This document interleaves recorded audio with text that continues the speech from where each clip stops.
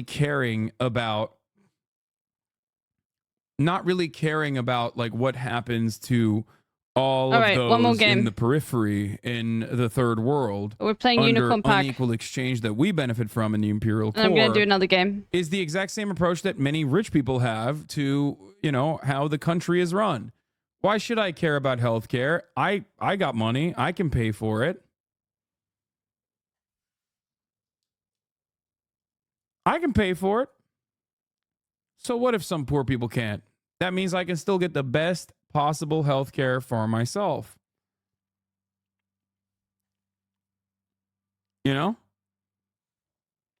When it comes to foreign policy, a lot of people can be a little bit more selfish because the media will feed into your selfish perspective regularly by giving you, by drip feeding you information that helps you feel more another one. You don't need reinforced. to. You don't need the Unicorn Pack to play.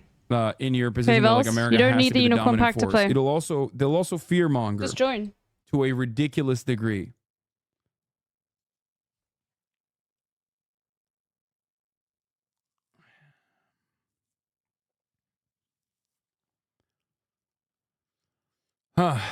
Anyway, isn't this the trust fund baby champagne socialist guy? Hell yeah. All right. That is me. I'll be back in a second. I'm gonna get a Red Bull. Fundamentalist, trust fund baby, champagne socialist. Oligarch. An oligarch myself. Anyway, I love champagne socialist so much. Yeah, champagne socialism is like a fun little thing. Yeah. Private jet flying. I use my private jet probably more than Taylor Swift does, if we're being real. I'm in the top 30.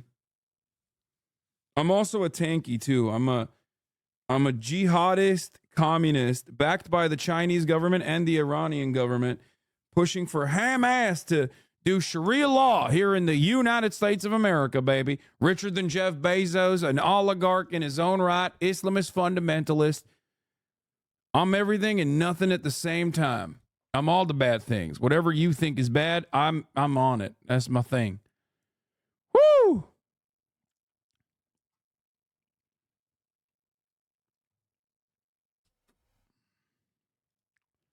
I'm genuinely asking, but what does the media have to gain by fearmonger all the time? What do you mean? The media's entire role in society is to normalize the cruelty that you experience. Getting thrown That's in what they do. To the deep end, and also like good tell luck. you that Like an it's, alternative is far too scary and would be I far struggled worse. a lot with in the beginning. That is the job. But the best way That's to the learn is primary just being thrown in. responsibility of the media.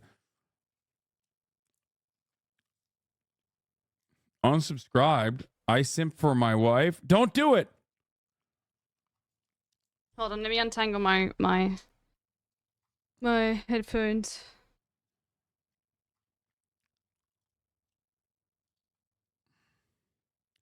I'm here to tell you that these right-wing weirdos I'll follow and try to sometimes engage have now started hating on Noam Chomsky. They found out who Noam Chomsky is, so now they hate him. I simp for your wife too, chatter. Don't do it.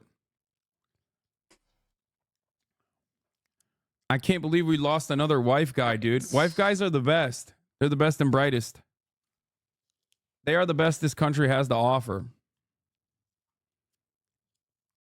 Wake me up! Wake me up inside! Wake up! Wake me up inside! Save me!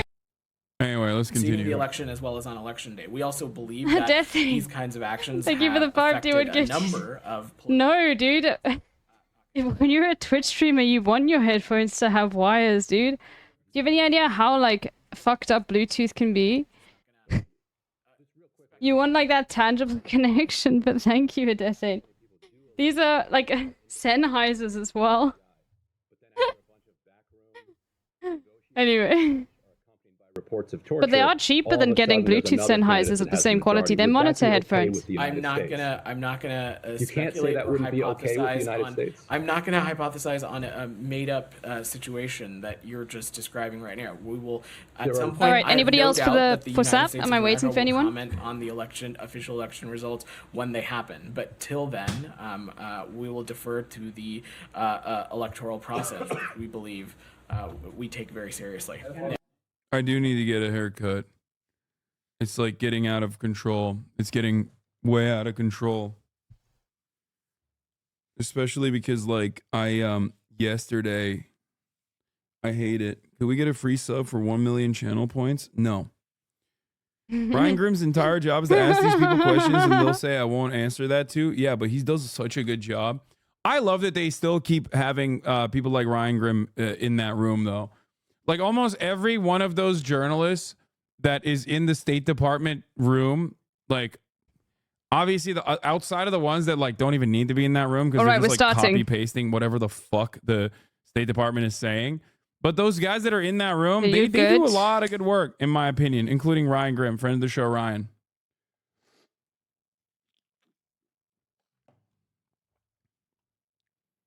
The suave suspects. Yeah, look, this is the walk. This is not comedians. This is a kick him out. No, there's more than Ryan Grimm. There's a lot of people that are in that room that do Shinoko pretty solid reporting. I think I'm gonna do Subnautica after this. I'm just so close to finishing. I might as well. We can maybe listen to Hassan like lightly in the background. We'll see. Of all the friends of the show, people you mentioned, Ryan is definitely the friendliest. Hi, Volo. Anyway.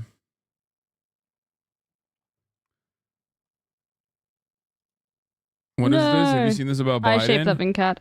He did not remember when he was in his interview with our office. Mr. Biden's memory was worse. He did not remember when he was vice president. Forgetting on the first day of the interview when his term ended. If it was 2013, when did I stop being vice president? And forgetting the second day of the interview when his term began in 2009. Am I still vice president? He did not remember even within several years when his son Bo died. And his memory appeared hazy when describing Afghanistan. The puppet theory was real all along. I'm going to be sick. I just want a president I can analyze an actual historical actor. Is this really too much to ask? It's going to be 2029 and the most recent president to have actually been in charge will still have been Obama. Tears in my eyes. The report on Biden's handling of classified documents predicts that a jury wouldn't convict him because it would find him a well-meaning elderly man with a poor memory. Oh, wait, what?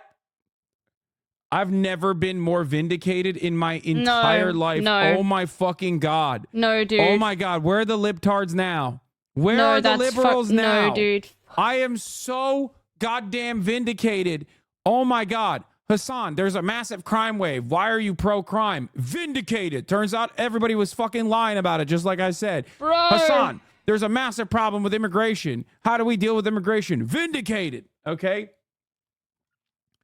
Hassan, I can't believe you're saying Joseph Robinette Brandon is demented. Okay? Turns out he is so goddamn demented that a fucking jury saw that too. Special counsel Robert Hur says that there's evidence President Biden willfully retained and disclosed classified materials, but he will not be charged. We also have considered that at trial, Mr. Biden would likely present himself to a jury as he did during our interview of him as a sympathetic, well-meaning, elderly man with a poor memory, it said. Based on our direct interactions with our observations of him, he is someone whom many jurors will want to identify reasonable doubt. No. It would be difficult to convince a jury that they should convict him, by then a former president well into his 80s, of a serious felony that requires a mental state of willfulness. Oh my God, dude. They said he's literally too old to do crime. Remember what I've talked about before with like old people? There's like a certain age that if you're above that and you do a crime, you should be able to get away with it because it's like a baby doing a crime. This is Joe Biden. Joe Biden is literally at that stage in his life. Okay? Straight up. It's babies and it's old people. When you get to that certain point and you have the mechanical skills of a baby and your brain is like withered away, that you are like a baby with a baby brain, okay? Joe Biden is literally at that stage in his life. Oh my God. It's so sick. It's so fucking sick. Remember when Trump said women camera TV as a flex? It literally was. You know Hutch in his stream room cooking the worst meal you ever seen right now? What? How does that not legally disqualify you from being the president? Because he's the president. I think, look, the most charitable interpretation of this special counsel report is that Biden is playing it up for a jury. That's what liberals will probably say. But god damn, dude, this is going to be such a fucking, Fox News is going to literally, Steve Doocy is going to take his cock out and fuck the paper that this 345 page Justice Department finding. Okay. Brian Kilmeade is going to be like, let me fuck it after you, Steve Doocy. They're literally going to go nutty mode on it. Jesse Waters has already locked himself into a hyperbaric chamber, jerking off, masturbating piece by piece. Every single one of them has paper cuts on their penises, okay? Holy moly. Oh my God. I can't wait to see what the Fox 5 have to say about this, doing the dude. Nakba. They are going to ritualistically execute that one liberal that sits on the liberal chair, Jessica Tarlov or whatever. They're going to be like, Jessica, line up. And then they're all going to fucking sever her head like it's an ISIS decapitation video with the paper that they got from the Justice Department. I'm getting owned. Jesus Christ. Yeah. the person on the cuck chair today at Fox 5 is not going to have a good time, okay? It's bukkake time. I hope it's Geraldo that sits there today. The cuck chair. If Trump takes a turn towards senility soon, do you think he's just picking up Biden strats?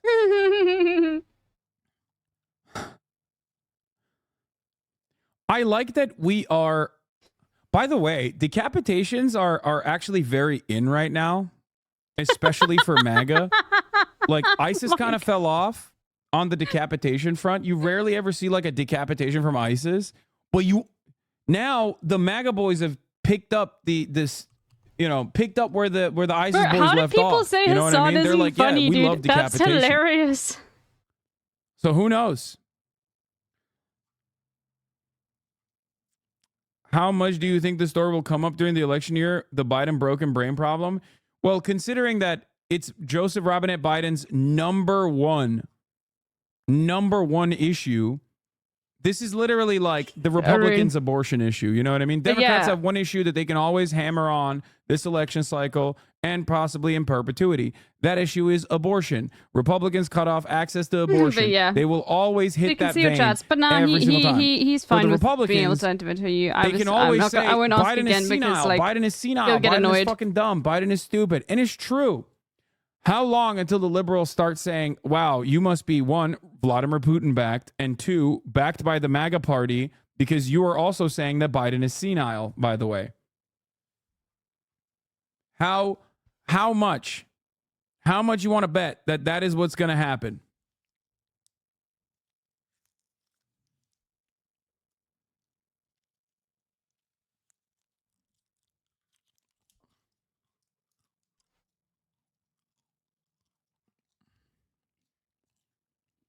All right. It's so funny, dude.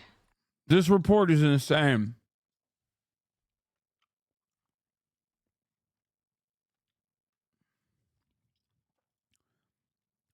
This report is actually insane. Ooh. Let's go to CNN to see how they're covering. Let's go to Fox News to see how they're. Let's go to CNN first. I have to see what they're saying about this. Clear, and this report is clear. It is not the same legally what Biden did compared to what Trump did. Trump repeatedly given the chance to cooperate CNN is in gonna his investigation, did not. That is not what happened with Biden. But there's another part here, which is, does this politically invalidate that case? And that God, Republicans are so good at like showing liberal hypocrisy. They're gonna eat this up. Yes. Okay, brother. If he willfully retained classified documents, okay, and then he gave it up when the investigators were like, let's get your documents. What's happening? Are there any classified documents here? Yes, he's like one step above Donald Trump, who very stupidly decided not to do that for some weird reason, which I still do not understand. But like, I mean, there are more than just 6 or 7 different examples of him not remembering. And just to this week, as Sean's point was, you know, he's not doing a Super Bowl interview. He's not giving press conferences. The former president sat in front of the cameras today and gave an entire news conference on what he thinks the Supreme Court decision is going to mean for him. And we haven't heard from Joe Biden in quite some time. So it's hard to make for the country to believe the argument that he's sharp as a tack. And when you read this and you hear some of the current statements and the absolute fact that he's not going to go before the country and answer a few questions from CBS, which is not going to exactly throw him Nolan Ryan curveballs. Well, a lot to unpack there. I'm glad you're only referencing 6 or 7 paragraphs out of 300 plus pages. So I would give him a pretty good grade for that.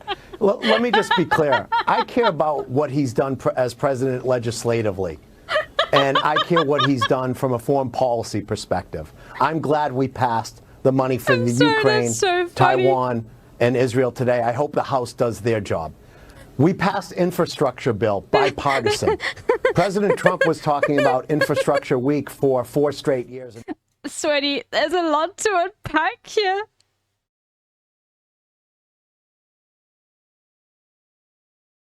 And the boxes are there too. I'm sorry. 45-minute speech when everyone does that. I'm not going to get into what's aboutism, but we all know what I'm talking about. Okay, Katie Pavlich, to they you. They look like they are all. Look at the smiles, dude. Look at the smiles. This guy, the smugness, dude. Like, you know, 23% of the voters think that he has the ability to become president or be president again because of his mental acuity. Well, Trace, you mentioned the lack of access to the president. So on Tuesday, he said that he was going to talk to reporters today, Thursday afternoon, that he would answer their questions. Karine Jean-Pierre, the White House press secretary, had to walk that back. Let's not forget the White House and members of the Judiciary Committee leadership on Capitol Hill have had this report for probably a couple of days now, at least 24 hours. So they probably knew this was coming. Now President Joe Biden will land back on the South Lawn and he will be shouted questions from reporters instead of asking, answering them from the podium in the briefing room, for example. So they're not allowing the American people to get answers on the issues that he supposedly wants to talk about outside of this report. And it also goes back to the issues that he's been facing over the past 3 years with the scandals that have been piling up, including his partnership and affiliation with Hunter Biden. Hunter Biden stayed in the Wilmington, Delaware house during COVID. That's where he was in lockdown. He had access to that garage. There's photos of him driving the Corvette with the boxes in the background with people, strangers in the car who don't have background checks, who don't have security clearances. So this opens up a whole another issue for the White House, and they've tried to avoid talking about that. And there's big questions about why he wanted to keep the classified information. What was the purpose of that, especially given that Hunter Biden had so much access to it, and he was working with people around the world who do not like the United States of America and do not have the best interests of this country in mind. It seems like he should be more responsible as president than that.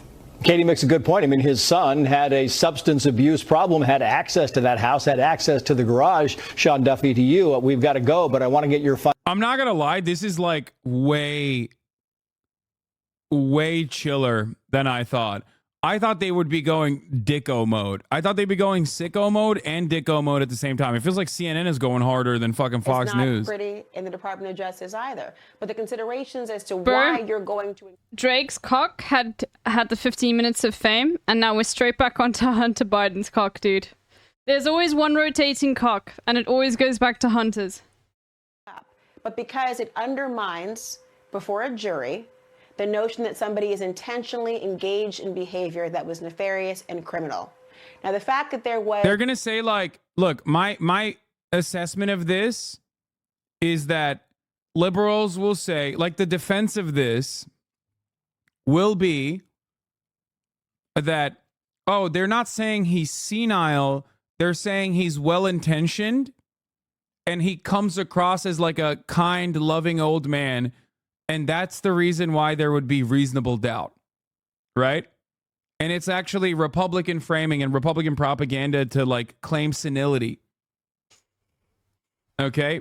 That's what I would say. If I'm a liberal, DNC-backed, you know, if I'm a DNC PR person, Bro, I love posting in Hassan's chat. I'm not voting for Biden. Even bringing this up, because it's like, it's very obvious to me that you guys are, you know, it's 9 o'clock Kremlin time, it seems. What happened?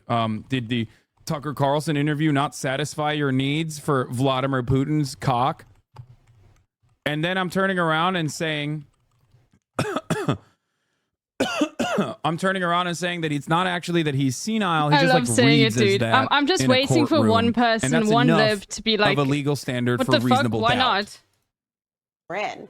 Well, the special counsel examined that proposition and thought that was the strongest case to make for a prosecution. But because of the manner in which the documents were kept, the appearances that it was among a number of household different items and beyond suggests that it was not intended to be kept secret. Tia, I posted on Twitter. I got 500 likes, and not one single lib came to like, you know, fucking beef with me. Okay, I'm straight up only followed by socialists. Like,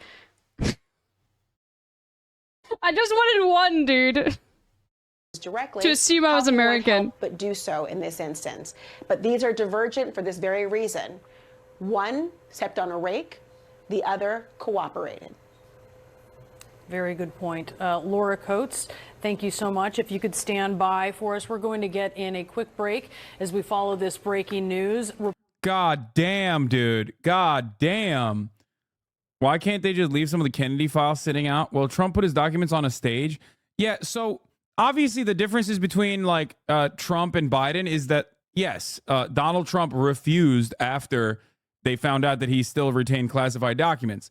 That's the major difference here, is that once the federal government came and was like, you have these documents, we want them, Trump was like, sure, I'll give them to you, and then didn't, but I don't want them to find out about my Twitch and channel. actively obstructed justice and actively obstructed the investigation. Like, I don't want to cause shit under Hassan's tweets because I don't want people coming in here because my Twitter's linked to my bio. Because the thing is, I can ban them in here, but they can still harass you guys. And cause shit. Like, I'm not going to be the person who gets the fallout because I'm not a minority. Like, I'm also not Muslim. I'm also not LGBT. Like, they can try and dox me, but who the fuck lives in South Africa?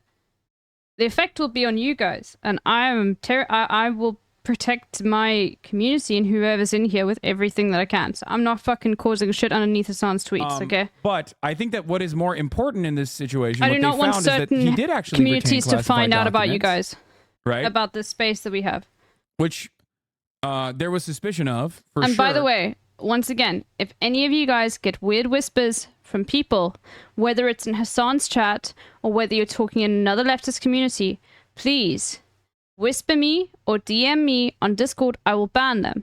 DM a mod. We will ban them. Send screenshots of what they've said. I will also get them banned in Hassan's chat and any other leftist community that you want. Okay? I will make sure that you feel safe. Okay? I do not care about like if someone is harassing you, I will get them fucking any leftist community that like I sort of have friends with. I will get them banned. Do not let people harass you in the whispers. Do not suffer in silence. Classified documents, or just saying I care a lot about you guys. Or just saying specifically that, like, yes, of course, no charges because like he didn't know that he had it, right? And same with Mike Pence. If they found classified documents in Mike Pence's hands, they're not gonna fucking convict him either because he cooperated. I'm very protective of you guys, even though it doesn't come across that way. They were like, "Hey, you have classified documents. We want them back." I'm not going to let people fuck with you. First he was like, no. Then he was like, sure. And then he just like retained some of those documents and refused to give them back. For what reason? I do not know. I suspect it was because he's a hoarder and he wanted to like flex to Kid Rock. As I said, even back then. Like you'll probably like with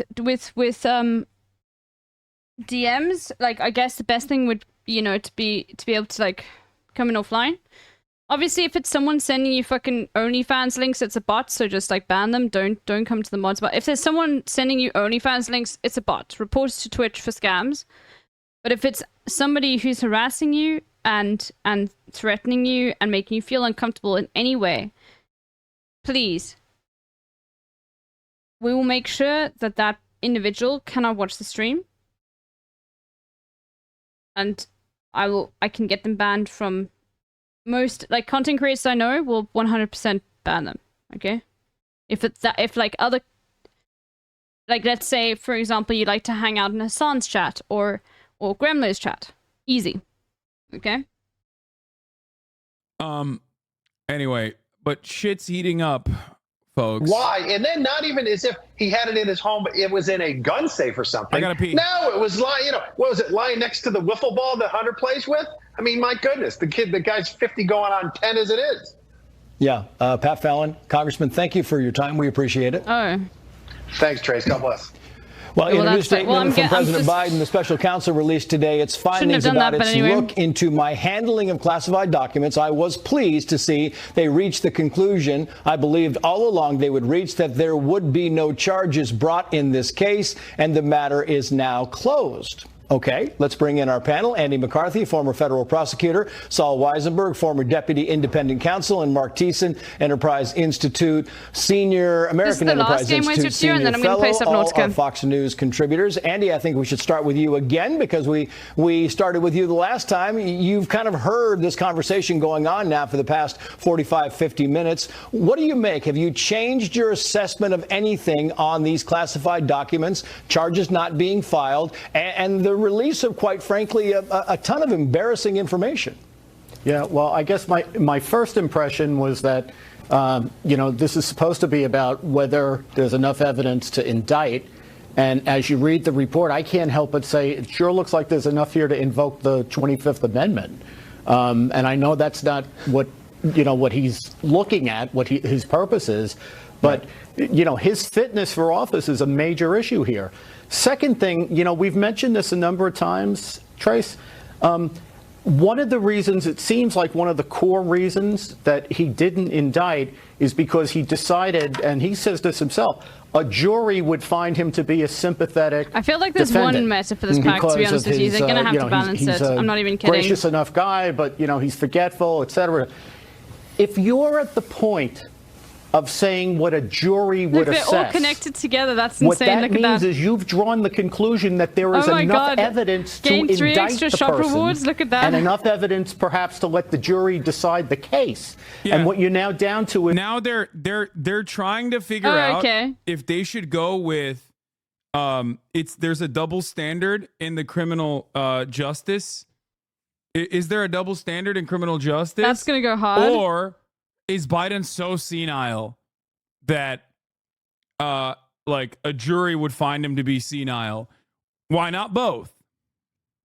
Is not willfulness. I haven't seen a single Nessie, it's which I would gross replace negligence. this guy with, but for now it's fine. I really don't understand how the fumbling, bumbling aspect of all this helps him, because if the jury even merely believed that he was grossly negligent, that would be enough to convict. 15. Yeah, it's a good pivot to you, Saul Weisenberg, because Andy brings up a very good point. Is they're projecting, saying, listen, this is what a jury would do. It kind of reminds me of the James Comey speech when it came out for Hillary Clinton's documents, saying, well, she made some bad decisions, but just projecting of what would happen had this thing gone to trial. Nobody knows what's going to happen had this gone to trial, and if there is enough evidence for you to consider that this might go to trial, maybe there's an argument that it should go to trial. Well, first of all, there's absolutely no truth to the rumor that this report was ghostwritten by Gavin Newsom and his future campaign manager. I just want to put that rumor to rest. That's number one. They're having less fun with this than I thought they would be. Has 91 felony charges pending against him. Some of them also involve classified documents in a completely different fact pattern, right? Biden can claim, I was investigated by an independent counsel, and I was cleared. Demo fest? A lot of cheap shots. Like When's the demo fest? Yes, if they are good demos, I will stream them. I was cleared. Now, maybe Mr. Trump will be cleared. He's been indicted, though. Biden was not even charged. Mr. Trump will have a right to defend himself in court. Maybe he's pristinely innocent. But he's looking at 91 felony charges. Joe Biden's looking at 0. Paul, when we look at the classified documents case that Donald Trump is facing, it's kind of funny. I feel like they're overwhelmed. I know what I want. With It almost feels like Fox News is like overwhelmed with what they want to hit. Like what angle, what avenue of attack. They have too many. They're overstimulated. They're stimming. Okay. They're getting hit with too many fun Easy clap. options. Oh fuck! This will fuck up this meta though. And they can't figure out exactly which angle it's to fine for use now, here. because we freeze you. The 5 will focus up. We'll see. Oh, I don't know. I mean, I think the argument. And then let's see what we can do. They're fumbling a bad bitch. Kind of. Cases. I'm not sure how effective it is. The prosecution will have to then make the argument that no, in fact, some people do have classified documents. We need to do this though. Leave office. Okay. What do they do when? Oh my god, dude, if I'm a Republican, I'm just cutting all of this footage and matching it up with literally everything that they've said about how devastating it is for Donald Trump to maintain classified documents. Okay, I'm gonna be like, oh, so you don't give a shit when it's Biden to showcase hypocrisy, right? Which, by the way, Fox is obviously insanely hypocritical. Yeah, Fox easy clap. Oftentimes, conservatives are so hypocritical that they literally will be hypocritical and inconsistent in the same breath. So for some break, like they'll be like, do you want me to post that? Before, Trump will be like, I should be able to have I can post in classified Hassan's documents chat later if you need me and to. therefore, this is a mockery of a trial. However, Biden, who's currently president, should not be able to have classified documents, and that's why he should be killed by the state. And it's like, okay, so which is it? No, it's all right. Okay. Is there a consistent legal principle here? Or is the consistency that only you get to do crimes and they don't? At least for these guys, like, they separate the two. They don't like put it in the same coverage. They're not like Trump has legal documents and should be killed, while also Biden has legal documents and he should not be, or classified documents and he should not be. There we go. That's what I wanted. Okay. And if this feeds into that narrative, and it does, then it's really problematic. And that's where the Biden people, I'm a German citizen, but I don't live in Germany. But yeah, I mean, look, I brought this up. He's got a show. I brought this up when the documents saga was first popping off, where I told you, like, this is something that a lot of presidents do, and that it is like reasonable for someone to like bring classified documents. It's broken. But what is not reasonable is when the federal government asks for said documents back and you just refuse to give them back to the government. Okay? Okay. That's the area where it is not reasonable. We're entering broken and that's territories. precisely what's going on. That's the major difference here between the Biden case and, I guess, the Trump case. Threat, and not just the Biden case, but also the Mike Pence case. Like, nobody's talking about Michael Pence. Why is nobody talking about Michael Pence? What if I stash those documents in like a storage unit outside of a town or a guest bathroom? This is gonna level up twice. Anyway, what happened to Michael Pence? Well, what happened to Michael Pence is the exact same thing that happened to Joe Biden. They got hit with the top of the hour ad break. And they did not have a subscription to the Hassan Ivy broadcast. And they were like, oh, man, now I got to sit through 3 minutes of ads. And to that I say, no more. You do not have to sit idly by and watch 3 minutes of ads at the top of the hour. It feels so good to you kill can avoid Grant those ads by subscribing for $5 Grant over is free with Twitch Prime. in torrent by brink connecting your Amazon territory. Prime to your Twitch account. Or by getting gifted a sub. In terms of pissing me off. Here's the 3-minute ad break now. He said, bruh, I'm trying to learn. Okay. No, Mike Pence was under the same scrutiny and had that same exact investigation that Joe Brandon went under at the same time, as a matter of fact, for classified documents. And they went to his house as well, and they retrieved a bunch of documents. I don't know if they actually found any classified documents, but why not? That is the same exact thing that happened with Joe Biden. Who do we get rid of though? Because I want the level 3 Nessie, but.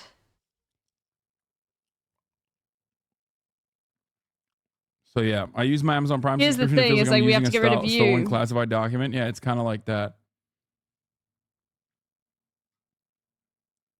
Next time, next round. Anyway, her writes that Biden's practices present serious risks to national security, and that Biden willfully retained and disclosed classified materials after his vice presidency. Her writes, because the box was damaged and not able to don't properly worry, we're package gonna get rid of classified that material, trout. the agents transferred its contents to a new box for transport. The photographs below show the contents of the garage box in the original box and the new box. The Facts First folder contained over 200 pages of documents related from the fall of 2009 Afghanistan policy review with a date range approximately August through October 2009. Her writes that Biden did not remember when he was vice president, forgetting on the first day of the interview when his term ended. He did not remember even within several years when his son Beau died. In an added letter at the end of the report, Biden lawyer Bob Bauer and special counsel Richard Salber wrote, "We do not believe that the report's treatment of President Biden's memory is accurate or appropriate. The report uses highly prejudicial language. Excuse me, you are now looking a gift horse in the mouth and saying, I don't like the teeth." Easy. Okay. Okay. Done. That's crazy. These motherfuckers are like, hey, we got away with this. Now we got can away actually with retaining classified get rid documents. of you. And this is part of the reason why Bring the this trout was back. brought forward as like a reason as to why we shouldn't even prosecute. We shouldn't even like bring forward charges, because like juries will look at us like we're fucking assholes. Okay. Meanwhile, well, that's one of the reasons why they didn't even fucking press charges. Big homie's saying that's a fucked up way. So what do you want? You want the smoke or not? Do you want them to press charges then? That's crazy.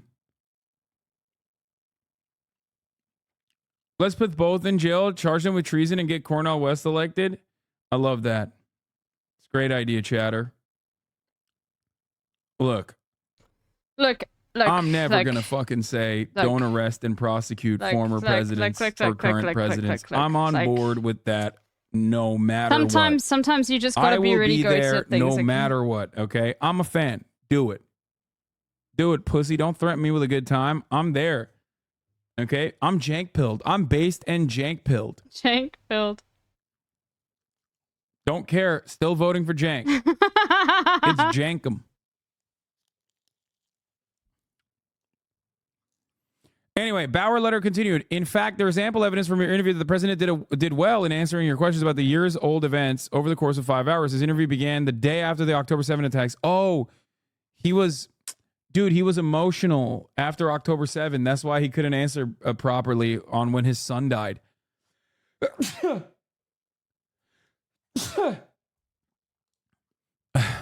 Your Honor, you don't understand. I was feeling emotional.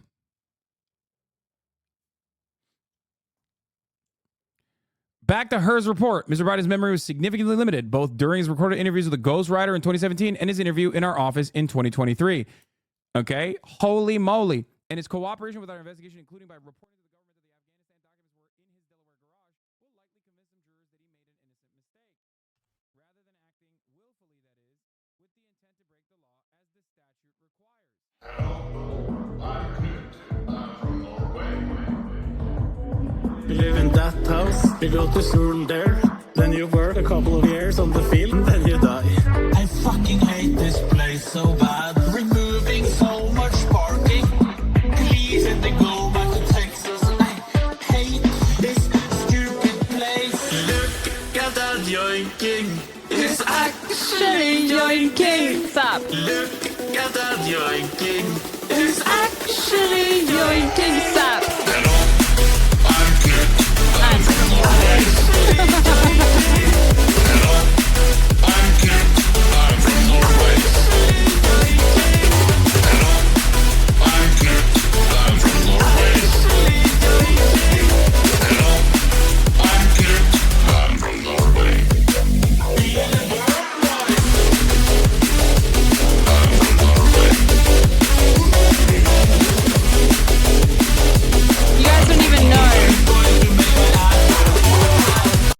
Hold on. Now we'll do this one.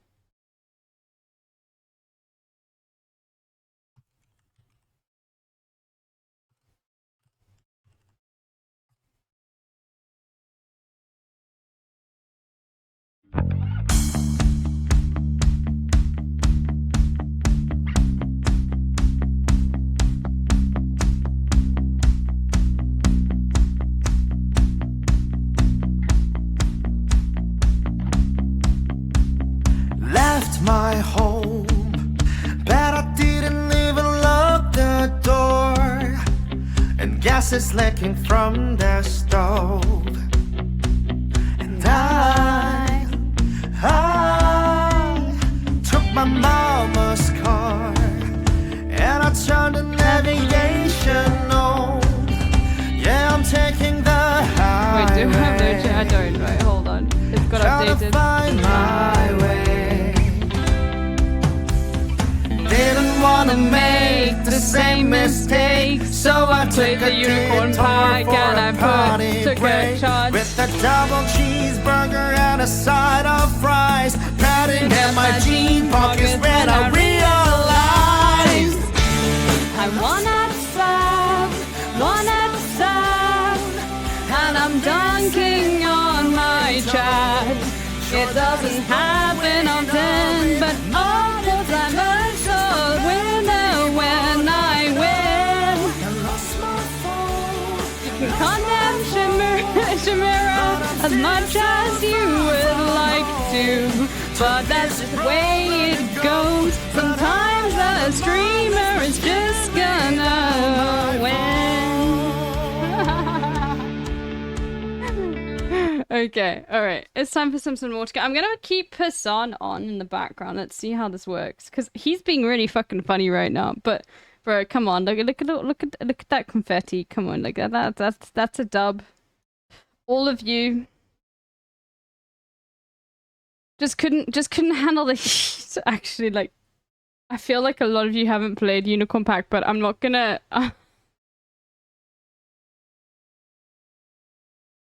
it's still a dub, okay.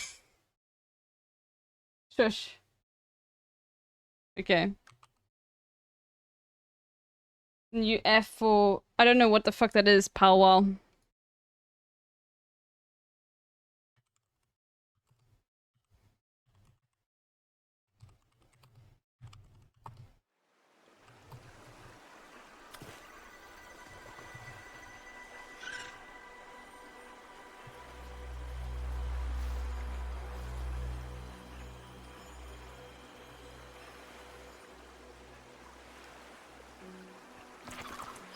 All right.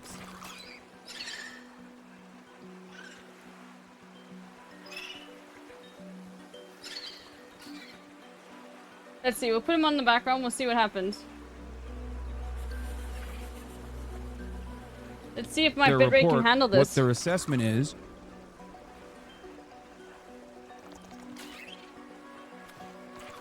Let me think. And this is a part of their assessment. Subnautica in the corner. It's so obvious. Okay, put you here. Yeah, it should be fine like that. It is so obvious in their assessment that Biden has gaps in his memory Turn him down a little through bit. the interviews that they conducted with him, like very glaringly obvious gaps in his memory, which it seems like he did, not remembering. Okay, I'm gonna have to go back now. Well, not his death, but like when he died, not remembering when he got out of office. These are severe lapses in memory that show, you know, serious decline in mental faculties that would absolutely be part of the reason why you wouldn't push for a case. Like you wouldn't push to take this to trial, despite the fact that there is at least enough evidence that he definitely did retain classified documents when he should not have.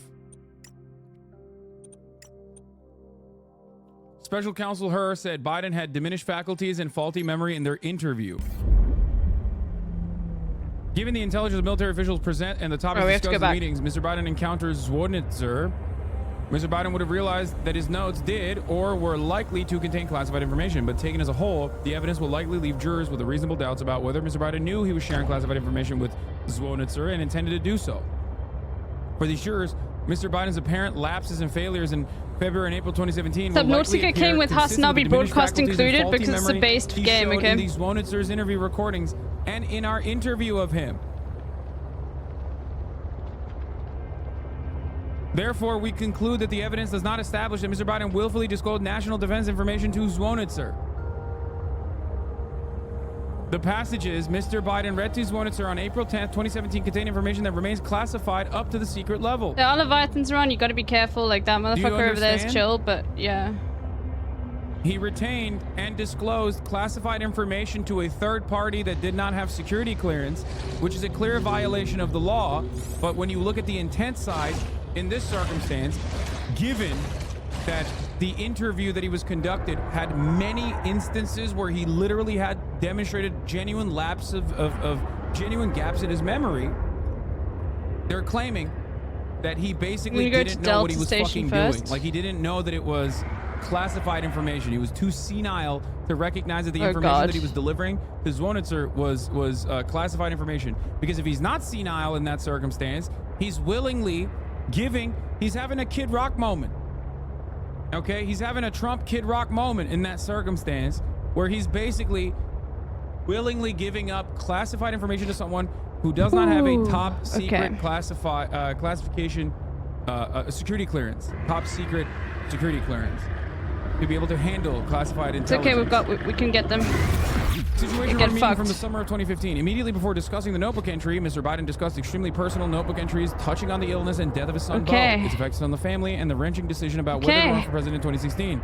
After discussing these highly emotional topics, Mr. Biden turned immediately to the notebook entry from the summer of 2015 Situation Room meeting, which began on the very next page of the notebook, and read additional portions of the entry nearly verbatim, including the portions of the entry he read to Zwonitzer during the February 16th, 2017 meeting. The passengers Mr. Biden read to Zwonitzer on April 10th, 2017 contain information that remains classified up to the secret level. We've got a weapon, it's okay. The Afghanistan documents were ultimately found in Mr. Biden's Delaware home in a badly damaged box in the garage near a collapsed dog crate, a dog bed, a Zappos box, an empty bucket, a broken lamp wrapped with duct tape, potting soil, and synthetic firewood.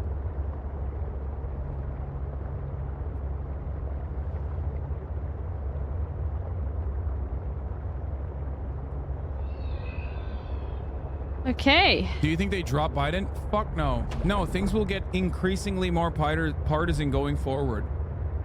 Dude, they didn't drop Biden before. Why would they drop him now? Successful mission. No, we're stuck. We're riding with Biden whether we like it or not, folks. Welcome aboard, Captain. And no damage. Wow. Okay. Anyway. We've got some things to sort through, first of all. Damn, Joe, you live like this? Exactly. Okay, we got some things to do. I think Brandon is a perfect president for our time. He's an aging, decrepit man representing an aging, decrepit empire whose only reliable function is lashing out to desperately cling to fading glory through violence. Okay. Brandon is the representation We're gonna of make entropy. a level above. I work in the field. Special counsel is unique from other prosecutors. When regular prosecutors do not charge, they don't say why or detail anything. Special counsel is supposed to write these reports even if they don't charge. A really nice place, you'll see. Damning, and it makes sense, by the way. No charges. Federal criminal system is extremely rare to charge people older than 80. It is practically unheard of outside of mafia bosses. Oh yeah. Well, obviously the other reason why it's a special prosecutor or special counsel is because is obviously because like Brandon is currently the president. So if it wasn't a special counsel, if it was directly a DOJ person, did I not get enough titanium? Right, Fuck. Then it's like a police internal affairs type beat. You know what I mean? It's like the guy who is basically the leader of the DOJ is investigating himself. So clearly, in that circumstance, there is a conflict of interest. Even though there shouldn't be technically, and I don't even believe the fucking Brandon regime would do such a thing because they're too libbed up. A little bit of reinforcement. They're too libbed up to do that. That's more Trumpian, in my opinion, than something that the Brandon regime would do. The Republicans would have made mincemeat of that and would have utilized that to be like, look at the double standard. Now that there is a special prosecutor, because it was a special prosecutor that detailed out in this report. How's it looking, but chat? a special prosecutor nonetheless. They can't say it's improper, even though they will still say it regardless, but... Hassan, why should anyone take you seriously when it comes to political content? Well, one, my name has one S in it, not two. And two, I don't know. I mean, you can make up your own mind, right? I think you're an adult. I assume that plenty of people are adults that are coherent, have all their mental faculties in order. you don't have to take me seriously when it comes to political content. My goal always is to hope. Okay, so this is going to be make up our your own green mind area. after listening to what I have to say and You see will if I'm see. presenting a decent argument, and not be motivated by other people that you have watched prior with like clip chimps or clips completely out of context that present my opinions on matters in a false light. I think you're an adult. I think you are capable of sitting in here, listening to what I have to say, and make up your own mind, rather than be like, well, my favorite content creator said he's bad. You know what I mean?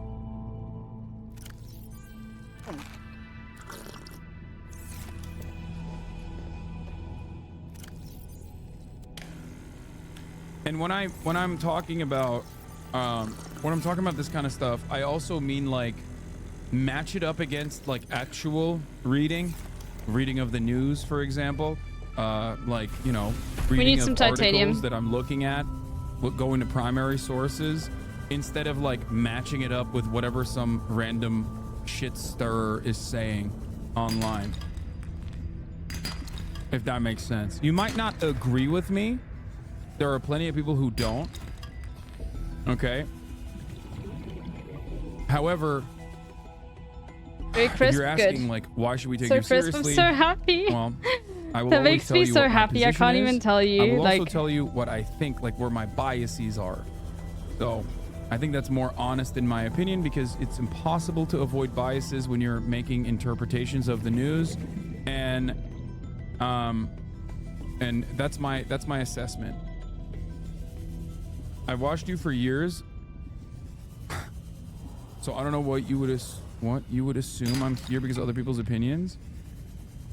Well, because you came in with a very you know, seasoned, I would dare I say emotional question that is like very loaded, and oftentimes it's people that are motivated in their reasoning that come in and ask questions like that. But yeah, that's it. Stop being paranoid. The clip chimp watches hours of your videos though. Stop being paranoid.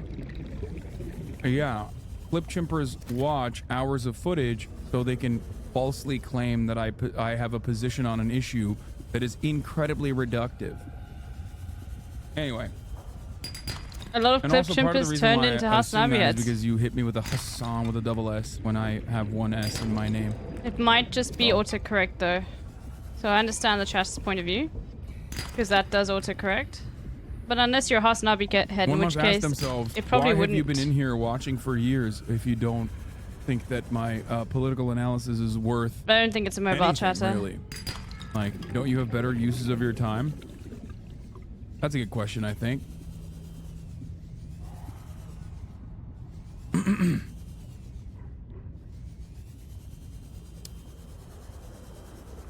Oh, we're gonna need glass as well. Lots of quartz. Okay, we got... Anyway. Oh, I should be... Yeah, Hassan is Hassan hater standard English. Like Mao is standard English. But for my haters. Matty Iglesias, Matt, this is fucking bullshit. You appoint a Republican special counsel to investigate. He investigates. The investigation does not reveal a crime. So instead of saying all good, he goes off and does partisan political hits. These are speedrunner strats. Look how my auction's going up. Folks, and I'll tell you how we got here. That's a sheer speedrunner strat, so you don't have to get the breaking surface animation. I don't like that he's saying that. I've watched too much Salvador videos. A Republican special counsel to investigate. He investigates. His investigation does not reveal a crime. No, his investigation did reveal a crime, just not one that is like, ready to be prosecuted on conditions that you do not want to repeat on here because it goes against your arguments that Brandon is actually totally, perfectly, mentally cognizant and mentally coherent.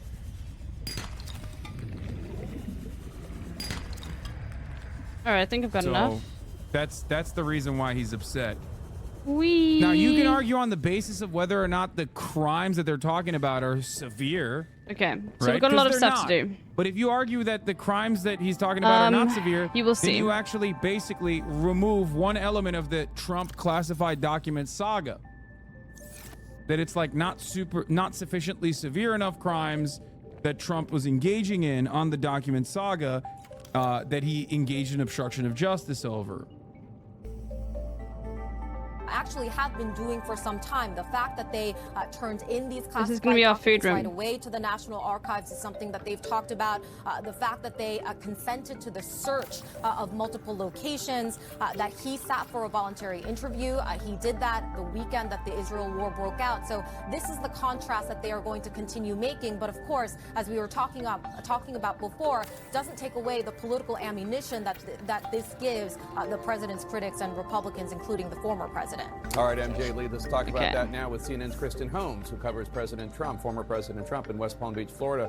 For us and Kristen, Donald Trump has been given a gift of sorts in this special counsel report. The special counsel specifically noting President Biden's, quote, diminished faculties and faulty memory, unquote, and giving specific instances that are Bro, cringy. CNN running this, like the way that they're running it, is unironically more actively damaging to Brandon than Fox News having fun with the report. Standard of justice and how can I not unfair make it is these that yet? President Biden is not being indicted. Am I right? And you guessed right. Oh, okay. You guessed right. Yeah. That is. Well done. You won the prize. Yes. So I do want to say You got a prize, fucking. I think it's really God. important. And that is that most of What's his name again? That guy? He once called Hassan a misogynist on Twitter and asked him to apologize. I think for being rude about Ruth Bader Ginsburg. We'll go through some of those inaccuracies. But as you said, Jake, this was a political gift of sorts to Donald Trump. Jake Tapper, yeah. To blur these two cases together. He called Hassan. The two-tier justice system and all of that. Oh, we'll make another thing as well. That's what I said. Yo, CNN's repeating what I'm saying. What the hell? I literally said this is such a goddamn. I literally tweeted this like earlier. Not even a joke. The exact same thing that she just said. Oh, we'll have an aquarium up there as well. Here, where they show that Biden we need a lot of retained glass. classified documents and comes across as too senile for a jury to convict him. The right will make Let's see how much glass we can play make. up the double standard in courts and harp on how old Biden is. How much quartz do we have? I don't think we've got enough. Particularly when it comes to obstruction, we do know that Biden. Okay, let's was put everything much back. more Let's go get a whole bunch of cooperative quartz. and willing to turn over those documents than Donald Trump. And in fact, there had to be a subpoena to get those documents from Donald Trump. Plus, there have been reports of witness tampering that the special counsel is Okay, now we'll first do this. to try and protect those documents and keep them with Donald Trump. No, Now, we can't because we again, might though, not be able to put the glass down. I cannot stress Okay. enough how politically this is going to play out because it is something that is really going to be amplified by Trump and his team. They are going to blur the lines of these two cases to say that he should have also been charged. They are. The special counsel released their findings today about their look into my handling of classified documents. I was pleased to see they reached the conclusion I believed and knew all along they would. That there are no that my mental faculties are not all right. charges should be brought in this case. Who's Patrick Beverly? I don't know. As many of you know, this was an exhaustive investigation going back literally more than 40 years. 40 years when I became a United States Senator when I was a kid. He wasn't a kid, dude. I was a kid, 29 years old. Special counsel acknowledged. Bro, no, you can't be saying you're a kid, dude. Throw up any roadblocks. I sought no delays. In fact, I was so determined to give special counsel what they needed. I went forward with a 5-hour. America's most pro-labor president, folks. October the 9th, 8th and 9th. I mean, yeah, look, there was LBJ, but like, wait, was it? No, not LBJ. Bro, sorry, even though Israel had just been Roosevelt, attacked, right? brother, what are you talking about? What is that? He's like, But, man, like- you don't understand. Okay, my heart bled. I was in an emotional moment for Bro, myself. I did Israel had the been United attacked. States I president forgot test, and I when literally Bo had got died. you are Roosevelt, In fact, I was so determined to give special counsel what they needed. which is based. Oh yeah, it was FDR. By the way, the joke that he's saying he was a kid I got at the Roosevelt. age of 29 is that he's old. With that part, I get. This is actually pretty Speaks to the coherent quality of for my Brandon. He's character. actually doing a good job. Gotta hand it to him. In very American, like, fucking liberal language. Even though Israel had just been attacked by Hamas on the 7th. I was in the middle of handling an international crisis. First,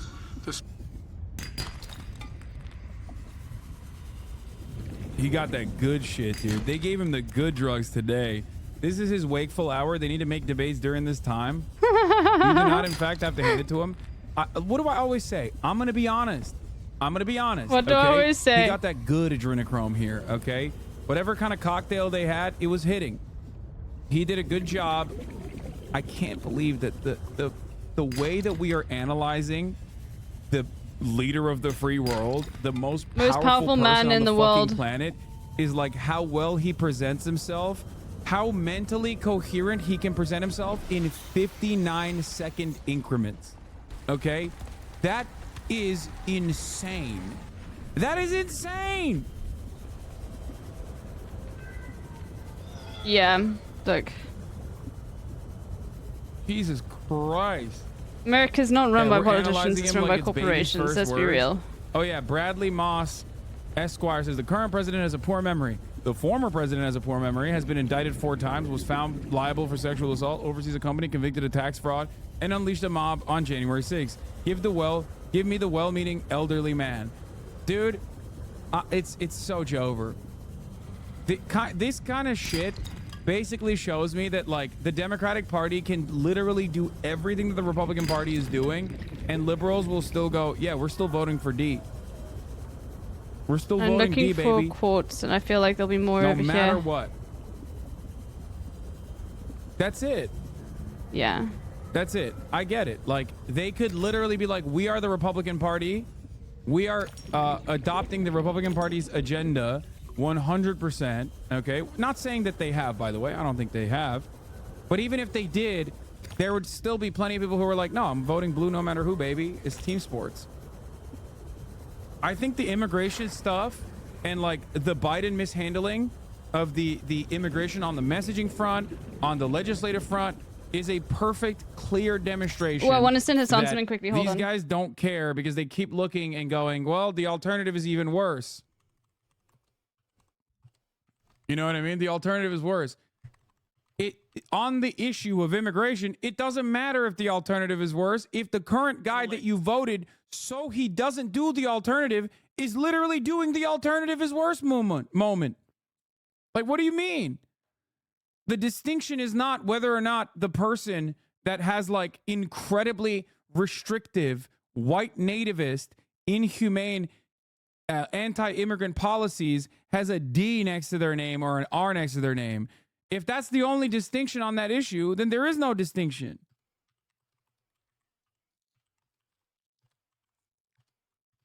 I actually don't even know if that's true at this point. What do you mean? Oh, Robert Hur clearly decided to go down the Jim Comey path of filing his report absolving Biden of criminal activity with ad hominem attacks, like calling him an elderly man with poor memory, not remotely subtle, just a right-wing hit job from within Biden's own DOJ. Wild. Robert Hur's interviews with Biden were on October 8th and October 9th, days if not hours after the October 7th Hamas attack. If he seemed distracted, there's a pretty good reason why. That doesn't require her to speculate on what conclusion a fictitious jury might have. Okay, then fucking file charges then? Like, what are they saying? This is a double bind for that reason. It's a double bind because then it's like, okay, well then he has enough to fucking file and actually go to court. Yeah, I'm gonna go to the bathroom quickly. Hold on. Like, he was actually perfectly mentally cognizant.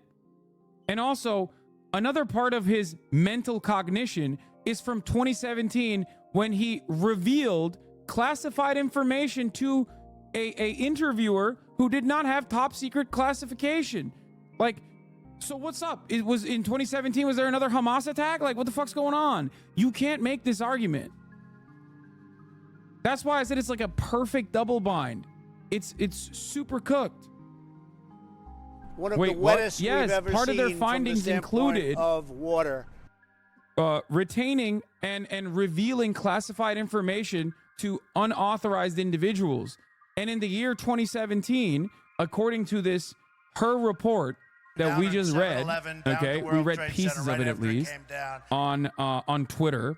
Before people go, Hassan, you are reading Twitter threads.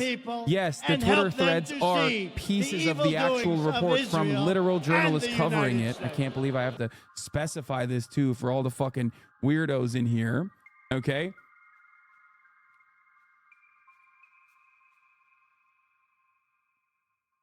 that report found that in 2017, Biden also, in the 345-page Justice Department finding, that report said that Biden actually gave information, classified information, to a person without top secret security clearance. You know, sometimes planes crash, and that's what happens. What about then? Did he have poor memory back then? It's the most that's riveting what the report content I've ever says. seen.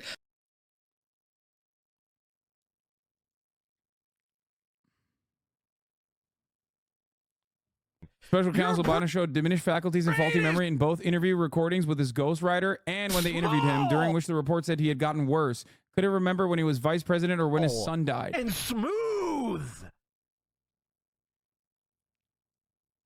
Homeboy's gonna like get it. That's in the report. All of you need Allah.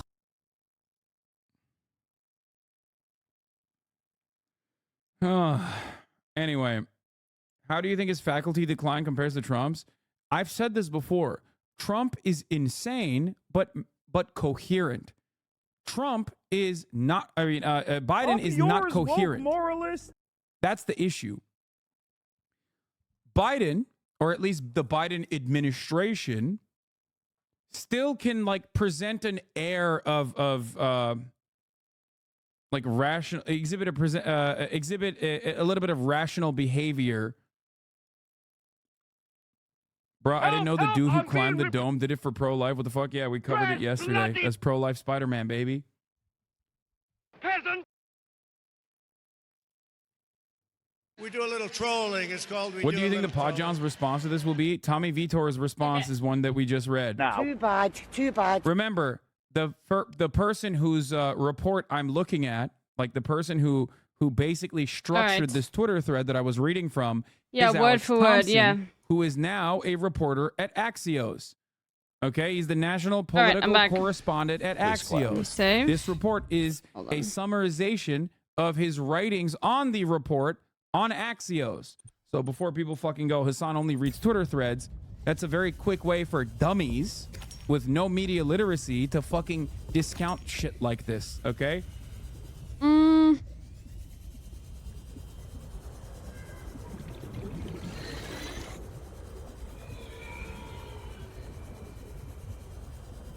I can't believe you have to explain that to this chat. Well, you know, there is a lot of ridiculous ways that clown asses try to fucking complain. So I feel like I want people to develop a better understanding against that kind of clown ass behavior from people. Like they can, you know, they can make up their own minds, of course, but.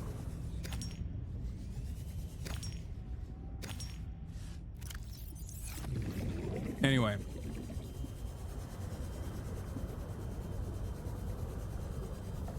Here is why this would not be here's why this should never be an issue.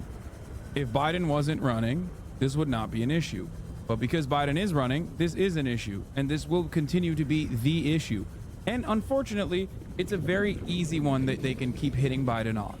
Because Biden is going to keep doing gaffes. He's going to keep doing gaffes because unfortunately, this is the one thing that time won't heal for Biden. His age. Because he's competing against father time. And the more time passes, the more he ages. What is a Podjohn? Podjohn is a funny way of describing the Pod Save America boys, who are former Obama administration speechwriters, friends of the show, by the way, of mine. They have a very successful podcast called Pod Save America. They have a network built around it, and they are. What does Unstuck do? I mean, they're cool. I like classic them. Subnautica stuff. Shows. Getting stuck. I go on their shows from time to time. But yeah, we definitely have disagreements on. Oh, Crooked Media is the name of the network. Sorry. That spawned off of Pod Save America, the successful podcast. It's not central. I would say that they're like center left for sure. They're actually center left, and not like center left in the way that liberals. No, we don't need that one. Present themselves. They do, of course, have a tendency to fall in line all the time.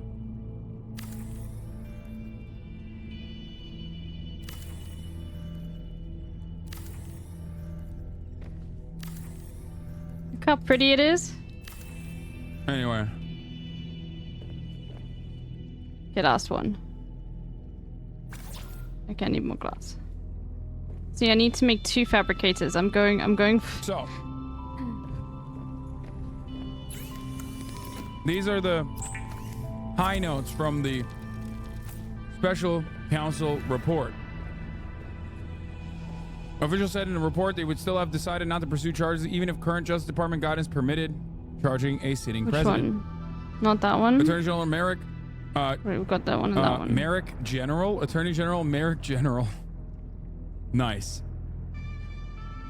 Attorney General Merrick General. It said it didn't work. Oh, this one. That's funny. Okay, Washington Post. Democracy dies in the darkness. There we go. Okay, now this one.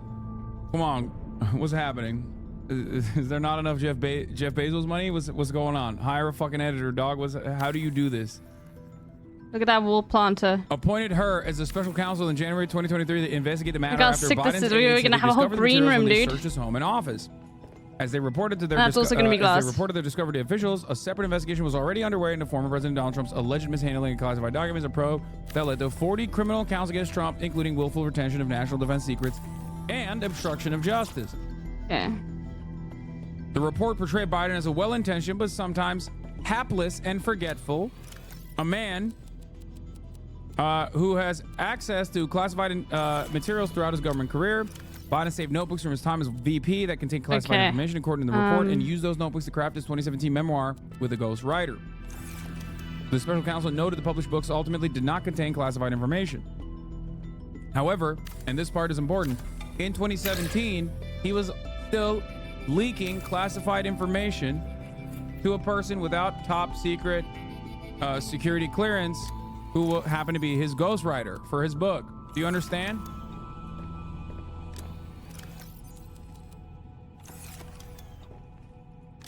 This is, I would say, an overlooked part of the analysis that you're hearing from a lot of liberals who keep talking about, like, well, it was right after October 7th where he forgot when Beau Biden died. You know what I mean? And it's like, okay, but this report also looks into 2017. Okay.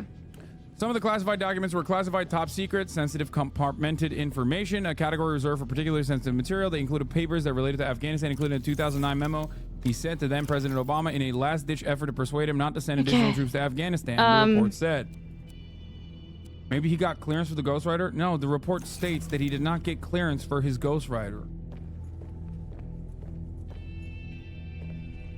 The report noted that in a recorded conversation with a ghostwriter in early 2017, shortly after his term as vice president ended, Biden said he had just found all the classified stuff downstairs.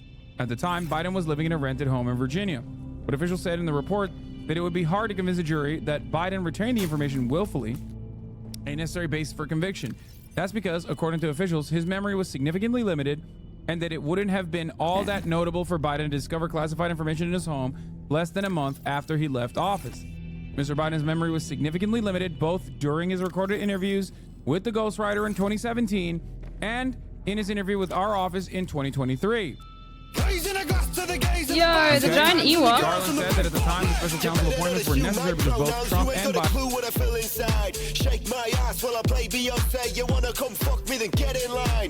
Everyone better follow the giant Ewok. Space South African streamer, literally the reason why you can watch this right now in such smooth, you know, high bitrate shit, because, yeah. Anyway. Thanks to Giant Ewok. Hope you had a great stream.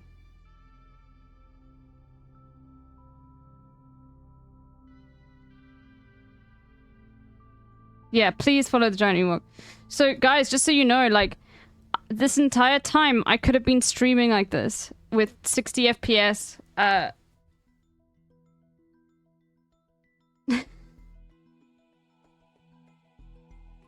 Oh yeah, okay, yeah, it's thundering. It's summertime. So in South Africa, like, you know, you get very tropical sort of weather patterns along the coast, but like most countries, you're gonna get very wet, stormy summers inland, and so it's very different.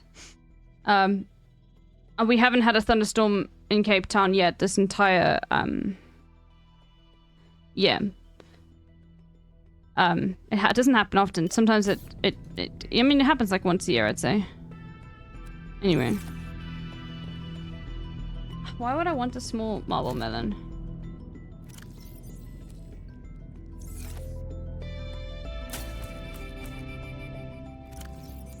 Like, I'll put him down. Then we'll go get some more. Do I have any other seeds? No.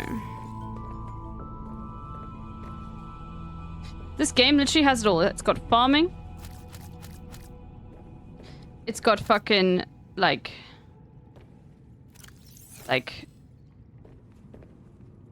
it's got exploration. It's got beautiful interiors. So if you're a Sims Andy, like, this game has got it all. That's why I love Subnautica so much.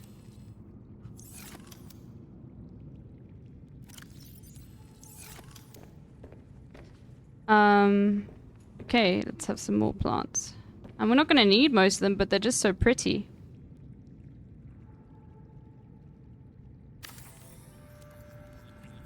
Yeah, it's terrifying, but it's got it all. Everything. Anything you could possibly need. Alright, except that, like, look at that. You can, now I want to make the overhead thing, so I need 2 enamel glass, which means I need 2 diamonds, 2 glass, 2 lead. 2 diamonds, 2 glass, 2 lead. Okay, let's go do that. Do I have enough diamonds? I do!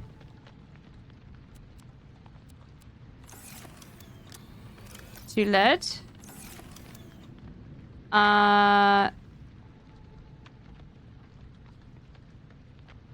Okay, I've got enough. Sick. I should make another one of these. Let's put a Zan back. Look at Amonpour pushes back on Tucker Carlson's claim about the Putin interview.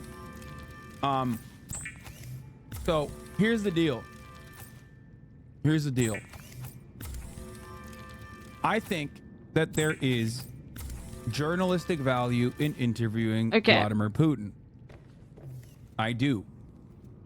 I don't think Tucker Carlson is the guy who will actually interview Vladimir Putin in a way that has journalistic value.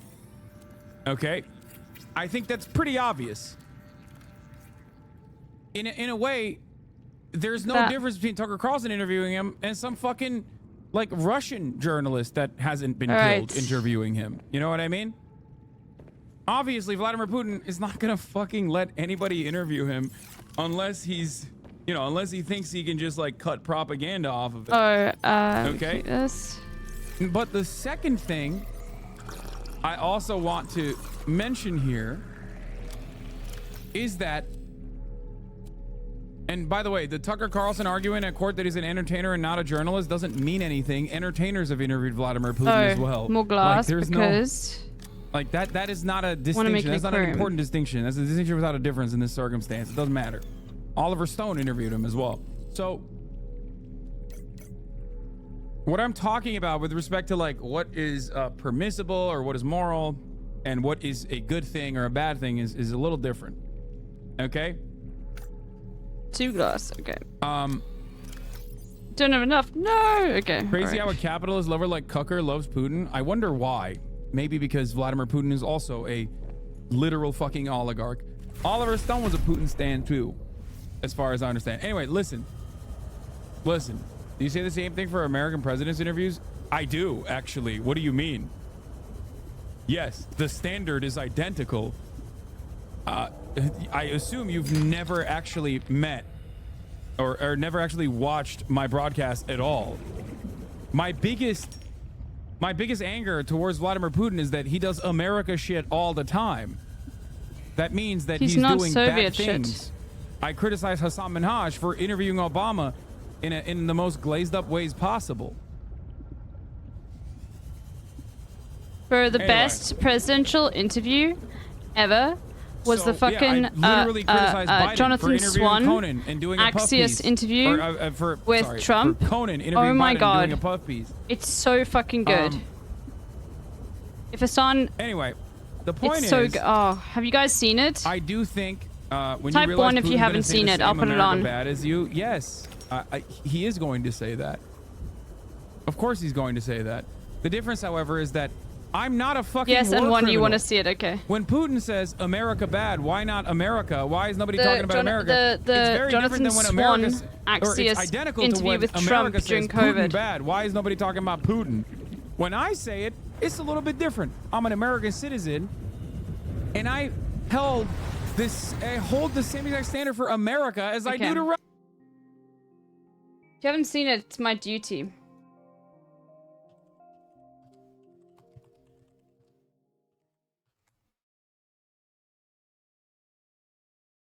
It's literally like the best. And here's Never heard that. Hassan reacting Without to it. further ado, here's the full epi on Axios on HBO. President Donald Trump with Jonathan fucking Swan. Mr. President, thank you for joining us. Thank you very much. We appreciate you taking the time, and we appreciate your commitment to answer our questions. Sure. The criticism of you that is most prominent is about the communication. It's the public health experts saying that it needs to be based in reality. And they're saying that the wishful thinking and the salesmanship is just not suitable at a time when a pandemic has killed 145,000 Americans. This is so good. It's that I understand so what you're good, saying, dude. that people need to hear positive thinking. But, you know, for the past 5 months, it's been the virus is totally under control, and the cases have been going up and the deaths have been going up. Look. But you've been saying it's under control. Nobody knew what this thing was all about. This has never happened before. This was sent to us by China, one way or the other, and we're never going to forget it. Banning China from coming in. But it was already in here. By the time it was already here. Like by the time you banned China, it came in through Europe. Nobody knew the extent. Nobody knew how contagious I'm it not. was. But the question is, Mr. President, maybe China knew. by June, we knew things were bad. And you know, the last time I was with you was the day before your Tulsa rally in the Oval, and you know, you were saying big, huge crowd. It was indoors. By the way, these people, they listen to you. Excuse me, Jonathan. Yeah. We had a 19,000 seat stadium. First of all, we had 12,000 people, not 6,000, which you reported and other He's people still reported. talking about But crowd you couldn't even get in. size. It was I like love an him. armed camp. Why would you because have they had wanted that? 120. You're missing the point, dog. He's saying, why would you do that? But Tulsa was a very good. Oklahoma was doing very well as a state. It was almost free. It spiked a month later, month and a half, 2 months later, but it was a good area. I wonder why it's spiked. I mean, it's not dude. singularly, like Trump's rally in Tulsa was not singularly responsible because, you know, luckily only 6,000 fucking people went there. It's wild to assume that that would not have a significant impact when like 8 members of his Secret Service team got it. A person that went there specifically so he can make a political point died. A person that ran for president, Herman Cain, literally fucking died just to make a political point. Mr. President. My speech, well, wait a minute, you're saying something. Yeah. That speech was the highest rated speech in the history of Fox Television on Saturday night. And nobody says that. I think you misunderstand me. I'm not criticizing your ability to draw a crowd. Are you kidding me? I've covered you for 5 years. You draw massive crowds, you get huge ratings. I'm asking about the public health. And I canceled another one. I had to cancel it. Right. We're going to have a great crowd in New Hampshire. He's saying your ability to draw a crowd is the problem, you fucking idiot. You can draw a crowd. It's not good that you drew a crowd in the middle of a fucking pandemic. And he's like, no, the crowd was actually bigger. They listen to you. They listen to every word you say. They hang on your every word. They don't listen to me or the media or Fauci. They think we're fake news. They want to get their advice from you. And so when they hear you say everything's under control, don't worry about wearing masks, I mean, these are people, many of them are older people, What's Mr. your President. definition of control? Yeah. Under the It's giving them a false sense of right security. Now, I think it's under control. I'll tell you what. How? 1,000 Americans are dying a day. They are dying. That's true. And it is what it is. But that doesn't mean we aren't doing everything. Donald looking kind Fuck! I'm sorry I keep pausing, but like, can you imagine Barack Obama saying that? Barack Obama saying it is what it is to 1,000 Americans dying every day because of a pandemic that he fucked up? Oh my fucking lord, dude. This would be running on fucking repeat, dude. It'd be Hillary's butter emails. It'd be the new Benghazi cry. I wonder how much Republicans will talk about this line. We can.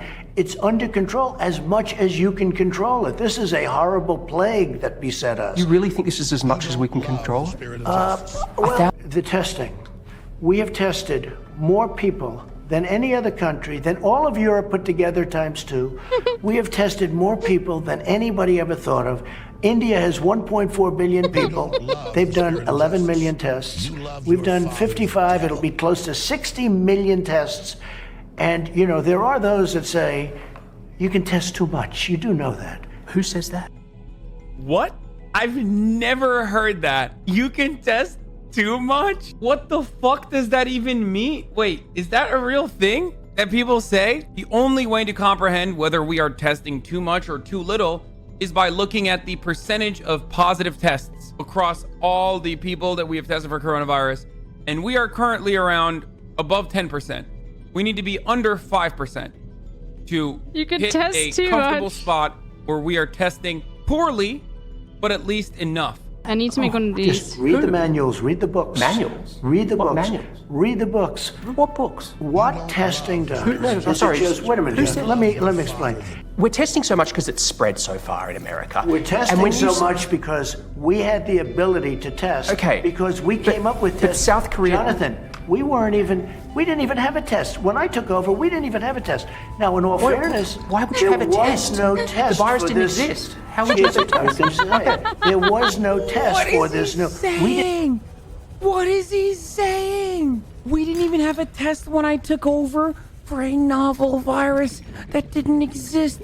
Why is this our president, dude? He's right. We didn't have a test when he took over. Old Bobby had no answer for coronavirus. The figure I look at is death. And death is going up now. And it's 1,000 a day. If you look at death... Yeah, it's going up again. Let's look. Daily death. Take a look at some of these charts. I'd love to. We're going to look. Let's look. And if you look at death... Yeah. It's started to go up here's again. One. Well, right here, the United States is lowest in numerous categories. We're lower than the world. Lower than the world? Lower than what is that? Europe. In what? Look. In what? Take a look. Right here. Here's case death. Oh, you're doing death as a proportion of cases. I'm talking about death as a proportion of population. That's where the US is really bad.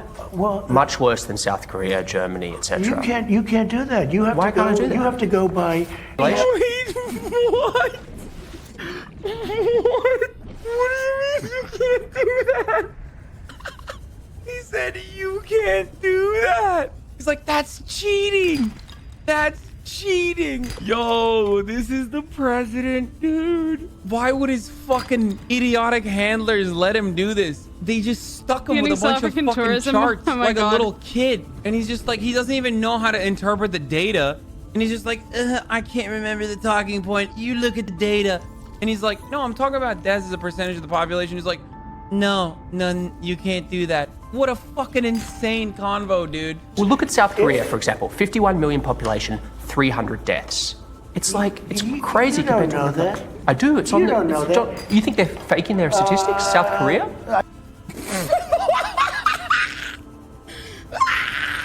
This is unhinged.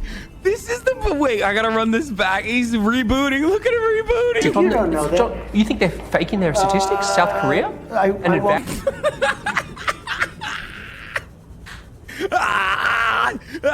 don't know. Because of the testing. 1,000 Americans are dying a day, but I understand on cases it's different. No, but you're not reporting it correctly, Jonathan. I think I am, but... If you take a look at this other chart, look, this is our testing, I believe. This is the testing, yeah. Yeah, we do more tests. No, wait a minute.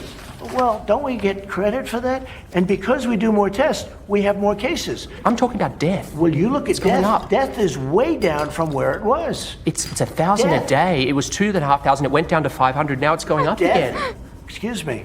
Different subject. It's been widely reported that the US has intelligence indicating that Russia paid bounties. And his brain has pay not gotten bounties better, to but his Taliban temper fighters has to kill gotten American worse. soldiers.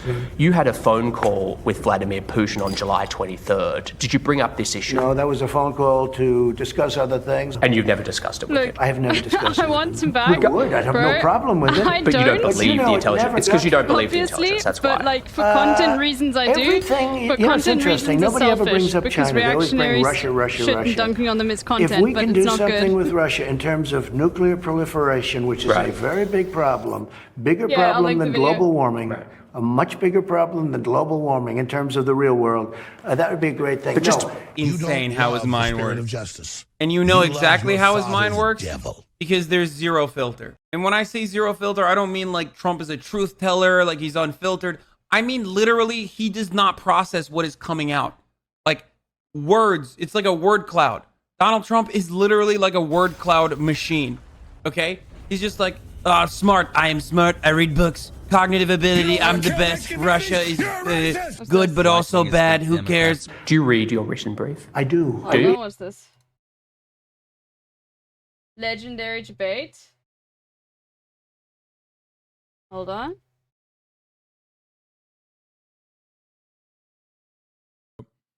You must not understand many things if you think that I'm in any way, shape, or form supporting Russia. Okay? No, this is a classic, but it's That's still what I brilliant. mean. This is the problem here, okay? I don't know what you're doing. Are you fucking playing with your worm like you're goddamn Drake on a private jet? What the fuck's happening? Are your ears filled? Do you need to get your brain checked? Unmute the stream, dog. What the fuck? Oh! Fuck you! Fuck! He walked away. He got so upset. You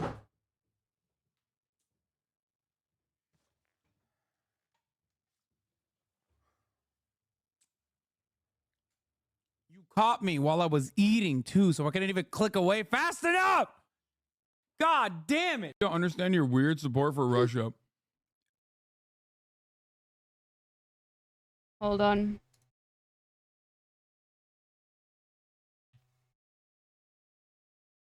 I don't understand your weird support for Russia.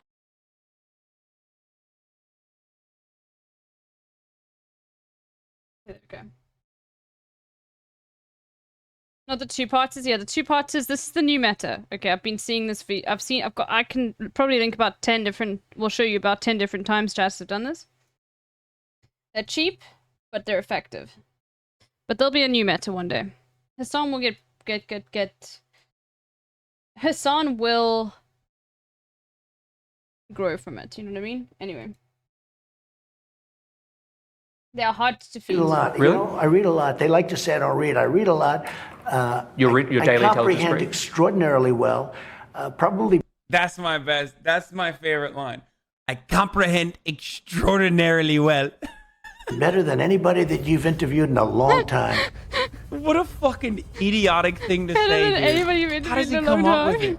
I really love it. Intelligence. Because this was apparently talking in your about India, brief. talking about with the problems with China, talking about so many different elements of the world.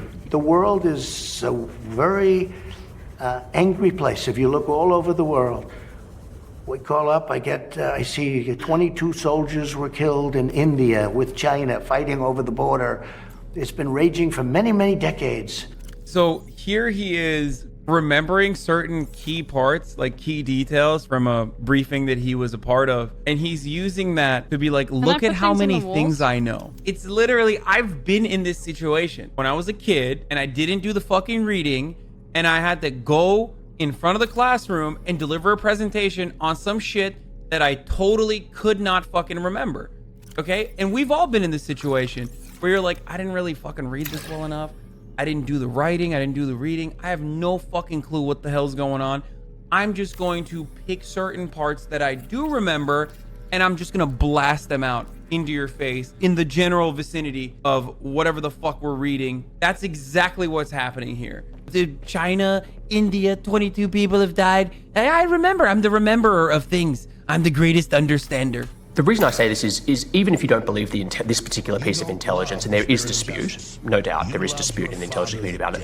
Your former, John Nicholson, former head of forces in Afghanistan, said, and this is when he was working for you, that Russia is supplying weapons to the Taliban. Isn't that enough to challenge Putin over the killings of US soldiers? We supplied weapons when they were fighting Russia too. You know, when they were fighting with the Taliban in Afghanistan. It's a different era. Well, it's a different. I'm just saying, yes. But does that? How does that affect? We did that too. But how does that? I don't know. I didn't ask Nicholson about that. He was there for a long time. Didn't have great success. That's based. When he turns around and goes, "We did that too." We did that too. We armed the Taliban. We did it too. And when push comes to shove, that unfiltered Trump ends up saying a truth that people normally are not supposed to say. I constantly remember that interview that he did with Bill O'Reilly. I believe it was in 2016, where he said, Love you, we're not so nice. Where he just straight the fuck up was like, we're not so nice either. Well, I respect a lot of people, but that doesn't mean I'm going to get along with him. He's a leader of his country. I say it's better to get along with Russia than not. And if Russia helps us in the fight against ISIS, which is a major fight, and Islamic terrorism all over the world, right. Major fight, that's a good thing. Will I get along with him? I have no idea. It's very He's a possible killer, I though. won't. Putin's a killer. A lot of killers. We got a lot of killers. Why, you think our country's so innocent? That's what Trump is right there, but he gets to say it because he's a fucking patriot, right? Because he is an American patriot, because he's a Republican, and also because he's racist. And unfortunately, in America, if you're a racist and a Republican, that's kind of a substitute for patriotism. The last thing that Russia wants to do is get too much involved with Afghanistan. They tried that once. It didn't work out too well. Last question on this subject. And by the way, we're largely out of Afghanistan, as you probably know. Well, wanted to ask you about that. The U.S. troop level in Afghanistan right now is roughly the same as it was. This interview is my favorite, dude. No, Mr. President, I'm sorry. We have to do... Okay, are you ready? No, we'll be down in a very short... It's already planned. Well, that's a different question. We'll be down in a very short period of time to 8,000. Then we're going to be down to 4,000. When you came in, it was 8,800. You boosted to 14,000, and now you're back down to 8,500. We're now... My question to you... We'll be at 4,000. I'll give you the exact... Very soon. Very soon. What will be the number? Very soon? 4,000? Very soon, yeah. Like how soon? I don't want to tell you that. I don't want to tell you that. It's big news. What is that? It's going down to 4,000, isn't it? No, I've always said... Well, what about election day? I'm sorry, but how is this journalism? Like what Jonathan Swan is doing. I get this is low-key the only way you can get information out of this fucking dipshit, but it's so funny. He's like, come on, fucking tell me. All right? I won't tell anyone else. If you tell me, it'll just be between both of us. Come on. Have you thought about going down to zero? Let me just tell you what you don't say. We took out in Syria, we took out ISIS. We 100% of the caliphate. When I took over Obama, it was totally rampant. ISIS was all over the place. We took them out, we captured them, we killed them. Why are we talking about ISIS? The question is about Afghanistan. And now he's talking about ISIS, and now he's talking about Iran with Soleimani. What the fuck is going on in this conversation? These guys are all the same. Tomato, ISIS, Taliban, Caliphate. Who knows what any of these words mean? I'm the president, by the way. You couldn't say whether you'd accept the results of the 2020 election. What does that actually look like as the sitting president? Should we go to sleep? Because I want to make certain bad food. food. Hillary Clinton never accepted him. She conceded on them. She conceded on. She still doesn't accept him, and she got that's an important very point. easily. That's an important point. She conceded on election night. Now she grumbled about it and said all sorts of grumbled. She wrote books fine. about it. She wrote books. Don't use the word grumbled. Fine, but she wrote books about it. That's fine, but I'm just. She got beaten easy. I get it. I get it. 306 to 223. I'm not disputing you beat Hillary Clinton. That's a lot. Listen, are you litigating? Let me tell you what it looks like. Okay. So we have a new phenomena. It's called mail-in voting, where you send where a governor. It's been here since the Civil War. In terms of the kind of millions and millions of ballots, they've never. It'll be bigger this year because of the pandemic. Bigger, not bigger, massively bigger. Yeah, because of the pandemic. So they're going to send tens of millions of ballots to California, all over the place. Who's going to get them? I have a friend lives in Westchester County. They send applications, not that. His son passed away. He had a beautiful, wonderful son, young man, passed away 7 years ago. He called me. He said, I just got a ballot Probably from an my application. son Robert. He died 7 years ago. Somebody got a ballot for a dog. Somebody got a ballot for something else. I love that Trump is like, oh my God, my friend's son died and he got a mail-in ballot. Okay, is your friend gonna fucking illegally vote for you? Because that would be fucking illegal. Dead people get fucking mail all the time. Your administration delivered $1.5 billion to dead people as a form of coronavirus relief packages. The point isn't to completely fucking destroy the process and act like, you know, well, what are we gonna do? We have to just fucking not have mail-in ballots, abolish it in its entirety. The point is to solve those problems. Mr. President, the other day a reporter asked you about Ghislaine Maxwell. You said, quote, "I just wish her well, frankly. I've met her numerous times over the years, especially since I lived in Palm Beach, but I wish her well, whatever it is." Mr. President, Ghislaine Maxwell has been arrested on allegations of child sex trafficking. Why would you wish such a person well? First of all, I don't know that, but I do know that. She has. She's been arrested for that. Her you know that. friend or boyfriend, Epstein, was either killed or committed suicide in jail. She's now in jail. Yeah, I wish her well. I'd wish you well. I'd wish a lot of people well. Good luck. Let them prove somebody was guilty. I mean, do you know that so you're saying you hope she doesn't die in jail? Is that what you mean by wish her well? Her boyfriend died in jail, and people are still trying to figure out, how did it happen? Was it suicide? Was he killed? I'm out of control. And I do wish her well. I'm not looking for anything bad for her. I'm not looking bad for anybody. And they took that and she's a child sex alleged child sex trafficking. Big deal. But all it is her boyfriend died. He died in jail. Was he killed? Was it suicide? I do. I wish her well. What? Why did he say that? Why did he say any of those things that he just said? Oh, I'm gonna lose my fucking mind, dude. Why isn't he just saying I misspoke? He's like, oh, her boyfriend died. Like, what the fuck? Not the same moral evil, like level of evilness, but like, that's kind of like saying, I don't want to talk about it right now. Like Adolf, he was going through a lot. Honestly, right now we should be talking about suicide awareness. It's really fucked up that you're talking about anything else that Adolf did. We should be talking about a painter and a life lost to suicide. Here's the suicide hotline. To talk about fucking burying the lead, like you're talking about Jeffrey Epstein and his girlfriend, a person who was engaged in the sex trafficking. Very interesting way to talk about this issue. Let's move to Portland. I'm sure you've seen the disturbing footage of people in fatigues beating the Navy veteran. No. Well, here you go. It's there. The fake news. It's not fake news. It's on video. Anarchists and agitators and some protesters, but these were anarchists. Okay. These people were beating the hell out of the city. They were beating up our federal buildings and our federal courthouse.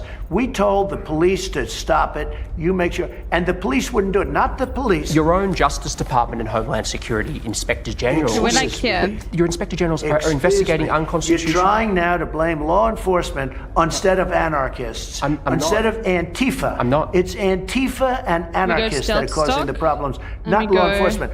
Our law enforcement, if we didn't have people at our courthouse, and they're strong, tough people, and they don't want, they try and be very good, believe me. But if we didn't have people there, you would have your federal courthouse, $600 million building, you would have that thing burned to the ground. Jonathan, why are you not considering the federal building? So the federales pulled out of Portland. Is the courthouse burned down to the ground, I guess, now that they're gone? Is it on fire all the time now? What's up? Isn't it strange how we never talk about what happens when cops actually de-escalate by completely leaving? All of a sudden, it's no longer a talking point. The really serious concern is the reports. Not about that. The serious concern is the reports of people being rounded up and not being told why they're being detained. That's what's being investigated by Mr. President. The inspectors generals. The inspectors generals. You know why they're being detained? Well, yeah. There's an investigation. Do you support that investigation? Well, I haven't seen the result yet. But do you support the initiative of it? No, I think that actually, I think Antifa should be investigated, not the law enforcement. They're investigating. They shouldn't be investigating. Have you been watching television? I have. Have you been seeing the...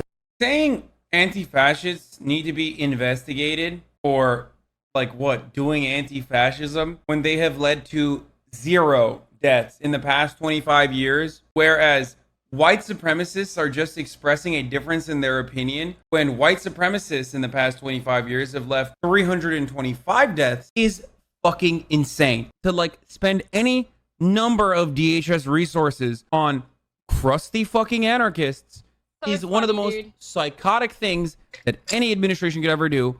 But they're of course going to do that because they need to portray the left as an enemy because this is a fucking fascist government. Holy shit. Those people, take a look at what they've done to the courthouse.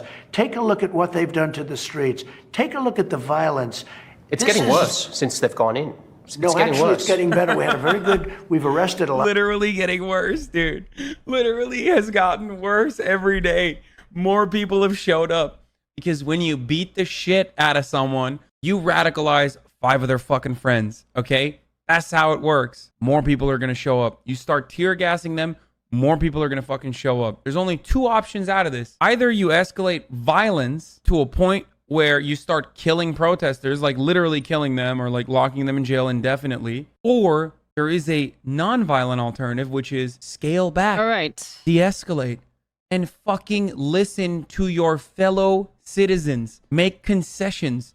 That's what administrations are supposed to fucking do when you are in a position of power and these people have voted you in. You said you've done so much for African Americans. I have. But there are Americans. Justice I understand. reform, opportunity. But there are Americans out in the streets asking for change. Mr. President, have you ever met with a Black Lives Matter activist to hear them out, hear their arguments? Black Lives Matter started off to me very badly because it was. Did you ever meet with one? Pigs in a blanket, burn them like bacon. That was the first time I ever heard of black. That was 3-4 years ago. Right. Pigs meaning What? police. Dude, he's doing the memes, dude. He's doing the fucking email listing memes, dude. Somewhere out there in America, black people said pigs in a blanket, wrap them like bacon. Therefore, the entire grassroots organized movement of Black Lives Matter and all of their demands are now completely false. Here, let me use terms that Republicans understand. I saw a meme and that made my feelings hurt. So now I'm not gonna listen to black people and the demands that they make. I'm not happy. Ooh, don't call the cops pigs. Don't do that. No. Why do you not talk about their feelings? Huh? Do you believe, though, Mr. President, that many police treat black people differently from white people? Well, I hope not. I hope not. Certainly the. I hope not. There you go. Not racist. Folks, this guy, interview champion, undeniable. I'm talking about, what does systemic racism mean to you? I hope the answer to that question is no. Does anybody really answer that question accurately? But what about not hope? Really know? What about analysis? What's your cold-hearted I have view of it? seen where there is a difference, and I don't want there to be a difference. I don't like that there would be a difference. But with that being said, why do you think black men are 2.5 times? White people I know, but why do you think black in men? a larger number. Trump is so insanely racist. So like we know he's just lying here, and it's just funny. Anyway, I'm gonna watch for a second because I got some chips to eat. In quantity. Police have killed white but why do you think black men are 2.5 times more likely to be killed by police than white men? That I don't know, but Why? I don't like it. But you must have thought Why? about it. I don't know why, but I don't like it. Mr. President, I thought you said earlier today that you were the greatest comprehender. This is why I'm asking you right now, Mr. President. Black people are dying in the hands of the police at 2.5 times higher rates than white people. I'm asking you why, Mr. President. You are the greatest comprehender. To speak to something Police systemic. have killed many white people also. But proportionally, what does it speak to? It speaks to something, if that's the number, you're telling is the me a number. number. Okay, if that's the number, it speaks to something that to me is unacceptable. And what do you do about it then? Well, I think we've already done a lot But of you haven't, it things. still Let me exists. just tell you. No, I understand your achievements. I know what you're going to say. I did more for the black community than anybody with the possible exception of Abraham Lincoln, whether you like it or not. People say, oh, that's You really, interesting." you believe you did more than Lyndon Johnson, who passed the Civil I Rights think I Act? did, yeah. How? Because I How got criminal possibly did you justice do? reform done. I got prison reform. Lyndon Johnson. I've done things. Well, I love He passed the Civil Rights yes. Act. How has it worked out? If you take a look at what Lyndon Johnson did. You think the Civil Rights Act how was has a it worked mistake? out? Because frankly, it took a long time. You're right. Black people don't even like the vote. Yeah, you're right, homie. I like how the defense is, well, police kill white people a lot too, yeah. People tell me, black people tell me all the time, we don't like the vote, Mr. President. We don't like it. The devil. Thank you. Thank you for the Republican Party taking that away from us. Thank you. John Lewis is lying in state in the US Capitol. How do you think history will remember John Lewis? I don't know. I really don't know. I don't know. I don't know. This bit is so funny, dude. Trump is so petty. Like, just wait for this. John Lewis, he chose not to come to my inauguration. He chose. I never met John Lewis. Actually, I don't believe. Do you find him impressive? I can't say one way or the other. I find a lot of people impressive. I find many people not impressive. But no. But I didn't go. Do you find his story impressive? He didn't come to my inauguration. He didn't come to my State of the Union speeches, and that's okay. He's That's like, his. John Lewis didn't come to my inauguration, dude. Right. And again, nobody has done more for black Americans than I have. Dude, right after he just shit on John Lewis. Oh, god damn, dude. He is so American. Oh, it's fucking awesome, dude. Like, he is so petty. He embodies every fucking weakness that Americans have. Like, he embodies all of our worst qualities. Who a megalol John Lewis, and then followed up by saying, like, I've done so much more than anyone else. He can't help himself. That's why he's so likable, because he's so fucking relatable to a solid 30% of the population who are exactly like him. Yep.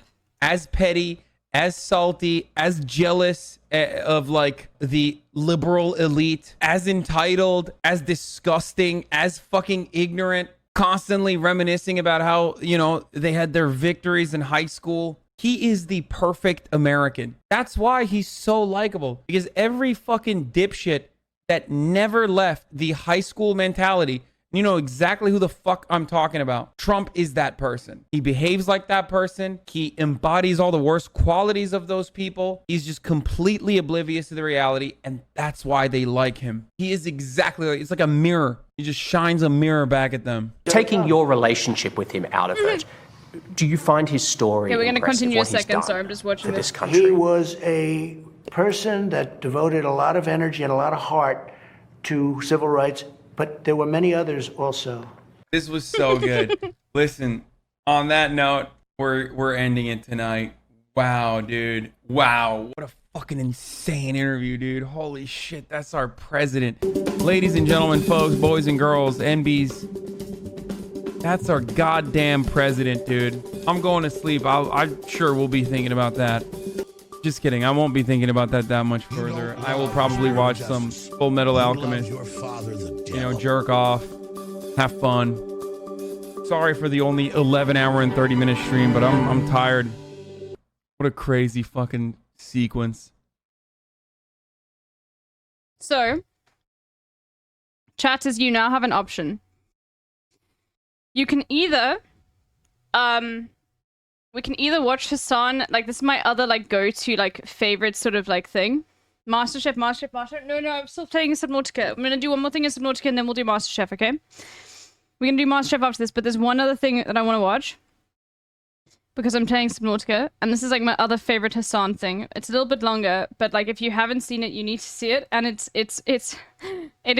Ben Shapiro getting dunked on by a person who works for the BBC, who's a fucking Tory, about climate change. And it's so fucking good. Oh my god. And if you haven't seen it, this is literally like, this is from fucking Hassan 2019, 28, yeah. It's so good. It's 2019. So, and then after that, we're gonna do Subnautica, okay? I mean, not a MasterChef, okay? Because Chrissy's still in. You guys are gonna love this. If you love that, this is... You're gonna say, Andrew Neil is a conservative. I believe Donald Trump took his statements about having no-go zones in Sweden and the UK. I'm out of control. I apologize for that. And ran with it. He also, I think, said some really weird things about AIDS, saying that AIDS isn't real. He also is he's just a conservative. He's a climate change denier. He's a British conservative. But according to Ben Shapiro, he was not conservative enough because he had this debate with him. I don't know what this it wasn't on climate change. It was on abortion, I think. I think it was on abortion. I can't remember, but like this fucking climate change denier motherfucker was like I think he was pro-abortion. I can't remember, but it was so good. Look, I do love watching like British hogs dunk on American hogs. I will say that. Especially Ben Shapiro. Ben Shapiro, remember, like got upset with this. Anyway. But let's just take a look.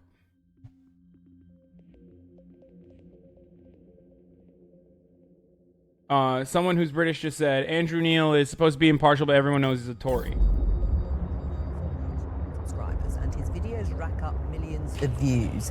Ben Shapiro is a controversial US conservative commentator. In his book, The Right Side of History, How Reason and Moral Purpose Made the West Great, has just been published and was top of the New York Times list. This cuts off a bit? Okay, I'll watch the official one then. Fuck it.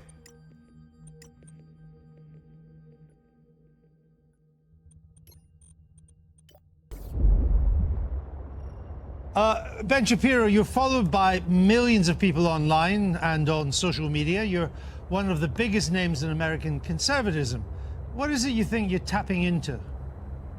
Well, I think that there are a couple of things. One, there is actually a hunger for different ideas, the monolithic nature of the United States media. My boy Ben, starting off with a strong point about ideas. He's been listening to Dave Rubin a lot, I guess. He's been hanging out a little too much with Dave Rubin. I'm an idea guy. I love ideas.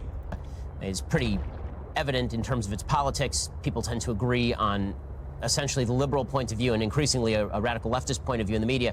And obviously I speak in response to that. At the same time, I try to provide an honest take on the issues of the day, and that means that I'm not beholden to the Republican Party, for example. It means that I am going to speak out whenever I think that a principle is being violated, just no matter who is doing the violation. You worked for the right-wing Breitbart website, but you left over its support for Donald Trump. And I think you said you'd never vote for Mr. Trump. Why is that? Well, in 2015, 2016, the Breitbart made a hard turn in favor of one particular candidate, and that's their prerogative. Lots of publications have an editorial point of view, and Breitbart was one of those. The reason that I left Breitbart specifically was because of an incident in which a Breitbart reporter, a female reporter, was grabbed on the arm by Corey Lewandowski, then the campaign manager for President Trump, and was bruised on the arm, and then Corey Lewandowski proceeded to lie about it, and Breitbart proceeded to throw its own reporter under the bus, suggest that she was lying or making this up. And at that point, I determined that I could no longer work for a publication that wasn't even willing to stand up for its own reporters, and instead would throw those reporters under the bus in favor of a candidate that it sought to back. Haven't you lost your battle for the Republican Party, though? Isn't the Republican Party... Hey guys, it wasn't actually the rampant anti-Semitism, the fact that Breitbart literally coined and started the term alt-right after Richard Spencer, the fact that Milo Yiannopoulos would not stop writing some of the most outrageous stuff. It was actually the Corey Lewandowski thing that made me quit Breitbart. But if you ask me, he is honest there. He is honest in that regard. But depending on what circumstance you ask him, why he left Breitbart, he will change his perspective. I've heard him say he left Breitbart because of anti-Semitism. I heard him say he left Breitbart for different reasons. It just depends on whoever it is that he's talking to. Now the party of Trump. Don't forget that while Ben Shapiro was at Breitbart, though, they had a black crime column. They still wrote some of the most outrageous, awful, racist, vitriolic garbage. So Ben Shapiro saying he left Breitbart because of Donald Trump, or Ben Shapiro saying he left Breitbart because, of the way the Corey Lewandowski situation was handled, does not mean anything. Okay? He kept writing about how Barack Obama was a welfare queen. He talked about how he hated people who wore their pants real low and listened to terrible junk music and wore, fitted caps. Said that they were losers. Anyway, so let's keep going. No, I mean, I think that the Republican Party is always the party of whomever is the president, technically speaking. But in terms of who are the sort of the thought leaders inside the conservative movement, who are the people who are driving a lot of the discussion inside the conservative movement, I don't think that's correct at all. I think that most Republicans see President Trump as a vehicle for their policy preferences, but that doesn't necessarily mean that they agree with all of his personal foibles or the way that he behaves or the things that he says. And I think a lot of Republicans respond in anger to the media attacking President Trump mainly out of a reactionary and half-appropriate upset that the media seem to have a double standard when it comes to covering certain politicians. I'm interested that you think there's a thought movement inside the Republican Party. I mean, haven't the conservatives run out of ideas in America? All the new policies, the Medicare for all, $15 minimum wage, the Green New Deal, they're all coming from the left, and they're popular. Well, frankly, I'm confused by the idea that any of those are particularly new ideas. Oh, I mean, God, most of those ideas have been around since Franklin Delano Roosevelt at the very earliest, or at the very latest, rather. Some of them go all the way back to Woodrow Wilson. But the idea that new ideas are absent in the Republican Party is obviously untrue. We have a very strong debate that goes on inside sort of the conservative halls of intelligentsia I don't need that. about what is the appropriate action to take with regard to the medical system. New ideas, everybody. We always got new ideas, like, how do we stop black people from voting? Or new ideas like, how many people can die from not being able to get healthcare coverage before the people finally realize that, oh wait, we Hold could on. I need actually to put different headphones on. get Medicare for all. New ideas like that. New ideas like, what do we do with the immigration problem that's not really a problem? Oh, we should just lock up little children, separate them from their mothers and fathers, and put them in prisons. These are the kinds of new ideas we're talking about. You know, concentration camps. A cool new idea by the conservative intelligentsia. I think that's probably the problem here when you say, oh, we have a lot of good new ideas, like the 6-week the heartbeat bill abortion ban, effectively banning abortion in all of these states, the 6 states that have passed this. That's not a new idea, dog. That's an old idea with a new piece of flavoring on it. Just because you spiced up a little bit of, just because you spiced up a fat piece of turd doesn't mean that's actually a chicken tendy now, okay? Should global warming be considered a real threat, or should global warming be considered something that technology will solve? And if so, what are the best? Yeah, you're right, Ben. That's the conservative intelligentsia. Should global warming be considered a real threat, or should global warming be considered something that we can fight with technological development? No, the idea within the conservative intelligentsia is literally global warming doesn't exist. Also, please and thank you for the millions of dollars that you're giving in, that you're directly funneling into my pockets, the fossil fuel industry. Also, anti-science is not a new idea in the conservative intelligentsia. The best aspects of solving that. Now, there's a rich intellectual debate on the right about nationalism versus patriotism, for example, or populism versus free marketeerism. Rich intellectual that debate debate, is happening dude. on the. There's a rowdy debate happening within the conservative intelligentsia of, should we be Nazis, or should we just keep being, like, kind of racist? You know. What is this? Nationalism versus patriotism? How can a Jew wearing a yarmulke have this conversation with a straight fucking face, as though nationalism isn't exactly what led to the Holocaust? How? Like, how can you do this? How can you live with yourself? How can you write an entire book talking about Judeo-Christian values in the most ahistorical approach I have ever seen in my entire life? There is no such thing as Judeo-Christian values. It's the latest fucking seasoning because you have a common enemy, which is Islam, which is Muslims. East versus, the West versus the godless Muslim freaks. I don't understand how Ben can coexist with all of these people who were saying some of the most anti-Semitic, some of the most awful things not that long ago. Why wouldn't it work? The right to sort of suggest that the right in America is bereft of ideas, but the left is full of ideas. Number one, not all ideas are good ideas. I mean, AOC is pretty good evidence of that. I'm a big fan of some old ideas myself that I think are pretty good.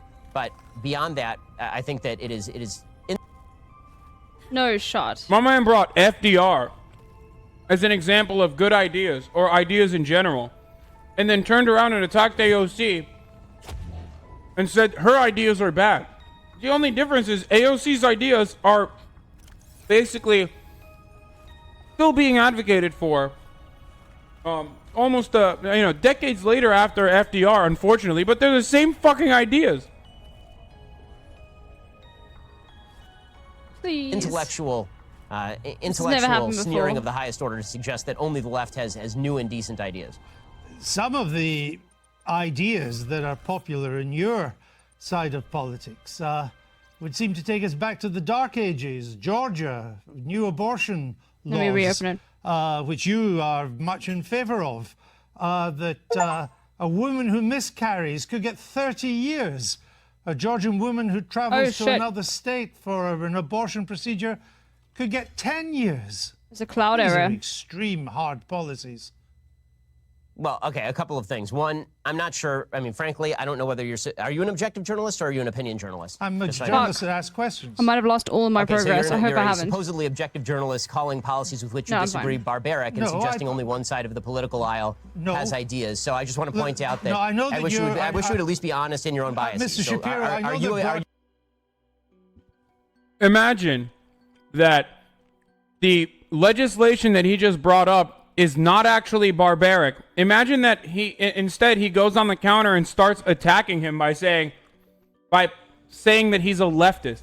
We're gonna do, after this video's over, we're actually gonna take a look at how much of a leftist this dipshit is too, okay?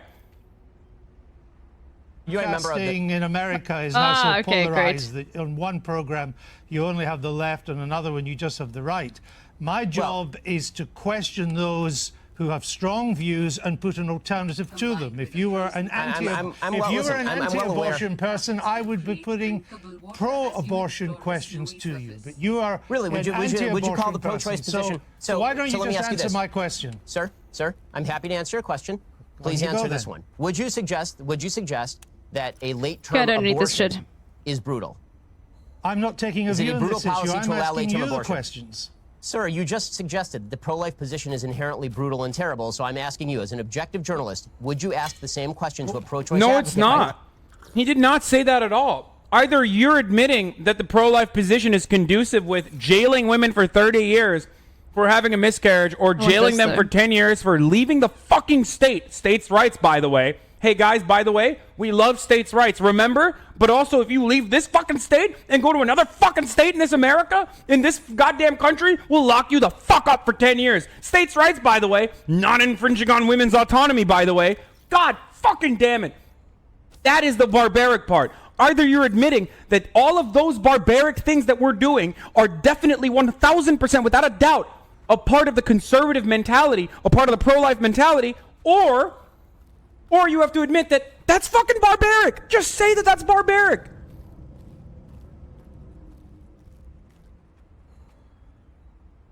Calling their position brutal and What I'm horrible. asking you is that why is it that a bill banning abortions after a woman has been pregnant for 6 weeks is not a return to the Dark Ages? What's your answer? Bert? My answer is something called science.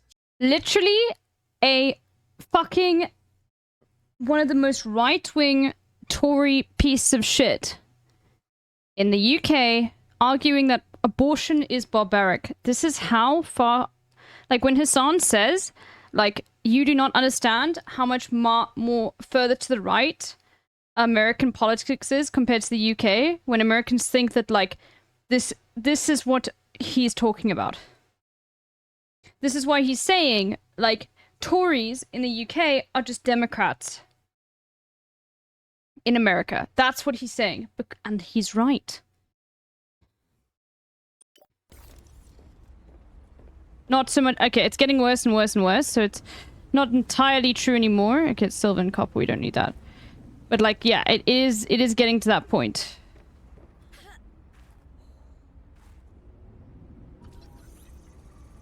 Less nowadays, but back, yeah, that is true. Like the UK is on a right-wing shit thing at the moment, but yeah. Human life exists at conception. It ought to be protected. But so is now, back America. to my question to you. You purport to be an objective journalist. BBC purports to be an And this is objective 5 years ago. down-the-middle network. It obviously is not. It never has been. And you, as a journalist, are proceeding to call one side of the political aisle ignorant, barbaric. This and is early sending us back to the 2019. Dark Ages. Why don't you just say that you're on the left? Is this so hard for you? Why can't you just be honest? Mr. Seriously, Shapiro, it's a serious question. Mr. Shapiro, if you only knew how ridiculous that statement. Ones do. Are you lucky? I used to think I was.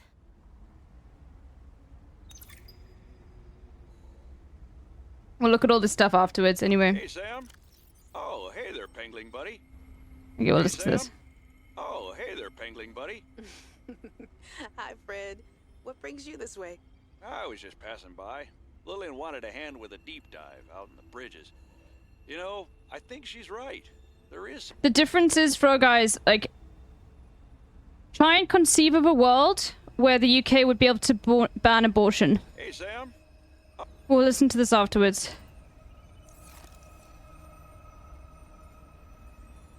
I just don't think it's something that would happen.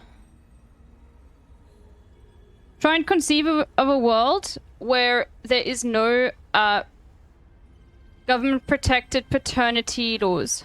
Try to conceive of a world in the UK where there are no like paid, it's not maternity, like paid or unpaid maternity like protections. Think of a world in the UK where there you wouldn't get benefits for being do you have a YouTube channel? Is Excavation Girl video done? No, I haven't made a video, and I didn't even make a tweet because I haven't figured out how to process a whole bunch of videos while keeping their metadata. I'm still... I have to need to think about it. We're fuming about the two-child benefit cap. Yeah, that's insane. I didn't know about that. But it's different. People living in the UK have rights that Americans can only dream of. Even with the Tories being in power and trying as much as possible to Americanize the country. Yeah. Yes. You are correct, though. Like, it's happening to the UK. Anyway, let's continue. I wouldn't have said it. So let's move on. Narrator voice. He would soon find out. What a fucking idiot!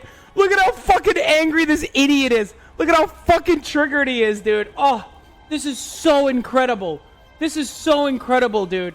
Oh, he's just so fucking mad. Get wrecked, you fucking nerd. Get wrecked, you fucking virgin nerd. Oh my god.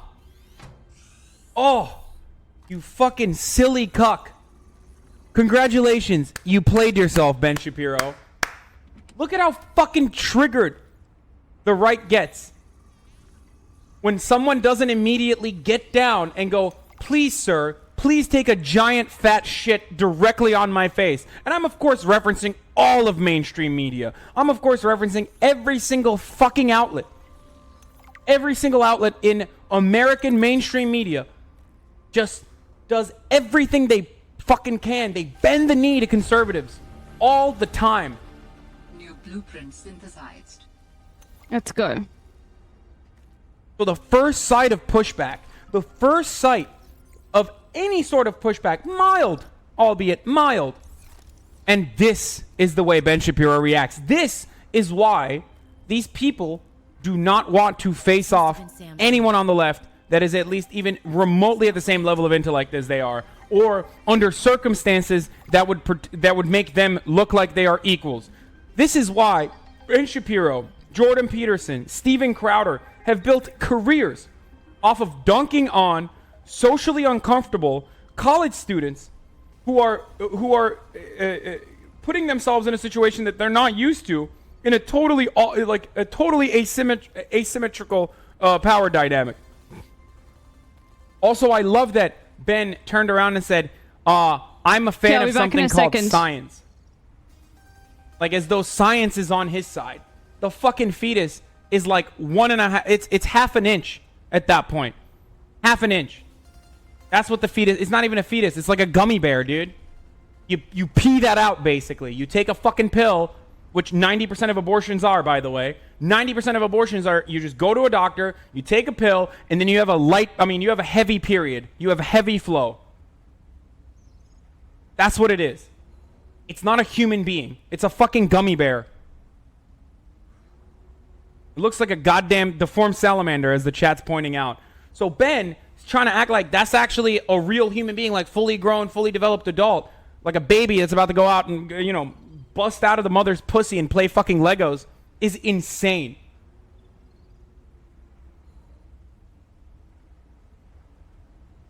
Would you vote I for think it's Mr. pretty evident from your own questions exactly what you are, sir. Trump?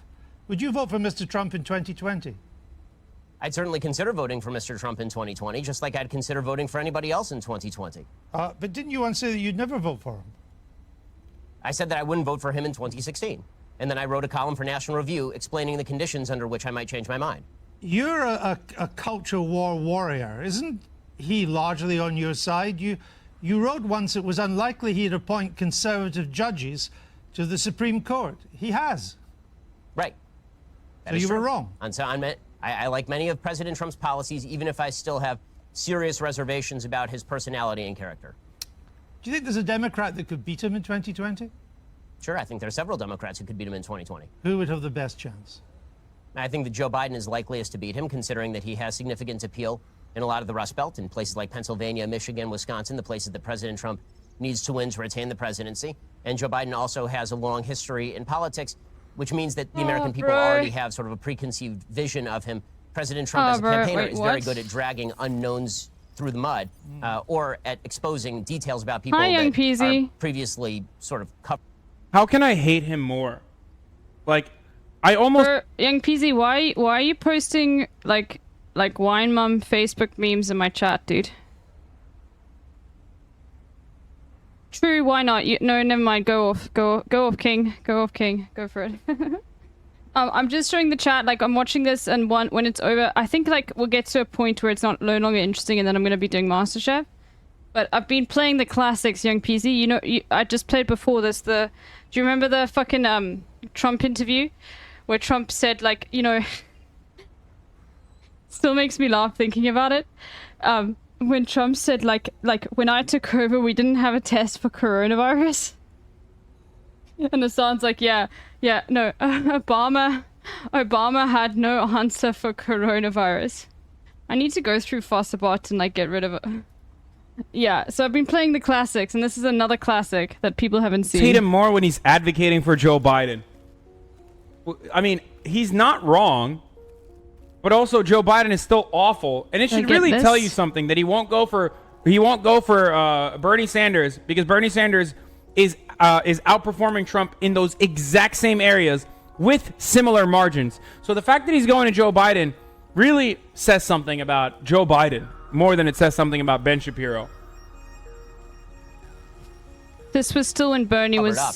But when it comes to Joe Biden, he's been well exposed for a very long time. Before Bernie got fucked over by the DNC. DNC. Know him, and he's not nearly as unpopular even going in as Hillary Clinton was in 2016. So if it was a close race between Mr. Biden and Mr. Trump, you would, from what you say, I think, probably go for Mr. Trump. Yes, I would vote for Mr. Trump if it were a race between Biden and Trump, because I think that the damage that President Trump has done to the country on a character and rhetorical level has already been done and cannot be undone. I don't see it as getting worse day by day. That is the new status quo, unfortunately. Now the question becomes which policies I would most like to see enacted, and Trump's policy preferences are closer to my own than Joe Biden's are. Now, you're a star of new media. This wishy-washy, cowardly, fence-sitting answer is so annoying to me. And this is exactly... Here's why, chat. Here's why people like Ben Shapiro... Classic Subnautica. ...won't just come out and say it. Here is why people like Ben Shapiro won't just come out and be like, yes, of course I love Trump. Why the fuck wouldn't I love Trump? Oh, inventory full. Okay. The reason why they don't want to say it is because they want to have their cake and eat it too. They want to be able to go on mainstream media. They want to be able to go on and hang out with liberals. This little fucking soy boy lives in the middle of Hollywood, okay? He wants to be able to hang out with all of the other liberals in his community and still advocate for that piece of shit, Donald Trump. That's what it is. He doesn't hate Donald Trump. He loves Donald Trump. Why the fuck would you hate Donald Trump if you're a conservative? Just admit it. 90% of the Republicans love Donald Trump. Donald Trump has barely ever went down 88% on the Republican approval ratings since the beginning of his presidency. Okay? These are Gallup polls. The latest numbers might be somewhere around 80 or 88 or 92 or something like that. Last week we looked at it, it was at 89%. Okay? Why?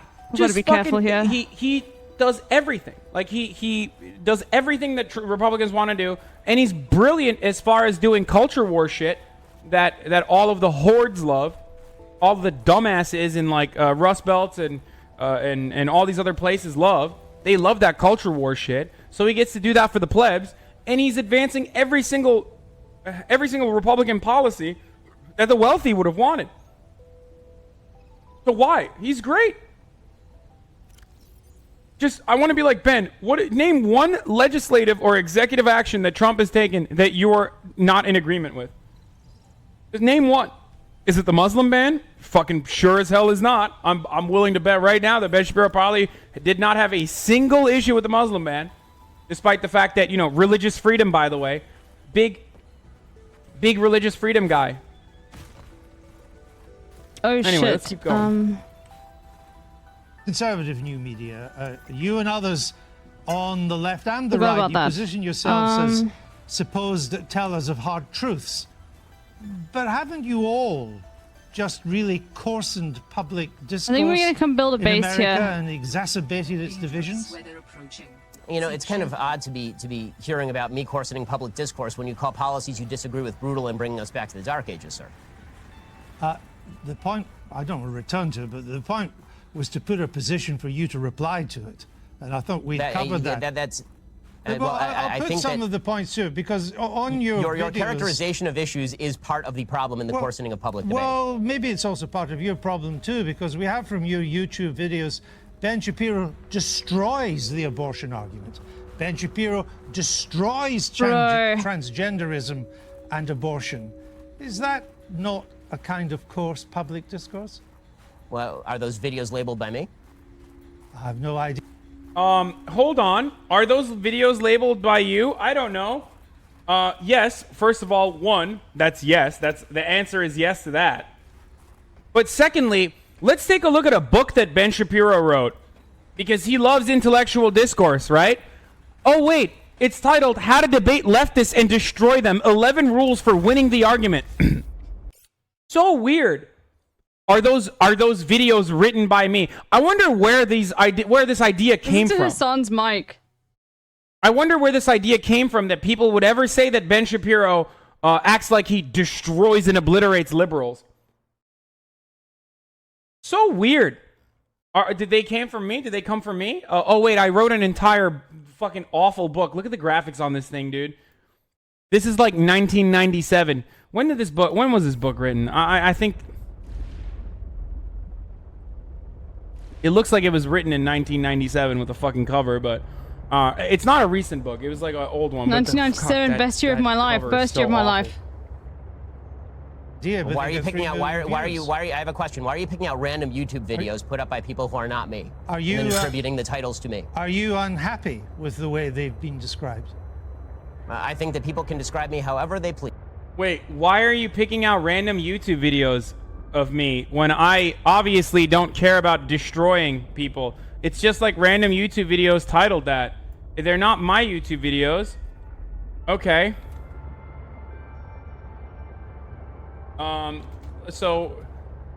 Ben Shapiro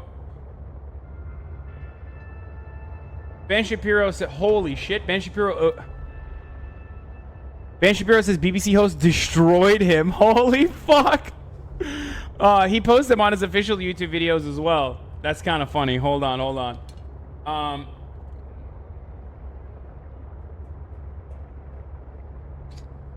We're gonna have to go do some scary things soon. Okay. Which I'm not too keen on doing. Let's go to the dailywire.com, okay? dailywire.com. We can head here now. This is Ben Shapiro's website. We already have the book, but I just want to see what happens when you type in destroy.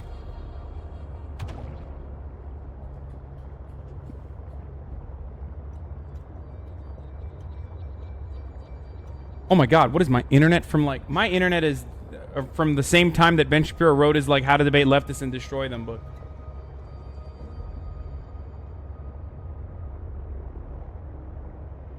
I mean, I guess I shouldn't be so scared. Fuck this. All right, let's just keep going.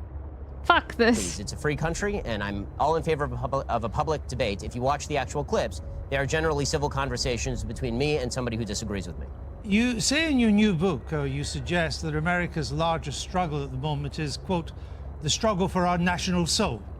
We are so angry at each other right now. And I think that's true. I've just returned from the United States. But aren't you part of the problem with the way you go about your discourse, not the And solution? then Ryan's call. I think we can all do better in our discourse, but the fact that I've reached out to so many people across the aisle to have conversations with them is pretty evident. The fact that I was willing to walk from a publication that... Ben Shapiro, still to this day, will go out of his way to not interact with Hassan and only interact with Hassan when he can get an easy dunk. And will only comment on Hassan when he can be like, yeah, rich socialist owns house, or, you know, rich socialist, bad opinion Gaza. Like, this year was the first time, I think, ever that I've ever seen Ben Shapiro reply to Hassan on Twitter. Ever.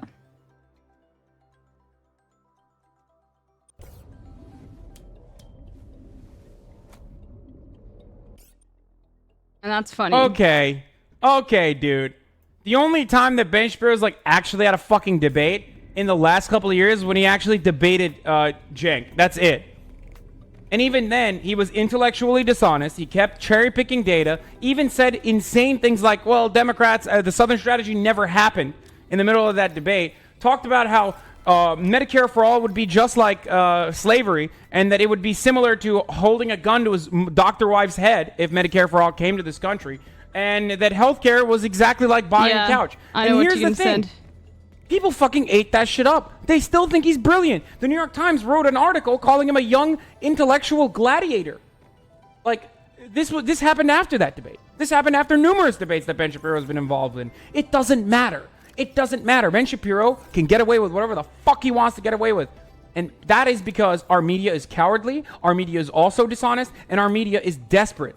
They love fascists. They love the right wing. They love to prop them up as though they are worthy debate opponents. They love to prop them up as though they are peers, and they love to talk about how they have ideas that are worth mentioning when we all know that they are not saying anything that is worth listening to. that was paying me money over principle is pretty evident. The fact that I've called out President Trump, a member of a party of which I am a member, repeatedly when I think that he has done things that are immoral, I think is decent evidence that I'm looking at least for a civil conversation. Well, as you say in your book, you say that there's quite a key phrase, we are so angry at each other right now. But as I say, aren't you part of that anger? Aren't you encouraging that anger? For example, you described Mr. Obama's State of the Union address in 2012 Mr. Obama as fascist mentality in action. Well, I think that if you want to argue with the characterization, then we can talk about what exactly his State of the Union address said. Is it charged language in politics? Sure. The problem that I have is not with charged language in politics, which I'm generally in favor of. I like a robust public debate and a very loud and spirited public debate. I have no problem with that whatsoever. What I'm talking about is the assumption that people with whom we disagree politically are inherently of bad character or, in your words, want to bring us back to the dark ages. But again, it was you. Dude. Ben. How can you say this as though we don't have access to the internet? Does he think that we don't have access to the internet? Why does he make it seem like he's only in it for honest discourse and robust discourse, and that he hates the name calling, when we all know that he does the name calling himself? He literally called AOC stupid in this conversation. He alluded to how stupid AOC was, like, right here. Like, what the fuck? Trump is your president, and you're calling Alexandria Ocasio-Cortez stupid for her ideas like the Green New Deal, while also promoting FDR, which the Green New Deal is almost carbon copy, the fucking exact plagiarized work of, like, the document of. It is literally copying the New Deal. This is insane. Is it just all about talking fast? Is that what it is? Should I be just talking fast going forward? If I can just, enunciate and say everything, I pronounce all of the words correctly, if I can talk fast, and everyone's going to assume that I'm actually a smart person, even though I'm not a very smart person, but it doesn't matter because I'm actually talking very fast? Is that what it is? Just confidence in talking fast? This is insane. I went to Harvard, by the way, so obviously I must be smart. Also, don't appeal to anyone's authority. Ha ha ha, that's a logical fallacy. Also, I'm going to commit a bunch of logical fallacies while gish galloping over and over again while cherry picking data. I am Ben Shapiro. That's literally his entire work.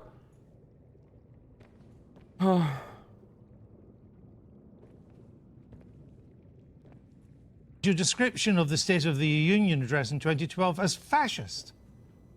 The wording of President Trump's 2012 address was bad and wrong. That's all. There are plenty of things that are bad and wrong, but it doesn't make them fascist. Well, I suppose that's true. But if you would like to, again, if you'd like to read me the column out loud, I suppose I can critique it for you. Oh, well, again, with Mr. Obama, you said, and you're Jewish yourself. I only mention that because to put this in context. The Jews who vote for Obama are, by and large, Jews in name only. Ginos, you call them. My statement was based on the fact that Jews in the United States, as an ethnic group, are largely irreligious, which is true by every single poll. Jews are the most irreligious group in the United States. As an Orthodox Jew who actually takes Judaism seriously, the point that I am making is that most Jews who are ethnically Jewish are not religiously Jewish in any context. No. The point you were making is that Jews who vote for Obama are Jews in name only. I said that, yes, that is correct. That Jews who voted for Barack Obama, a progenitor of the Iran deal, a person who was cracking down on religious liberty, a person who spent much of his career as president of the United States attempting to deprive Israel of the necessities to defend. Barack Obama, first Muslim president, by the way, also hates religious liberty, by the way. Barack Obama wants Muslims to come here, by the way, but also hates religious liberty, by the way. You know, the fuck is this, dude? What the fuck is this? Like, oh my God, I can't believe this geriatric conservative shithead from Britain is actually bodying my man Ben Shapiro right now. My man looking like a fetus. My man looking like he's not even 6 weeks old yet, inside of the vagina currently. Holy shit. My man about to get aborted after this. Defend itself. That people, Jews who voted for President Obama, by and large, cared about Judaism. Gummy bear looking ass. Far less than they did about other priorities. Did you said they should turn their badge in as a Jew?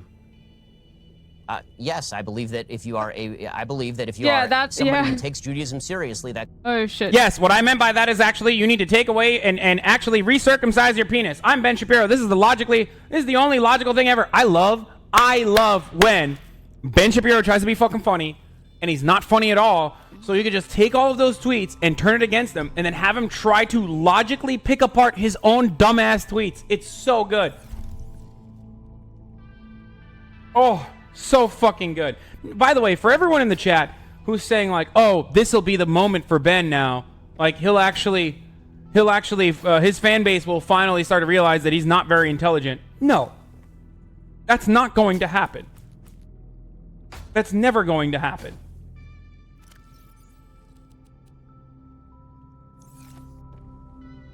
That comes along with ideological commitment. I mean, I guess. Also, I hope you're having fun, by the way, going through every old tweet that I've ever sent to try and do gotcha questions. But if you'd like to have a discussion about my general philosophy or things I've done in, say, I don't know, that's 2012. Yeah, so I know, it's now for guys. 2019. I know. Like It must suck as someone in the UK. I know. How about that? Because your book is a criticism of how angry America is and how America has to do better. And I'm simply I have an entire list on my website, sir. On my list, I have an entire website of dumb, bad things. Here it comes. Some of the things Here it comes. I have the list on my website, so all of the racist things that I said and did are all of a sudden going to be absolved now, sir.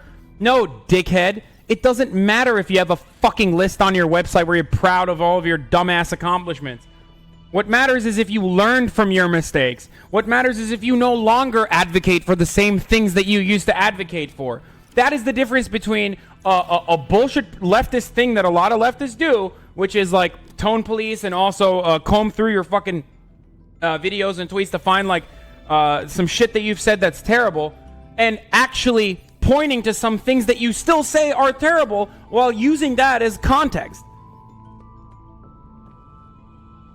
Like, what is this bullshit? You can't talk about how great it is that, you know, you can't celebrate Trayvon Martin's death on the anniversary of his death and then turn around and be like, oh, well, that was an old tweet.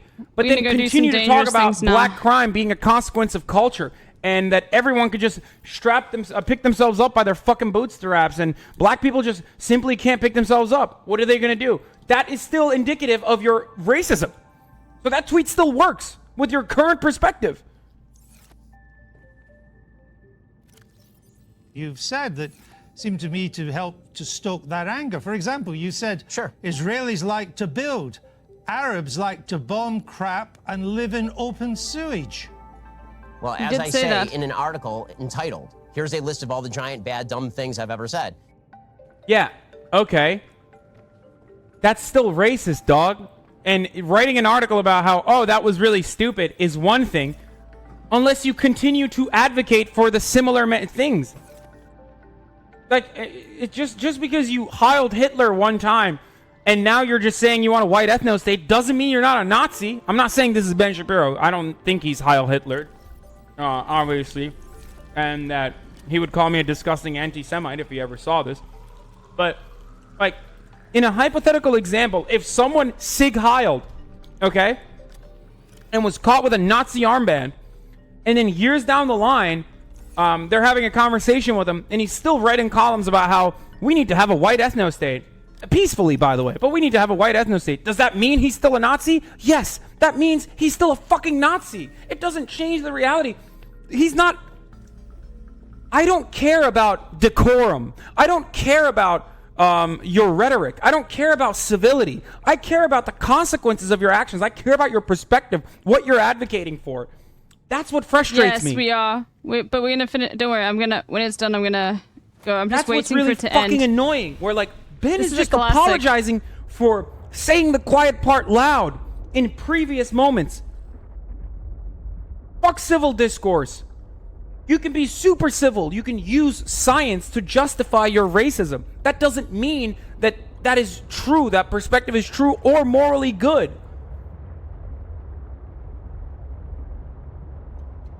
Was that dumb? Well, yes, that's a dumb tweet. And not only, but it is also important to mention that the next few tweets clarify that that tweet is specifically referring to the Hamas leadership, And which, then we're by the doing way, a BBC MasterChef. I've seen is relatively reticent to condemn. No, actually, it wasn't what you went on to do and say. You are correct about the slur on Arabs. It's not all Arabs that want to live in open sewage and blow things up. It's just Palestinians. You went on to say. It says the ones who take sides against Israel in the Israel-Palestinian Arab conflict. population is rotten to the core. You went on to say, not Hamas.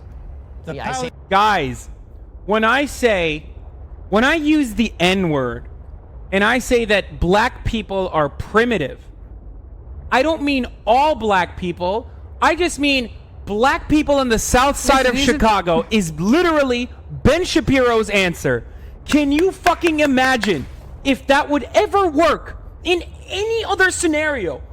But we don't view Palestinians as human beings. So it's completely just like every fucking New York Times. The New York Times had this guy as their intellectual gladiator. I'm so glad that this geriatric fucking Tory finally was able to put this person in his goddamn place and say the things that we've been screaming about for fucking years. Only then, only in a position of authority, only when facing someone in a position of authority will people actually take this shit seriously. Not right now. I can't. Just so annoying. And it's a fucking Tory and a climate change denier. Oh! Fucking makes me so mad. Palestinian Arab population. I say that by poll numbers, they elected Hamas. They elected Hamas. They educate their children. Look at him trying to justify it. Like, that's fucking insane. Okay. I mean, the example I used, this is going to go on YouTube, yes. The example I used is exactly accurate. The example I used is like, oh, I didn't mean all black people are the N-word. I just mean black people living in the south side of Chicago are the N-word. He's not even saying like well, and then when you ask him a question, he turns around and he goes, well, that's actually because, you know, the high rate of crime makes it acceptable for me to say the N-word to black people in the south side of Chicago. Like, that's literally his argument here. And the reason why I have to use this, example, which is an outrageous fucking example, I know, is because people have no concept of the mistreatment of Palestinians, okay? People have no understanding. So I need to save this. Hold on, because Hassan is always talking about how he's been talking about this for years, and this is proof.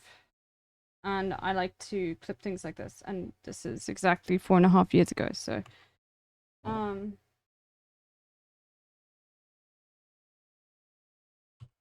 Let me just quickly open it here.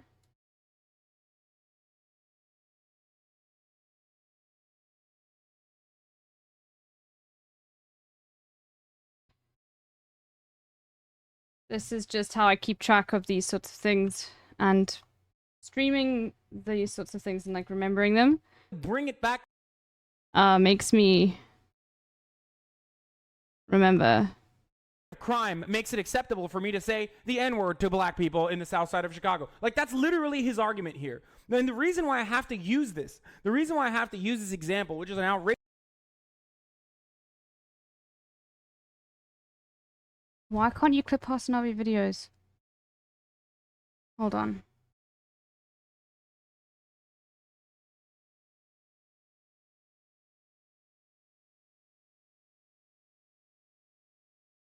Let me just quickly ask Archie.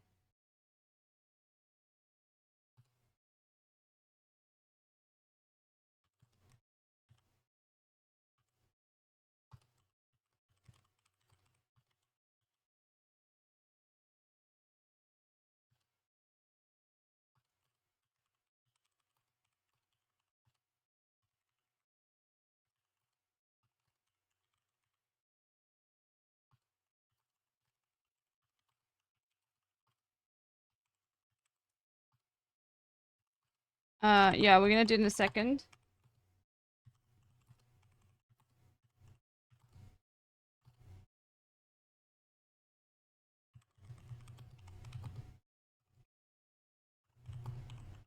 I'm just quickly speaking to Hassan's editor, asking why I can't clip things on Hassan's channel. Because they probably don't know it's off.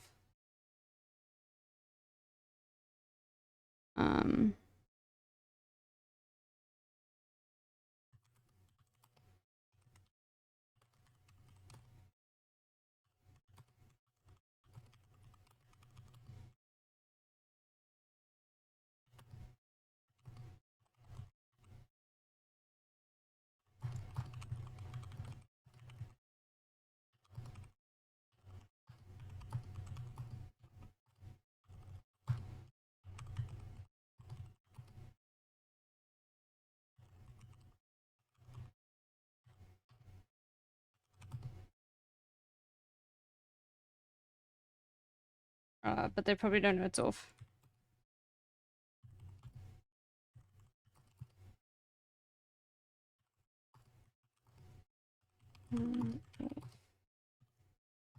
Is this on purpose?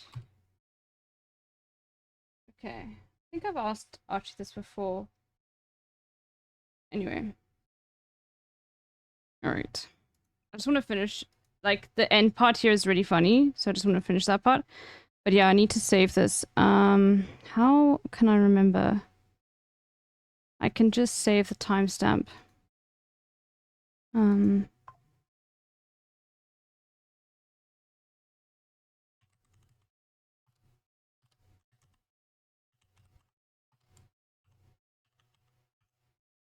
Supposed to be a timestamp. Let's see. Will it save as a timestamp?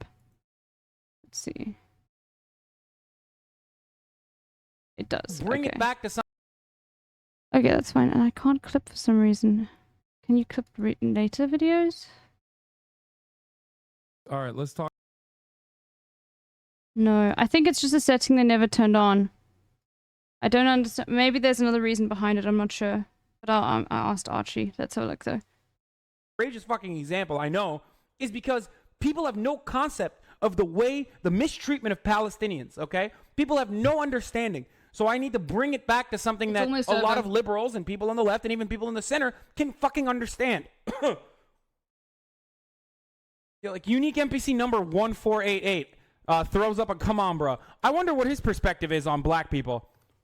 Thanks, unique number NPC number 1488. This is before those emails were banned. Wow. Here? Why are you people here? In school that Israel should be obliterated, sir. I guess if you want to read, honestly, this is a giant waste of time in the sense that the entire interview is designed for you to shout slogans or old things that I've said at me. I don't see how this forwards the debate. You talk about undermining the public discourse. It seems to me that simply going through and finding lone things that sound bad out of context and then hitting them with... No, Hassan banned those emotes before the Trihex saga. I mean, if you're talking about the Trihex saga, the what a fucking liar dude saga, yeah, this is before that. That happened in October of 2019. This is May. And then hitting people with them is a way for you to make a quick buck on BBC off the fact that I'm popular and no... Make a quick buck. He's laughing because he's like, I'm a fucking Tory, you idiot. Those emotes got banned here. Another clip I should save. It's one of Hassan's most popular clips from 2019. Clip by a hater, too.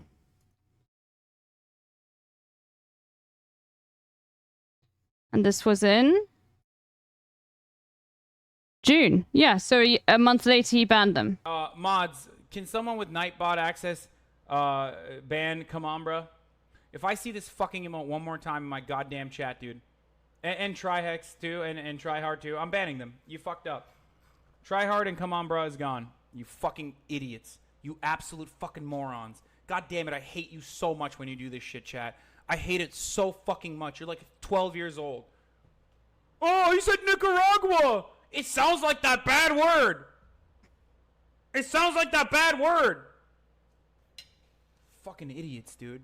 Holy shit. Insane. Mods. And so they spam it. Like, this clip in its entirety explains to new Twitch chatters why you should not use those emotes. And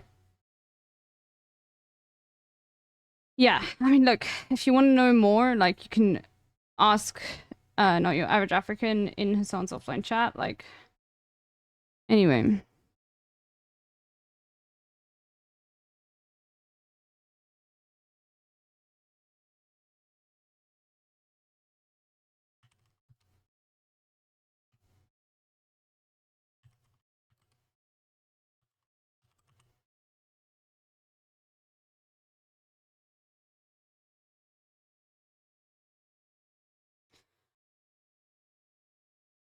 Anyway.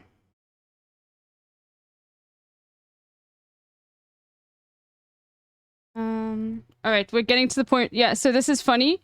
Like, Ben Shapiro said to him, like, you're just trying to make a quick buck off the BBC. Which is hilarious. Seems to me that simply going through and finding lone things that sound bad out of context and then hitting them with, and then hitting people with them is a way for you to make a quick buck on BBC off the fact that I'm popular and no... Make a quick buck. He's laughing because he's like, I'm a fucking Tory, you idiot. And also because imagine making a quick buck on British broadcasting. And also, secondly, anyway, let's just watch the rest of it. It's coming. No one has ever heard of you. There are not many bucks to be made on the BBC, unlike American broadcasting, Mr. Shapiro. The point I'm trying to make is that your words are hardly designed to produce the consensus and understanding that the book seems to want to produce. That's my point, that you write about, Judeo-Christian culture and so on, but so much of what you've said in the past would seem to turn its back on Judeo-Christian culture. You're lecturing me on Judeo-Christian culture after you call the pro-life position barbaric? I just asked you a question. You know what's really funny is, like, it's literally...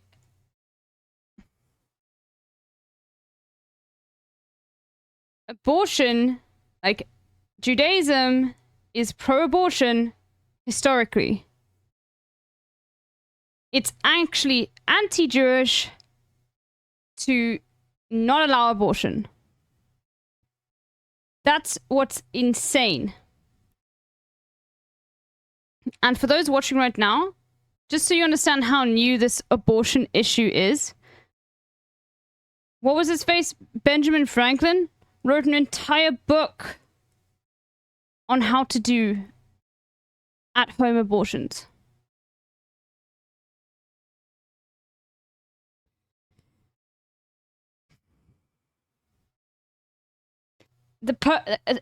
He was so racist that he didn't consider Germans to be white. But that motherfucker wrote a book on how to do at-home abortions. And I asked you a question. You failed to answer a single one of mine. Frankly, I find this whole thing a waste of time. If you want to read the book and critique the book, why don't you read and critique the book? If you want to critique me, you can think whatever you want of me. Why don't you frankly, just try and I don't answer care. the I don't frankly give a damn what you think of me since I've never heard of you. And I've never heard of you until I briefed myself for this. But that's not the issue. You have a new book out. Then why the hell are you interviewing me, sir? It's an interesting book.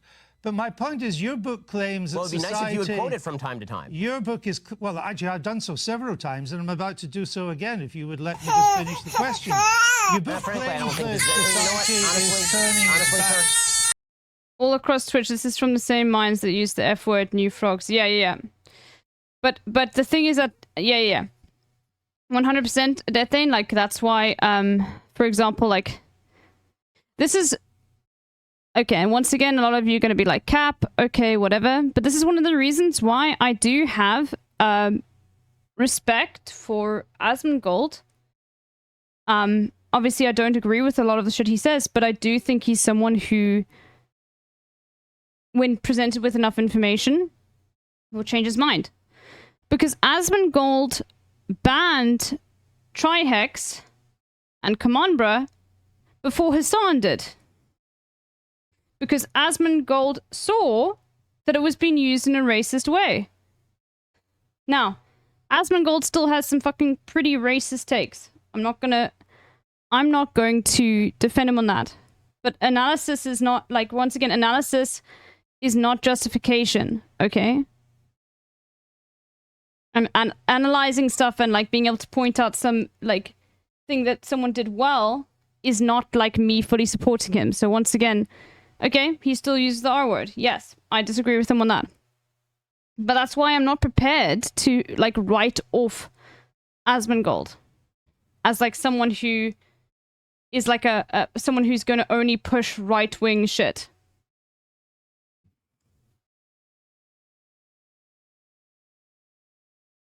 Because and I think he also banned the Hot Pocket emote as well. Because whenever he had girls on the stream, people would spam it. And I have respect for people on that side of Twitch, like, considering, like, Asmongold's chat, who are prepared to go out of their way to go against what their community would want. That's why a lot of Hasanabi heads, like, watch Asmongold. Now, it doesn't mean that they, like, believe all of his stuff, but he's not, like, anyway.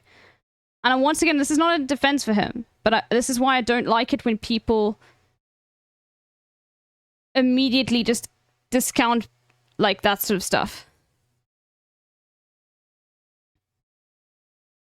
You know what I mean? And we'll discount someone as someone being, like, someone who's pushing, like, right-wing opinions. Anyway. Especially because Asmongold has never jumped on the fuck Hassan train. Ever. Like... To the point where even if he disagrees with Hassan, and his chat does, he still... Anyway. I don't watch Asmongold. Like, I've seen a few of his things, but I'm just saying. He's not a lost cause, that side has been... Yeah.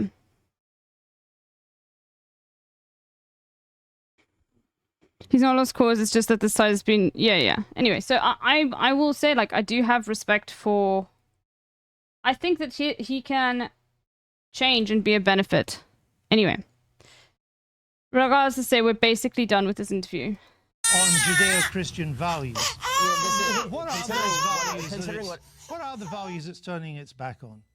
I'm not inclined to continue an interview with a person as badly motivated as you as an interviewer. So I think we're done here. I appreciate your time, sir. All right. Thank you so much. Thank you for your time and for showing that anger is not part of American political discourse. Now, Mr. Shapiro, we'll say goodbye. I fucking love the deadpan British style of commentary so much. It's honestly an atomic bomb. Like, you can weaponize that style so effectively. Just so good. Here. Oh wait. There's actually extra. Sorry, I didn't. All right, let's go.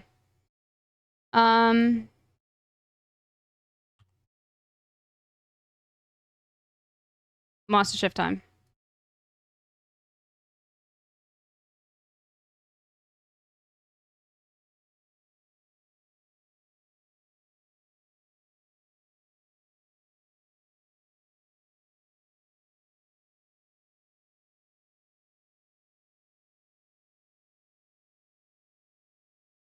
Okay, we didn't finish this one. All right. It's MasterChef time. Chrissy is still around. Let's go.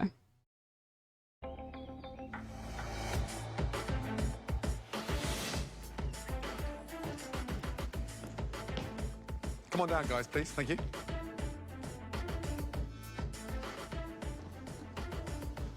Welcome back to the MasterChef kitchen. Luca and Jesse, congratulations. You are now officially... Okay, I'm gonna ask this, but please don't embarrass me and make me feel like I'm asking for gifted subs, because I feel bad. But a lot of you just like resub, open your native chat, see if the resubscription message is there.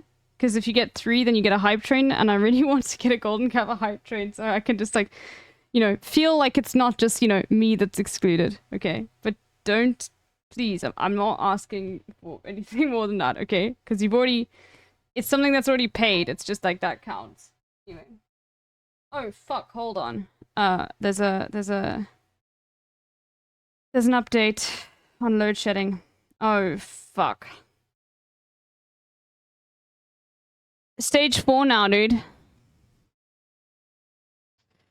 So tomorrow I've got load shedding from 12 to 2 and then 8 p.m. to 10. So I'm going to be live from 2 p.m. to 8 p.m. So 6 hours. And then I'll probably be live from 10 onwards to play some games. We'll see.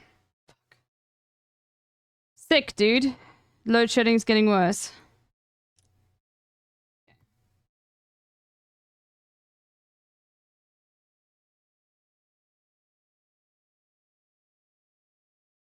All right. Don't worry. It's annoying. In the final 4. As well as being safe from elimination, the advantage we're about to give you will probably decide which of these 3 goes home tonight. We're asking both of you into the pantry. Let's go. No, it's literally just getting worse because it was the State of the Nation address yesterday. I'm not even fucking kidding. Or today. So the government opened for the year. They always make sure it goes down around that time. Like, literally they made sure there was no load shedding during, like, the rugby.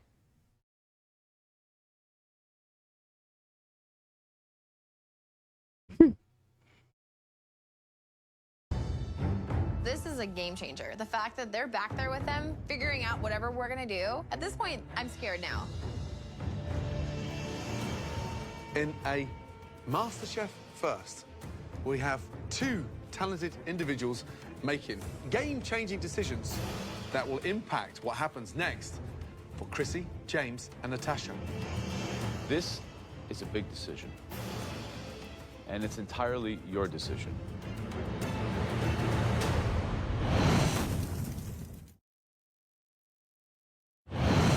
We're asking both of you in... Someone was just talking shit and Gordo said, someone said, quite honestly, I don't care for Gordon's style of cooking. He hardly even cooks anything. Meat is raw, pastas are al dente, veggies are barely warm, and sauces are in scant amounts. He's too much of a snob.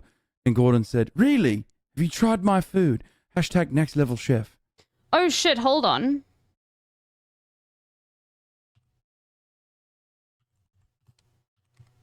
I might say this for tomorrow.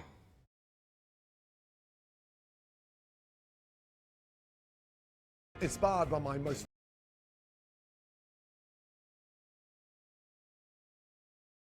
No, not yet.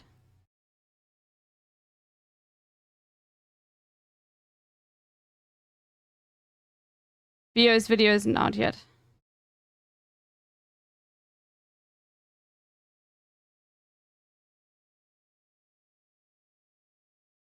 To the pantry. In the aftermath of the Charity Luncheon Challenge, the fate of the losing home cooks is about to be decided by Jesse and Luca. Each of us own some very well-known restaurants, and each of those restaurants have some very famous dishes. As you can see, there are 3 dishes in front of us, and there are 3 competitors out there in the kitchen. It will be up to you two to decide together who has to cook which dish. Jesse, Luca, the first dish is one of the most popular appetizers that I first served in my 3 Michelin-star flagship restaurant, Gordon Ramsay in Chelsea, nearly 15 years ago. It is the most amazing seared scallop salad with delicious corn potatoes, dusted lightly with a touch of curry, and then laced with fresh Perrigo black truffles and an amazing truffle vinaigrette. This dish would cost $150 in my restaurant. What? The next dish. Are you fucking joking? Dude. Delightful. Stunning. The only thing stunning about that is the price point. That's right. Stunning. We're getting them to work with Bloody truffle. diabolical. Absolutely delightful. Stunning dish. Gorgeous. Gorgeous. $150. That's crazy, bro. That is like... What do the scallops jump off the fucking plate and suck your dick? What the fuck is that, dude? Dish is a main course from my Michelin-starred restaurant Del Posto in New York City. It's an Italian classic. It's the world-renowned filet rossini. A perfectly cooked filet perched on truffle polenta, topped with seared foie gras with a red wine sauce and Asian pear. Oh my... I gotta run that again. I'm sorry. Look at that. Looks incredible. That is fucking... You're gonna get people in the chat saying wet fruit. Just wait. Look. Stunning, dude. Hold on. Yeah, there was one. Look. That. Hold on. Now, for those that don't understand the wet fruit comments.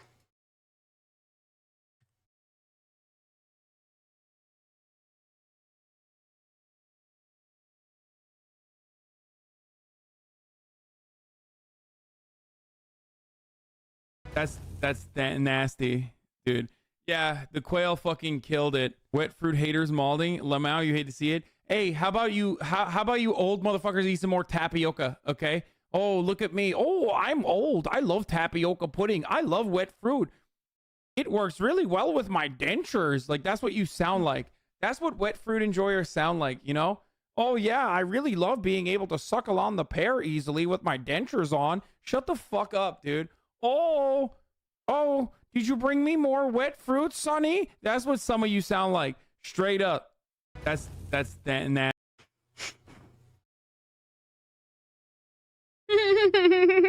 Sorry. That's why I knew, like, wet fruit was coming, dude.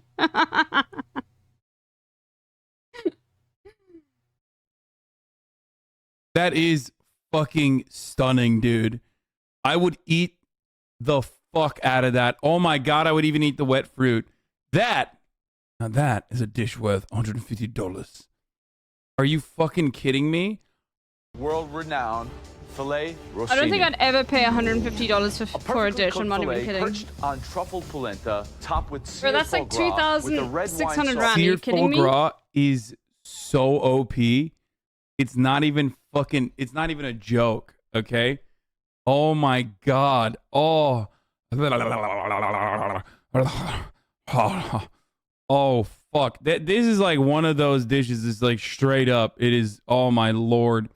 Torture food? Yes, the torture makes it extra delicious. Sauce and Asian pear.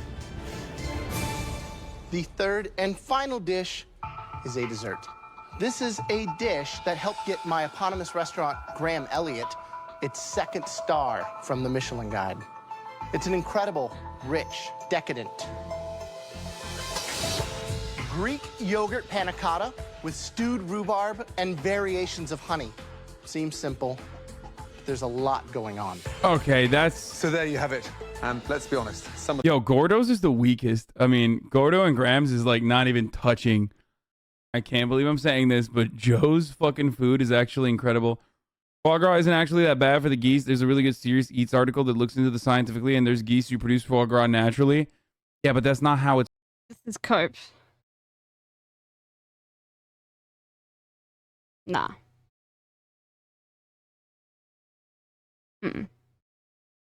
Foie gras is...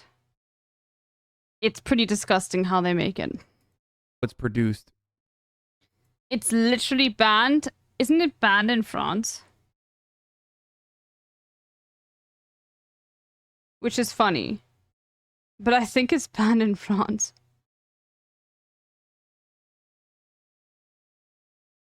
Oh no, in France it's not banned. Then where? It's banned in like...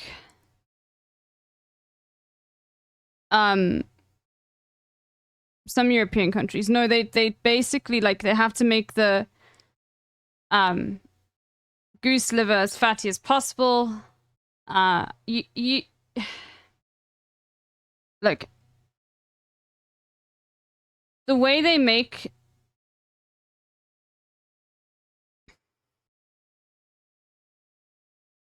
foie gras.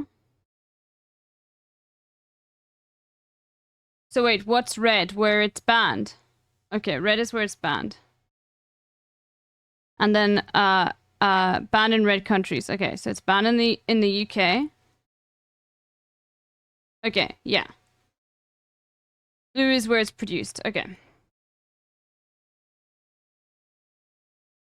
You don't want to know how they fatten that goose liver.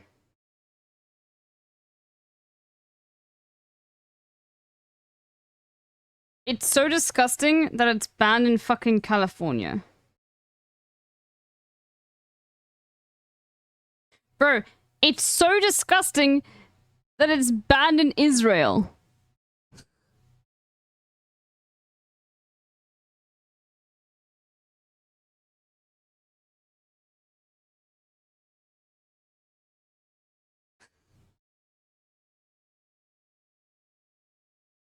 They're like, no, genocide, fine. Foie gras, nah, that's a step too far.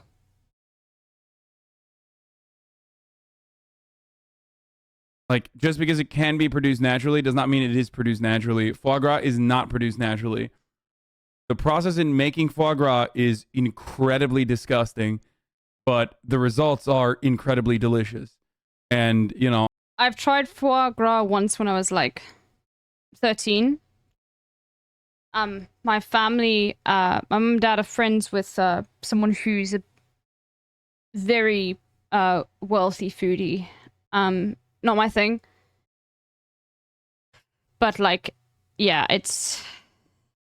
I would not eat it again. I am a consistent species carnist. Foie gras is duck liver. Fatty duck liver. Fatty being the key word. Ducks are shoved with a fucking like a tube is shoved down the. If you want to find out, just look it up. I'm gonna skip this. It's too much for me, to be honest with you. It literally is too much for me. Oh, it's geese. Okay, sorry. I thought it was duck as well. It's geese.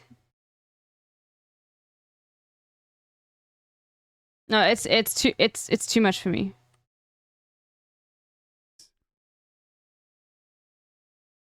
some of the finest restaurant dishes available anywhere in the world. Okay, please spend a few minutes discussing these decisions. Luke and I, we've got to agree, and we've got to be strategic about this. I could never, just because it's force-fed, if a new species came to humanity, I'd put myself on the cutting board. Okay, everybody who's saying, like, oh my god, I can't believe, like, how do you fucking L? You think cows, like, fall in... People think, like, cows are being voluntarily milked or some shit. I'm not vegan, but I think milk is disgusting. Not just because I don't like milk, but I think people think that cows just produce milk naturally. No, motherfuckers, they need to be pregnant. So of course there are going to be hormones in the milk that you drink. How else would you keep a cow permanently pregnant? Can you imagine how shit that is? feeling like you're pregnant all the time. God, I just like... Anyway. Not to get all fucking vegan up on your ass, but forcibly, and then... And the worst thing is, you don't even need it. The fucking food pyramid is a lie. You don't need dairy. As a baby, yeah, really good if you get your mum's, like, milk. But you can also be completely fine on formula. So, yeah. I don't like milk. I hardly have dairy. Cheese is so good. I would say cheese is a good, like, acceptable way. Because the thing is, to make cheese, it's not like on the level of how much milk is consumed, you know? And it's also not something you're having every single day. Especially, like, very well-aged cheese. You know, pumped. A filet medium rare. And the filet, I think, are the easier ones. So The panna cotta is easy. I don't think so. but the decorating seems hard, and I think James would struggle with that because he plates really badly. James would go down. 100%. Now let's get that filet. Oh, you think one thing is bad? Well, another thing is also bad? No, I'm talking specifically not to the 4% vegans who are completely irrelevant in this conversation. I'm specifically talking to the people who think they're above foie gras when they literally fucking drink pussy, you know, rape milk every day and use it in all of their fucking other foods. Like, what do you mean? At least I recognize the cruelty. I'm saying, like, it's all cruel. The main target today will be Natasha. We're gonna throw another big battle. Also, to her, oat milk is and pretty good. Let's see how it goes. It is now time to And it give lasts us longer. your decisions.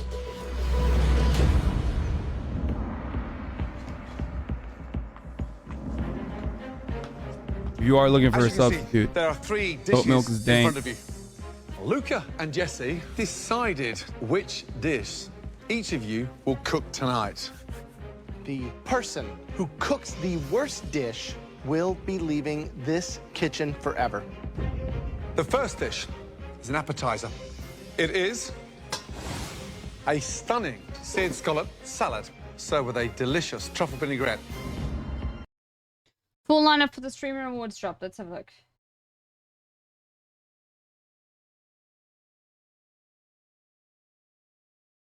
Welcome to the Streamer Awards Red Carpet Show. Look at your outfit today. That is amazing. Tell me, what are you most excited about? Which award are you looking forward to here?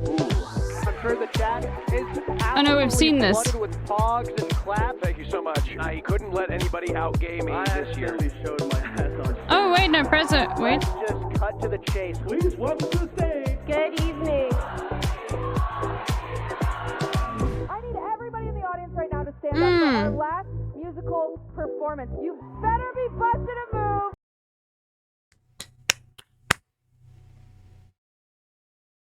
They've got Charming Joe. I've lost my phone. And Ari at home, which is great. Ari, unfortunately, last year had a big issue with the tech, and it sucked. But from the year before, it was really, really, really good. Let me show... Oh, fuck. No.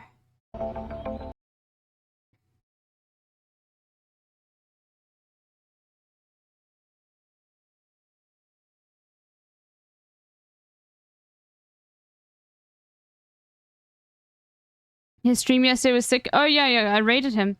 Let's see. Ari at Home Streamer Awards. And it wasn't last year. It was 2022. Yeah. Fuck, this sucked so much. I felt so bad for Ari. But look at this.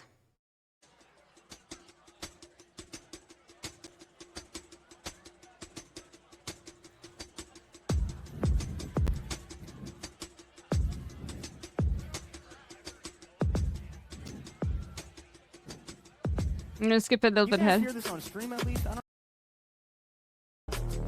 And he's blowing up now.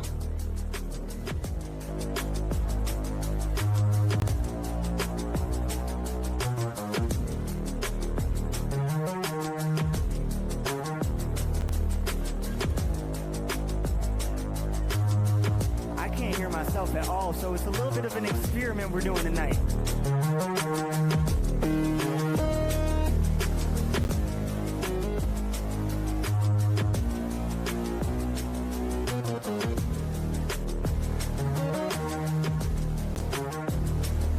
No, this isn't the fuck up. This isn't the fuck up, yeah.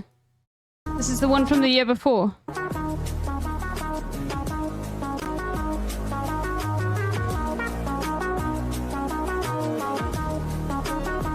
No, I won't. I love this.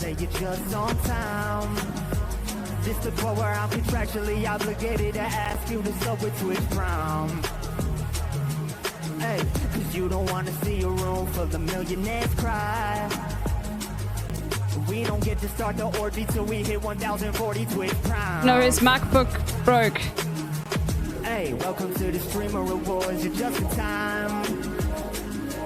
This the part where I'm contractually obligated to ask you to sub with the Twitch crown. Hey, cause you don't want to see a room full of millionaires cry. Hey, we don't get to start the orgy till we hit 1040 Twitch Prime. We got a room full of streamers that been coming up to me like asking me like who the fuck I am. Hey, they been ignoring me, they on your phones, can you get them with the monitor? They're up on the cam, goddamn. They just came up just to network. I'm just trying to shake my little ass, make the thing twerk. Ain't nobody give attention that I want, and that's the reason that I'm going off, man, where I am belonging. And I got this shot on my left now. Hey, about to drink it, now we enduring the death now. Can you take a shot in the middle of your verse? I don't know, it's up the top, off the cuff, it ain't rehearsed. People ain't looking at me, asking me just to get off. This is all improv. All of it. Like, he obviously had a few lines, but it's improv. That's why, like, you know, I'm not gonna... It's not amazing, but it's improv, and that's insane. The reason that you so upset during my set, hey, can you just hit it with the prime while we tuning up online? Hey, yeah, welcome to the Streamer Rewards, you're just in time. This the part where I'm contractually out. Like, this is obviously going to be much better. Like, around here, he wasn't so big, but now Ari at Home immediately is getting, like, average 500 viewers. Insane. Like, remember, like... This is, like... This is improv, and it blows my mind. I can't spell Porsche. Like, this, the audio is pretty terrible here. All improv.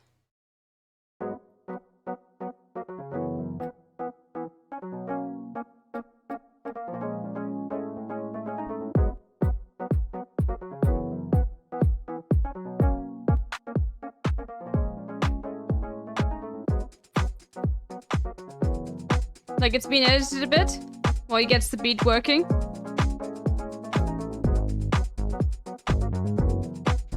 And that's why it's so insane.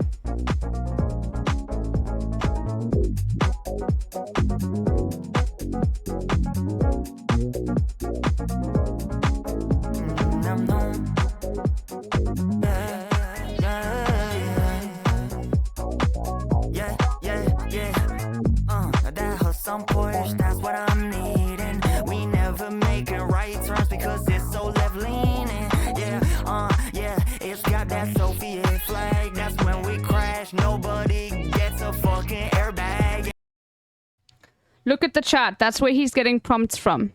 It's got to be dial for them women. I need to take a ride in that shit for a minute. Hey, and what can I say? We're riding in Hasanabi's Porsche, going all gas with no brake. We have different tastes up north. That's why I'm trying to fuck Hassan's new Porsche. That's why I'm trying to fuck Hasanabi's Porsche. Hey, put that cussy in my face. Would you put that cussy in my face? So I need that cussy. Don't push a break. And when I'm done, you gon' need an oil change. We have different tastes up north. That's why I'm trying to fuck Hassan's new Porsche. That's why I'm trying to fuck Hasanabi's Porsche. Hey, put that cussy in my face. Would you put that cussy in my face? So I need that cussy. Don't push a break. And when I'm done, you gon' need an oil change. Oh, I need that cussy right now. Don't make me repeat it. Yeah, I swear Hasanabi's ride is the only thing that I'm needing. Yeah, Don't make me have to repeat myself again. I need that fucking big ass cutout in the car for his big ass. Hey, yeah. Rasputin radio play 24/7. Hey, so a new fucking See voice, this? what I'm Look. getting. Hey, I swear this ride gonna take me out of my funk. Yeah, I went around the bay and I found destiny in the trunk. Yeah, we have different tastes up north. That's why I'm trying to fuck a sauce new Porsche. That's why I'm trying to. And then if you look at the non-Hasnavi stuff, like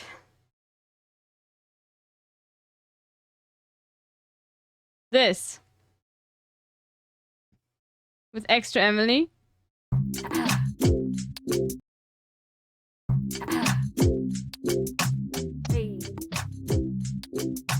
I'm Peppa Pig and I do coke. Don't fuck with me, other pigs get smoked. Put my drugs in the bag, stop shaking, or I might have to turn your ass into bacon. I'm Peppa Pig and I do coke. Don't fuck with me, other pigs get smoked. Put my drugs in the bag, stop shaking, or I might. His sniffs into the mic are on beat. It's insane talent. have to turn your ass into bacon. I'm Pig and I do coke. Don't fuck with. And by the way, this is why I love the streamer community so much, because Cutie Cinderella, even though he, like, the act last year didn't pan out, is like, it's like, if this happened in any other awards show, you wouldn't be invited back if your act fucked up. And he's back, dude. Me, other pigs get smoked. Put my drugs in the bag, stop shaking, or I might have to turn your ass into bacon. I'm Peppa Pig and I do coke. Don't fuck with me, other pigs get smoked. Put my drugs in the bag, stop shaking, or I might have to turn your ass into bacon. I'm Peppa Pig and I do coke. Don't fuck with me, other pigs get smoked. Put my drugs in the bag, stop shaking, or I might have to turn your ass into bacon. I'm Peppa Pig and I do coke. Don't fuck with me, other pigs get smoked. Put my drugs in the bag, You wanna try stop first? shaking, or You're in I charge of the might Peppa have Pig to turn voice. your ass into bacon. No, but you're also good at Peppa Pig. How do I do the voice though? Would there be like a high British accent? I'm Peppa Pig. Yes, that's perfect.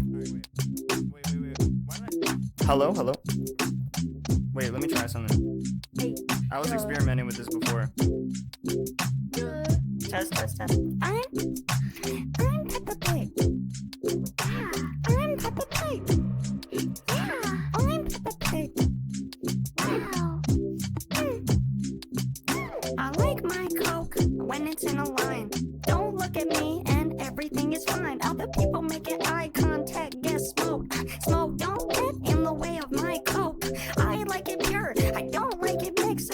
I'm Peppa Pig, I don't do this for kicks. I'm literally addicted to this shit every weekday. No, I can't stop getting lit, I like it. And I'm going through withdrawals. Peppa Pig at your crib gon' have you by the balls. Yeah, I might put you on a stick over that fire if you don't come to my crib and get me higher. I'm Peppa Pig, and this is what I like. Don't fuck with me when I'm on the mic. They're gonna animate and turn it to a vid. It don't matter long as you have that code for Peppa Pig. I'm Peppa Pig, and I do coke. Don't fuck with me, other pigs get smoked. Put my drugs in the bag, stop shaking, or I might have to turn your ass into bacon. I'm Peppa Pig and I do coke. Don't fuck with me, other pigs get smoked. Put my drugs in the bag, stop shaking, or I might have to turn your ass into bacon. I'm Peppa Pig and I do coke. Don't fuck with me, other pigs get smoked. Put my drugs in the bag, stop shaking, or I might have to turn your ass into bacon. I'm Peppa Pig and I do coke. Don't fuck with me, other pigs get smoked. Put my drugs in the bag, stop shaking, or I might have to turn your ass into bacon.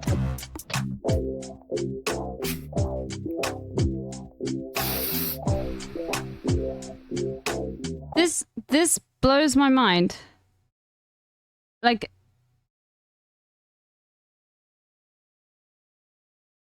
I get very irritated with people who are like, okay, no, but he's like, you know, doing white rap. I'm like, no, that's not the point, dude. That's not the fucking point. Do you not see how fucking insanely good this is?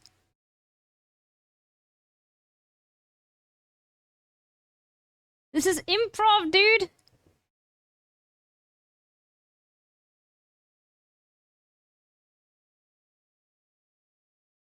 It seeing people this talented on the platform makes me like, I'm sorry, I'm on a stun lock now. I need to show you another one. Like,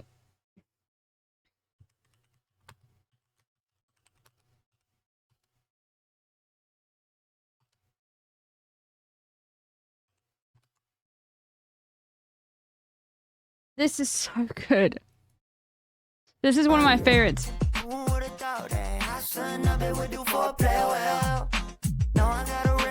I gotta put him in horny jail like bonk.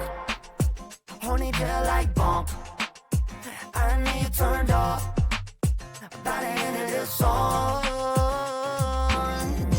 Who would've thought that hot son of it would do for a player well? Okay, it's kinda tight, bro.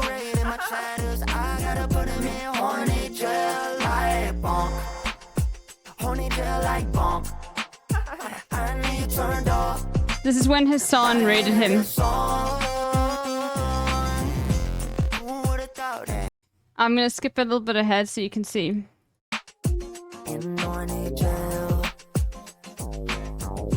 Thanks for the compliments on my nails.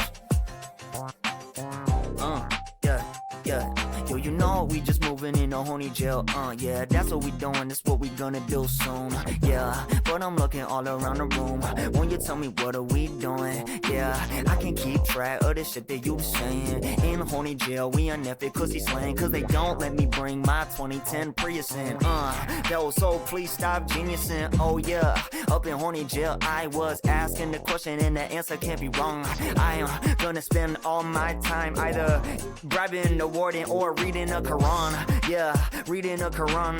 Yeah, what did they say? Why have you saying that? Yeah, I be fucking cool men while I am repeating a cap.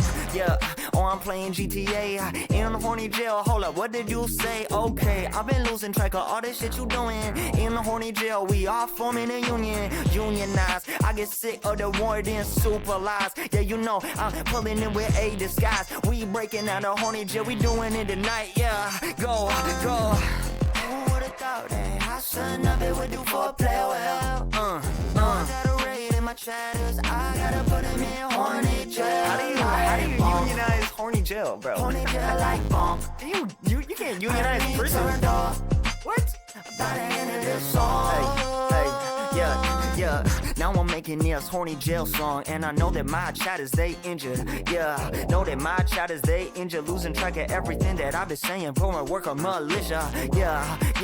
We be forming fucking free union, cause I'm sick of all that labor that we be doing in the middle of horny jail with no pay, huh? Yeah, I'm big brain, son. Yeah, and I'm looking for the dollars that I'm making out the labor I be doing in the middle horny jail. Yeah, you know we been getting fucking better at this unionizing every fucking day. We never fail. Yeah, wait, no, we never fail. I got million on my buddies, no, we. Look how shit all of these fucking lines are coming from leftists. Raiders from Hassan's chat. I mean, come on. This motherfucker just posted communism. This Signing on the line, I get sick of all the lies that the guards and the warden be feeding us in there all the time. Yeah, you know that we getting out of horny jail tonight. I got my spoon and I'm digging the ditch. Yeah, by the time I get out and I resume in public, all we do is eat up the rich. Yeah, I'ma be a horny on the outside, same way we was horny on the inside. Yeah, I like the song that I'm making with the guitar. Might just let the chorus ride. Who would've thought that? Son of it would do for a player well. No, I got a raid in my chatters. I gotta put him in horny jail like bonk. Horny jail like bonk. It's kinda tight. I need you turned off by the end of this song. Who would've thought that son of it would do for a player well? I'm looking at the chat. No, I got a raid in my chatters. I gotta put him in horny jail. Now, this bridge here is so good. And I'm looking at the chat to see if anybody says it. Yeah. I'm trying to see.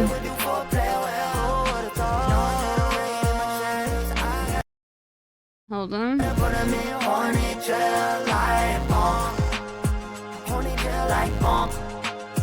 I Yeah, look. One of his, like, well-known chatters, like, a fucking sub says, "Bust me out, I'm bricked up." And look.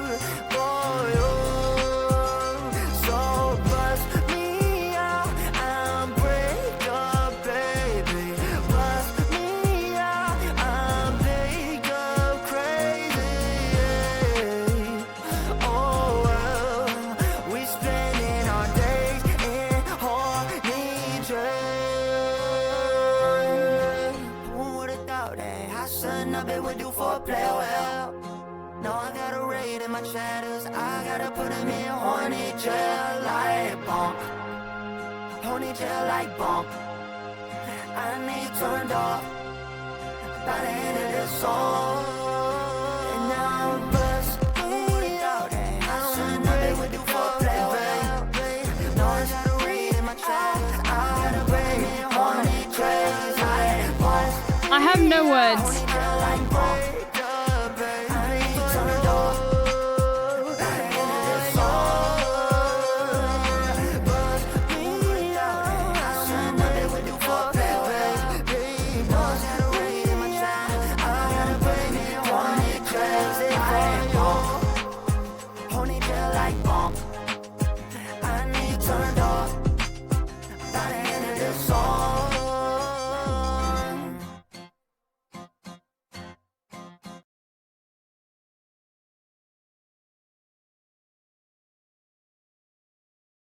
Like, I just don't have words, because this is not like something that was written beforehand. Like, obviously you can see that, but like, just even how the music swells in certain parts, and like his ability to like loop things perfect. It just makes, I don't even know what to say. You know, this is my favorite one. Normally I scroll down and I find it. I do the thing that Northern Lion says his kids does. Kids do. Well, his one child does. But it's a song,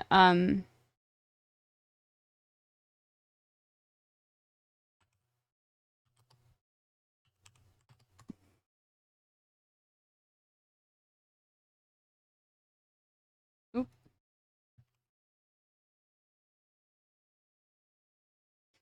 This is my favorite one, because it's like, it's such a like everyone says he's a foe, but then this was just so clever. Also another Hassan raid, and you can see it's a Hassan raid because he wasn't a massive streamer at this point, and he's grown a lot in like the last 2 years, but like his stream fucks out when too many people are typing in the chat.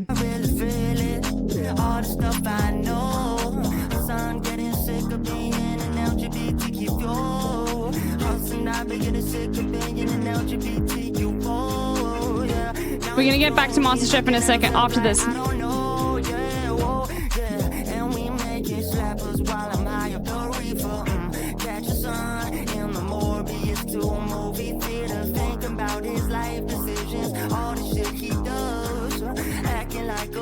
Because it creates so much buzz. Getting canceled on the Twitter, getting canceled on the Discord. Is it high split? Is it high score? No, I can't take anymore. Yeah. I just want a friend in the month of June. Yeah, Hassan rating me a third time. What the fuck is he doing? And I mean what I said. If you've noticed in the 2 Hassanabri rewinds that I've made, I've always used this music for June. Always. Son is an LGBT friend, and I mean what I said. It's true, so down. Son is an LGBT friend, and I mean what I said. It's true, so down. Son is an LGBT friend, and I mean what I said. It's true, so down. Son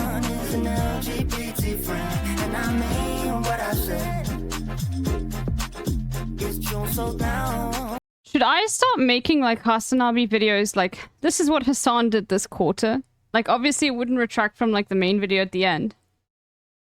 And there'd be a lot more like funny and include memes and shit. But should I make like, this is what Hassan cashed in like this quarter? No, you didn't miss MasterChef, don't worry. Yeah, the Hassan quarterly report.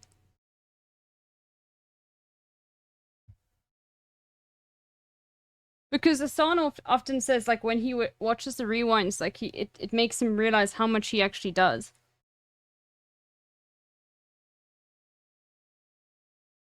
Alright. Chat says, you need to hold me to that. Because it's very easy for me to make, shit like that. Very easy. And I think it promotes a lot of, like, positivity within the community, especially when politics is so sad. Probably a 5-minute video. It's your money. I can do a lot in 5 minutes. You guys know I can do a lot in 5 minutes.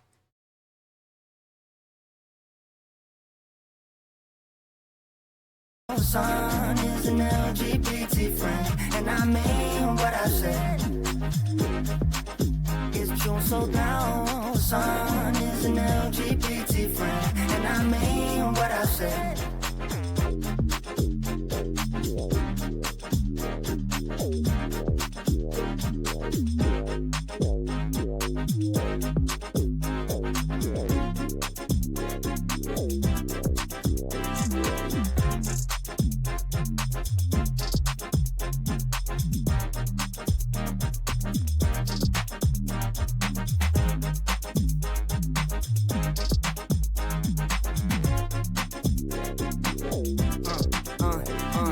Sony Entertainment is answering my chat. Sony Entertainment, like what the fuck was that?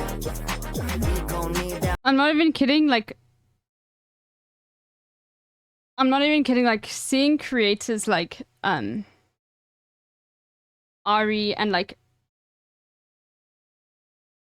Seeing people be so talented in creating stuff like this makes me it literally makes me emotional. I just love this so much. Like, it's one of the things I despise the most about like, anyway, we need to finish this capitalist like propaganda, is like how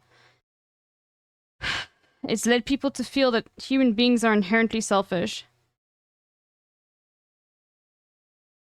But there's so much, like, creativity and amazing things that human beings can do.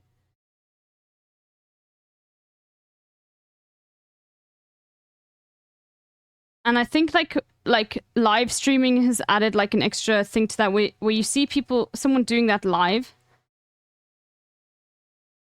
And, like, look, that would not be impressive if it was a song on Spotify, okay? That's not the point. The point is that was live. One person. Anyway, so we're gonna have Ari at home. Oh wait, this year's? Oh no, fuck. Yeah, I hope they're gonna be involved. Ari Mac? Oh fuck, I thought he was gonna... Fuck, okay, maybe Ari isn't gonna be in here and I jumped the gun too quickly, fuck.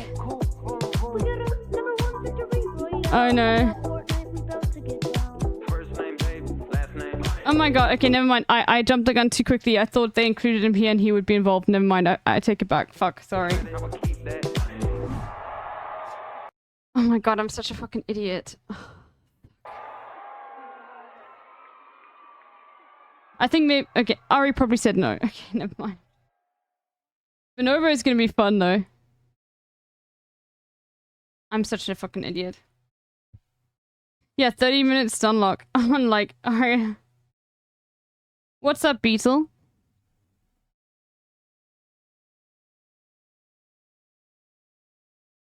Oh, if he was nominated, that's why. Probably. Anyway, he's blowing up regardless. Welcome to the streamer.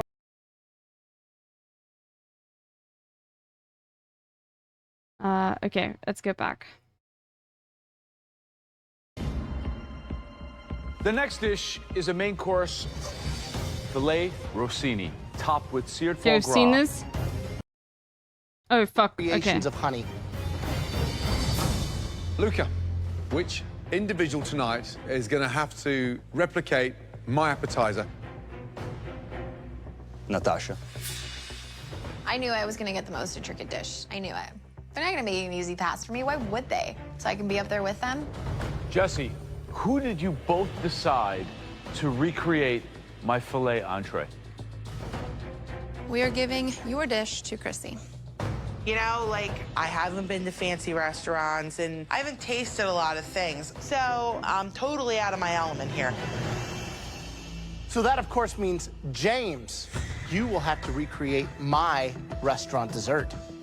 Well, I'm pretty Circles sure are this is a death expensive. sentence. Graham's dessert is like this ethereal, beautiful, cohesive dish. The little finessey plating stuff at the end, that's not really what I do. I'd be way more comfortable with the other two.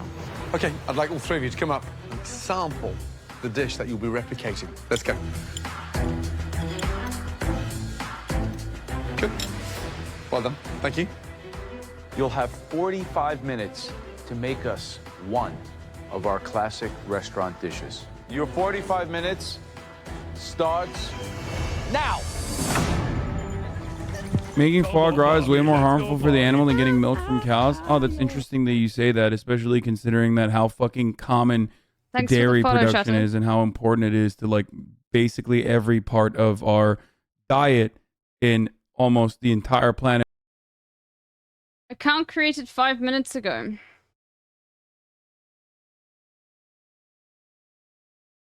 Nah, sorry. I don't care.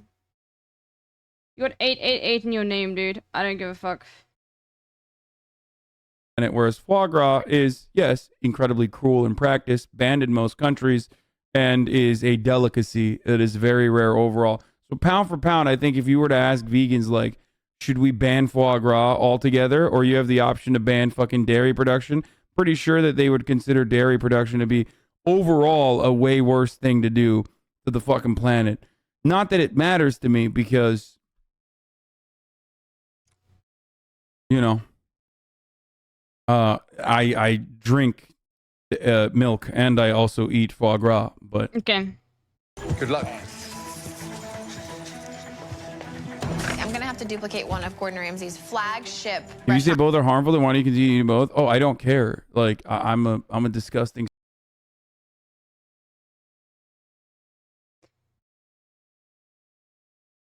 My bot is gonna follow you. Don't ban it. Don't. Well, tell me what the bot's name is. What is life Bear like King on bot, go Bitch for it. Island? I don't know. Ask your mom. I love cheese. Milk wise, I used to drink literally a liter of like dairy every day. I don't anymore.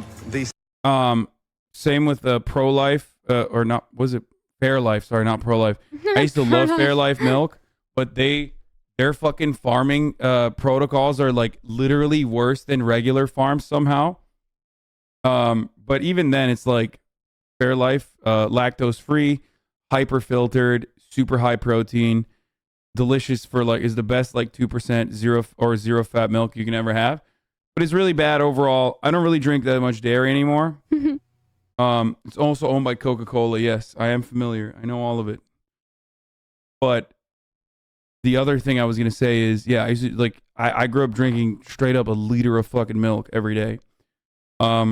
Now I sometimes have oat milk instead. Like I don't ever have like milk. I just have oat milk. But ultimately, I consume animal products because I think they're delicious, and I also don't care. I think that humans are more important than animals. A blind queen draws Azan. Oh no. What? Oh my God! What such production?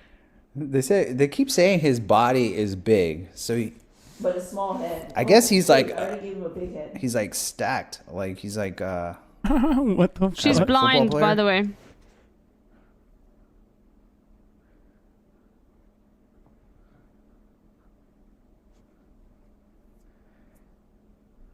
I used to drink 1 liter of milk a day. I stopped and moved to water and lost 20 pounds nearly Oh immediately. my god, that looks like a. That's great. That actually looks pretty good. Oh man, I don't have room for his muscles. Wait, does he have muscles? I don't know. That's it. They said my body. People are like literally him. Accurate. Literally. The I don't know. fuck? Okay, I just got to look at something here real quick. Last thing before we continue with the show. Hold on. Someone said look up Google Trends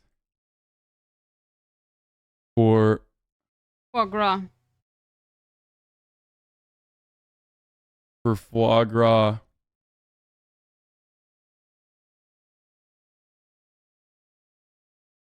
Oh, it didn't fucking increase that much, dude. I mean, if you look at, wait, hold on. Oh, that's past 12,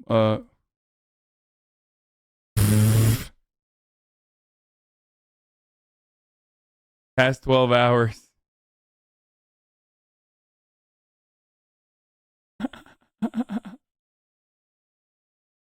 Yeah. Motherfuckers in South Dakota were like, what the fuck is a foie gras, bro? What the fuck is a foie gras?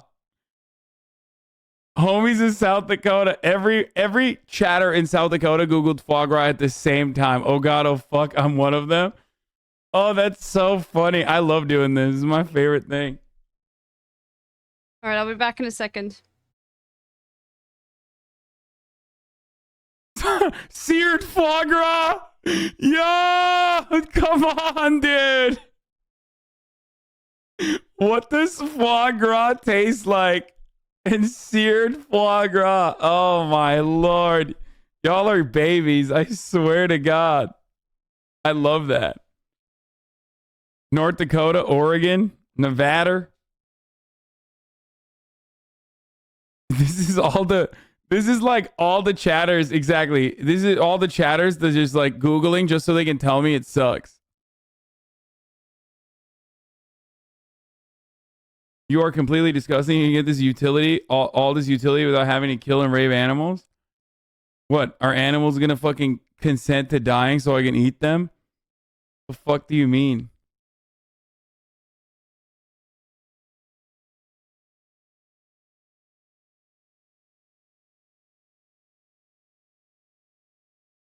MasterChef related topics. Fair life related topics.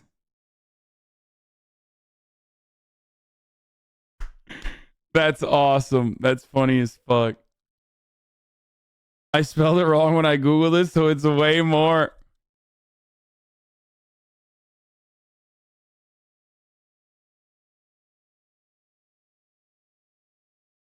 Check worldwide. I don't know if it'll have a worldwide peak, dude. Oh my god, it did. Wait, what? Oh my god. Saint Martin. This is kind of crazy that it just like spikes like that. Martinique, Romania, France, Denmark.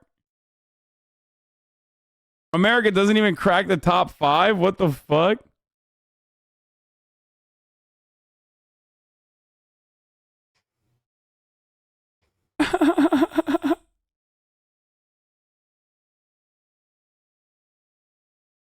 Why did it spike today? No, I just mentioned it, and the moment after I mentioned it, it spiked because it's not something that people like routinely search on Google. So that's what we're looking at. We're looking at who in the chat. We're looking at out of the chatters who fucking randomly decided to search it.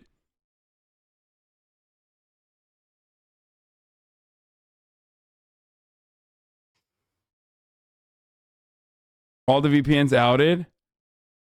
Everyone's using St. Martin VPN. Yeah.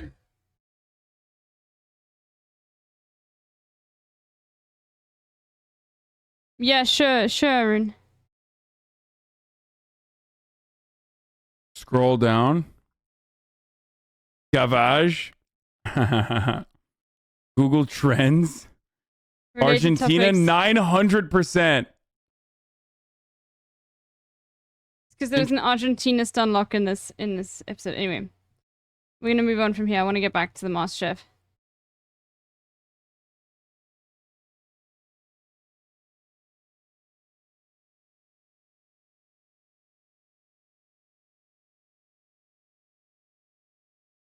Oh, really? Talks with Nazi Germany? These three have faced so far. What is the timeline of what gets cooked when in your dish? The biggest problem with my appetizer is the time management. You've got to get those potatoes on the confit hole. And then from there, get your truffle and get done. Then get your scallops sliced. Cooking those scallops, you have to be on the money with those. Joe, what kind of mistakes can Chrissy, as a home cook, make on that tornado rossini? Polenta immediately right out of the gate. You have to season it properly, salt in the beginning. Then it also needs to be poured out and set, right? It has to set, it has to be seared in a pan. The next thing is to cook that steak properly, so you want to wait. You don't want to cook it too much in advance. Yep, and Graham, I mean, the jeopardy with the panna cotta, obviously the setting, but what's the first thing that James should get done? He needs to bloom his gelatin right away, warm up that yogurt and cream mixture so that he can incorporate that, make sure it's got the right amount of vanilla. As soon as it's setting, you start on your knife work. So he's got a lot of different timings that he has to do. Still too thin. I mean, if I was just making a standard panna cotta, this would be no big deal, but this is Graham Elliott's panna cotta, so I'm a little concerned. I'm feeling confident. I'm comfortable right now, actually. You know, not worry and stress out too much. This dish better get me to the top 4. This is definitely the biggest dish I ever cooked in my life. I just want everything to be perfect. You know, I'm in unfamiliar waters right here. Please, all three of you, speed up. Right, Natasha, how are you feeling? I'm okay, Chef, right now. You're okay. Are you confident? At this point, you know, I just want to duplicate the best dish that I can. So I'm trying to stay confident. I don't want to fall down and not finish this. I have a large ego. I don't want to lose. You've got 30 minutes to get yourself in the top 4. You've now got 30 minutes to go. Come on, please. James, just put the panna cotta in the fridge. The panna cotta needs to go in the blast chiller. Just 30 minutes. I would have put the panna cotta in the blast chiller. That's what I was wondering, because 30 minutes isn't enough time to let it set. That's a big mistake. James is messing up all my plans. I want Natasha to go home, not James. Have you heard of dental offices in Maryland? Can you just say it out loud so you can help my SEO? No, dude. Too late now, I guess. 25 minutes gone. You've now all got 20 minutes to go. In tonight. Hey, Gordon Ramsay, could I get your permission to stream Next Level Chef on Twitch? Why would I let you do it on Twitch when I could do it myself? And the answer for you is still no. Hashtag Next Level Chef. Okay. He didn't say master. He didn't say master chef. He said Next Level Chef. Okay, boys. Holy shit, dude. People are playing with fucking fire. This is so stupid.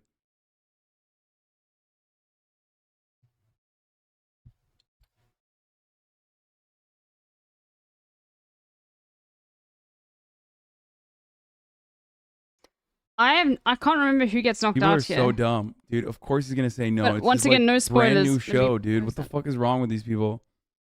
So dumb. So dumb. Oh, the clapping is happening, dude.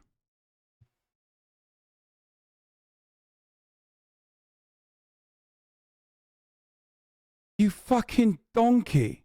That's what I want to say to that guy. You fucking stupid. Are you mental?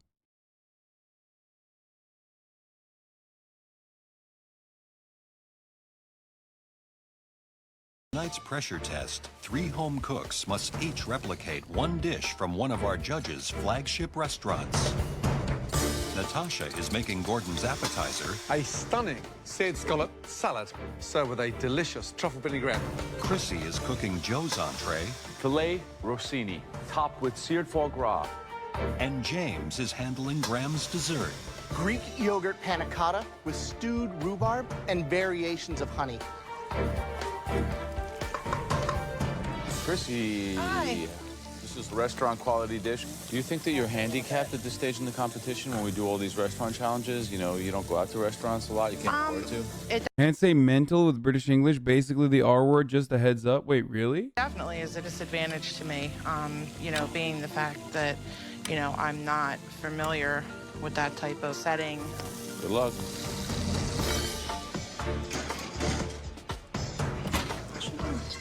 Is secrecy put her filet in the oven after she'd seared it for a long time. So we're thinking she's overcooking the heck out of it. That was very stupid.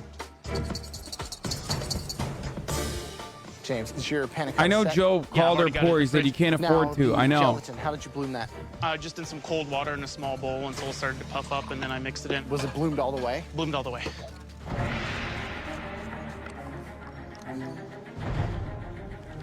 Who's in trouble? James, you know, doing his panna cotta. He didn't start in a blast chili, just put it in the fridge. So I don't know if it's going to completely set. I'm worried about Chrissy. I think there's one thing I never put in the oven is a filet mignon. It's going to overcook within minutes. But Natasha looks the most composed. Yeah. Like she has everything lined up, all laid out. I mean, I like saying mental, yeah, it's ableist, but I put it in the same category as saying that's crazy. We use a lot of language that's ableist, and you guys know my line. My line is if it's something very targeted towards like a diagnosis people have and can make people feel excluded, then I think it's unacceptable. Or has historic use that is still relevant today. Saying someone is dumb is also ableist. So, yeah. Well, you know, it takes a lot of courage to leave those scallops on the cutting board and you're put good. them into the pan with 3 minutes left, which is, I think, what she's going to do. 5 minutes to go, guys. Putting the scallops in with 5 minutes left. Perfect timing. Yep, nice smoking hot pan. Finesse, guys. Gotta go. Don't have time. You've got to start plating. It is Borek. Ah, sweet Lord. Thank God. Let's go, let's go. 75 seconds to go. Come on. Got to start plating, Natasha. James, we got to make sure all that condensation's off that bowl so it doesn't drip into the panna cotta. Last minute, guys. Let's go, Natasha. Get him in that circle. Come on, guys. Get some truffles on there. I'm not going to make it. She's panicking. She's panicking.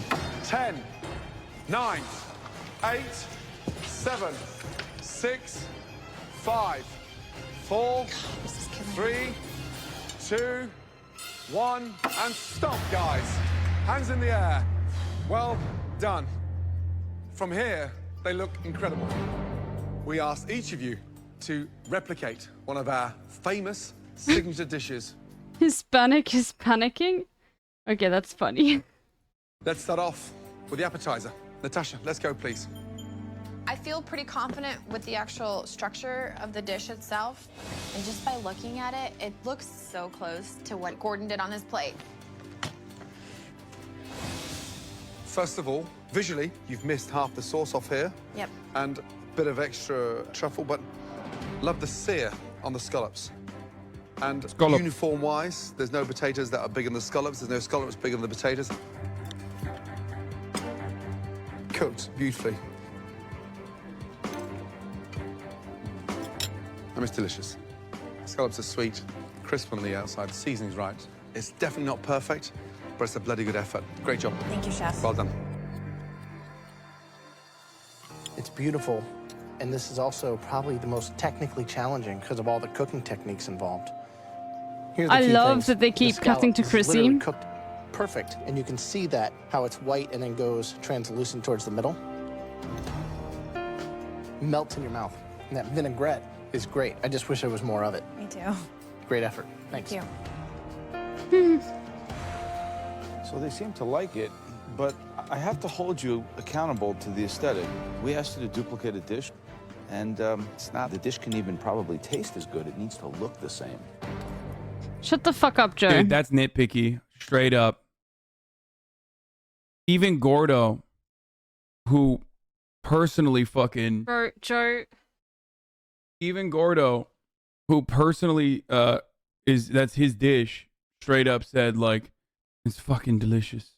You missed a couple, you know, I guess parts that's of the all sauce, Joe is but good at. You know, Come being on, a bro. restaurateur and being nitpicky. And it is good. The potatoes are great. Great truffle flavor throughout. Too bad. Almost there. Thank you. Okay, Chrissy, please.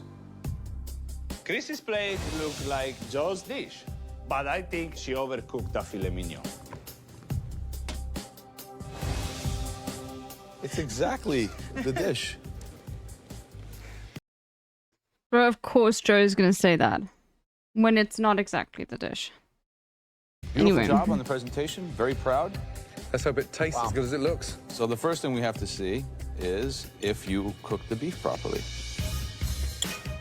Bro, she did a good fucking job. I hate to hand it to the racist, but Medium rare. And it's more medium than towards medium rare. You know, I'd rather have oh it no, like this. and dude, okay, that's how you know Joe Bastianich is a soft spot for her.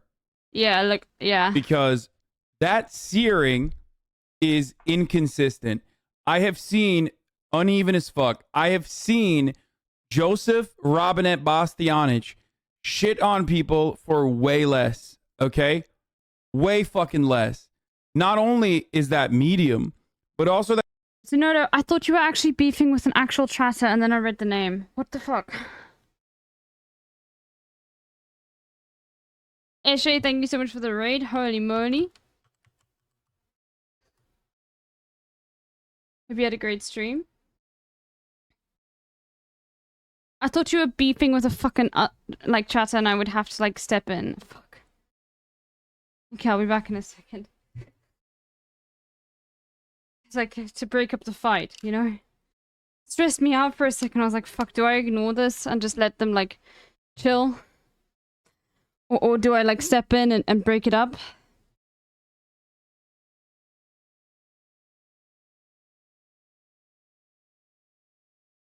And it's not even a grey name stock account. Anyway. That sear job is not good at all. It is literally the entire, like, other than the seared foie gras, that is the actual fucking main part. Okay? That is not a good job on that at all. Okay? Like, it almost, the top looks fucking well done, dude. That's crazy. Throughout, you obviously cooked it more on this side, or this is the side that was on the pan down. It's a little bit cooked through. Delicious restraint on the polenta. You can taste the corn. Very good. You left the skin on the pear. That's a mistake. Sorry. This is very, very impressive, Chrissy. I didn't think you had this in you, quite frankly. Thank you. No, his middle name is not Robinette. I just say everyone's middle name. Hold on, I'm if their missing so first name is much. Jo-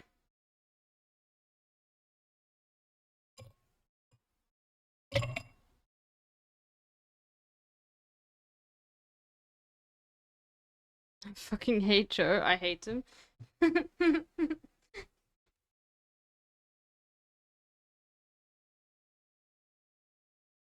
Joe. I say everyone's middle name is Robinette because that's Biden's middle name. Dude, Joe is like desperate to keep her. Learned about foie gras graphics. 10 minutes ago and I agree with your Yes, Hassan's HRT dealer. Hold on.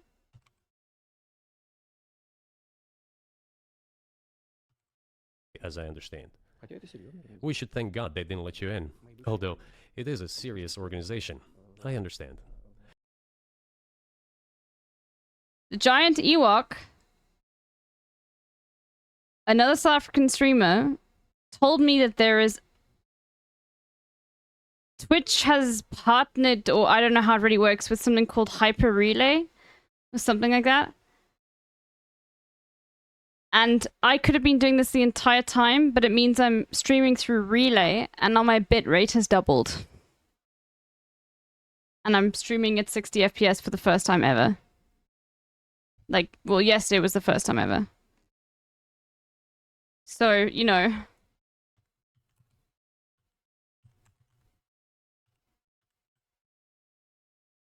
The giant, getting it right, Ewok. There we go.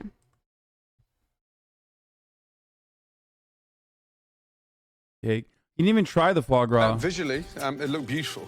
No, this is not something that's available to, like, for example, this is free for South Africans, but this is like a service that wouldn't be free for Americans. You know, it's insane. The polenta is delicious. Got some chicken stock in there. Mm-hmm. I can taste that a little bit too strongly. The fillet, I'm going to disagree with Joe. For me, is overcooked because it's more medium well. You never put a fillet in the oven.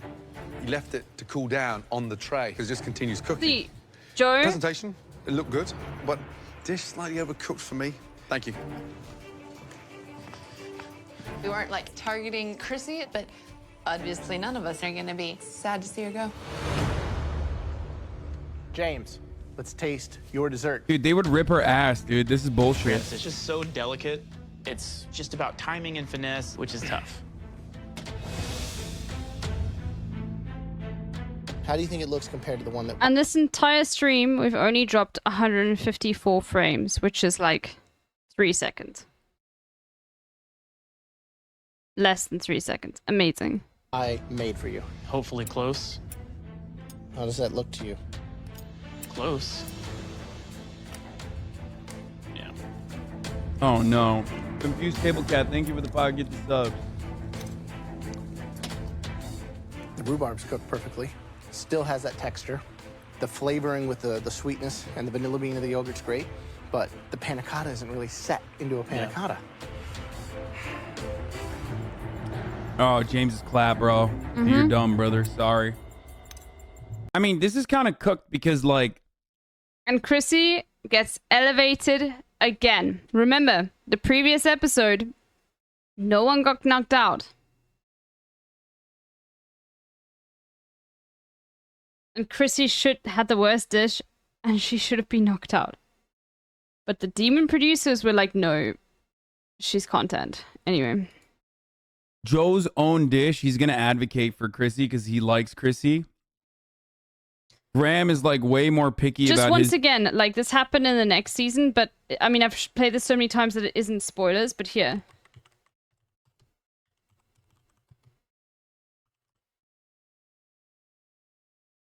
Two minutes. Let me just say this much. 1, Cutter is racist. He is a reactionary hog MAGA guy. Okay? Definitely an anti-vaxxer. And the producers love that shit. Okay? He is quite literally an L machine, dude. He just cannot stop taking L's. It's just L after L. He is the L factory. I can't believe Cutter got saved again. Oh. What does failing upwards mean? Not being promoted based off merit.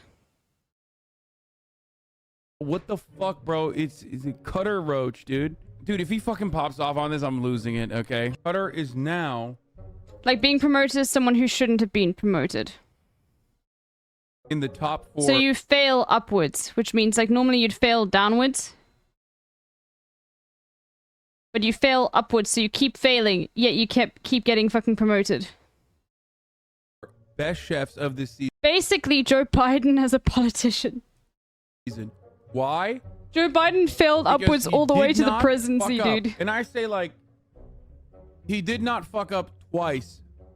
Maybe it's just me, but I love Cutter. When he plays the dish, he honestly believes it's the best dish in the competition. Hell, Cutter would eat it. He's shining a light on a truth that MasterChef too often obfuscates. Cuisine is subjective. Who is anyone to say that Cutter's opinion isn't valid? What Cutter is doing is reminding us of a dream we forgot. That in this world, anyone can be anything. Cutter is the goddamn American dream. Oh my god, he fucking did it. I hope it tastes like shit. Dude, stop. Stop. Stop. Stop playing with me, dude. This show. Shut the fuck up, Cutter. Okay, nobody cares what your opinion is. How is he up there? I'm gonna fucking lose it, dude. He's gonna be like that guy who makes it up to like the top 3, and he's like, yeah, I don't know, what's a sushi? Every fucking season, dude. Every season, there's one guy that just sucks ass, and he just gets elevated, episode after episode after episode. How is this possible, dude? Ribcorn. Ribcorn. Corn with the rib on it. Here we go, dude. What a classic. Oh, what a classic, dude. Who would have thought? Dude, that's awesome. Yo, Cutter's gonna fight these dudes, and I kind of want to see it. Oh my God, it's actually the same person. Oh my God. Oh my God. My man has said time and time again, like, nope, I think what I'm serving you, doesn't matter if it's a Lunchable pizza, doesn't matter if it's inedible, what I'm serving you, I would eat. And God forbid you tell me, God forbid you tell me you don't like what I'm serving. I will yell at you, okay?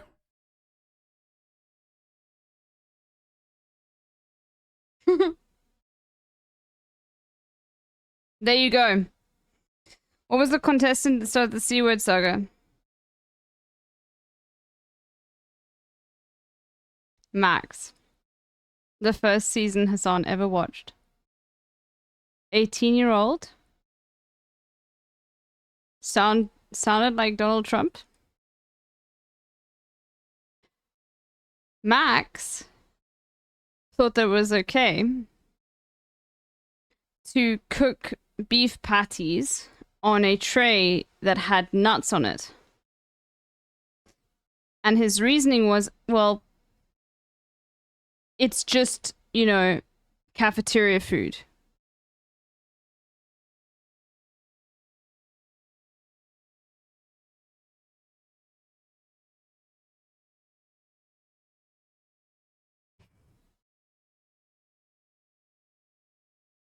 He was like, fuck those with nuts allergies. His dish, and also, like, I would go so far as to say, if we're being honest, Natasha got closer to Gordo's dish than James or Chrissy did to their respective dishes. And that both this and the other dish are like evenly bad. Especially because like Chrissy's one is like easier, especially the searing. It's like the easiest part, and she fucked that up. So usually in this situation, I would say it's top of the hour, 60-second ad break. You know what I mean? Like, and then I would tell you that at the top of the hour is a 60-second ad break, and if you want an uninterrupted ad-free broadcasting experience, then all you need to do is subscribe, you know? You can subscribe by getting gifted a sub, like one from Confused Table Cat that just gifted 5. Or if you're not lucky enough, you make your own luck by subscribing for $5 or for free with the Twitch Prime. That's what I would say in this situation. So here's the 1-minute ad break now. Okay, dude. Oh, he pressed play immediately after. Okay. Here's Like curse your entire family. See, it tastes nice. Mm-hmm. Right balance. This is dumb, man. Imagine gifting camo __ sub so he avoids the top of the hour ad break. Omega lol. Good one, dude. Delicious? Yes. Panna cotta? No. It's such a shame. You've done all the intricate steps correctly. The blend, the honey, but it's not set properly. What a shame. Thank you. Thanks, guys. I'm confused as to why Joe likes Chrissy and that he has a soft spot for her when he literally does not. Wasn't there straight up an article that said Joe said that he had a soft spot for Chrissy? Bro, this chatter is insane. This chatter just watched Chrissy, like, present her dish, and Joe said it was cooked perfectly, and then Gordo came up and was like, no, it's cooked like shit.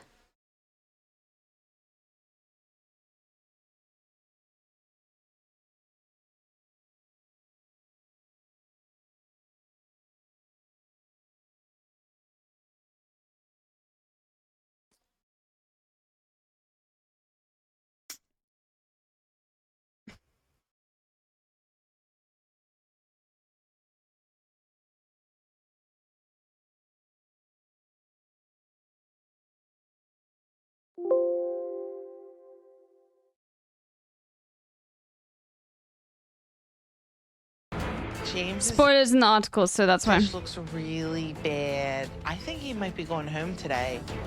So it looks like I could be safe.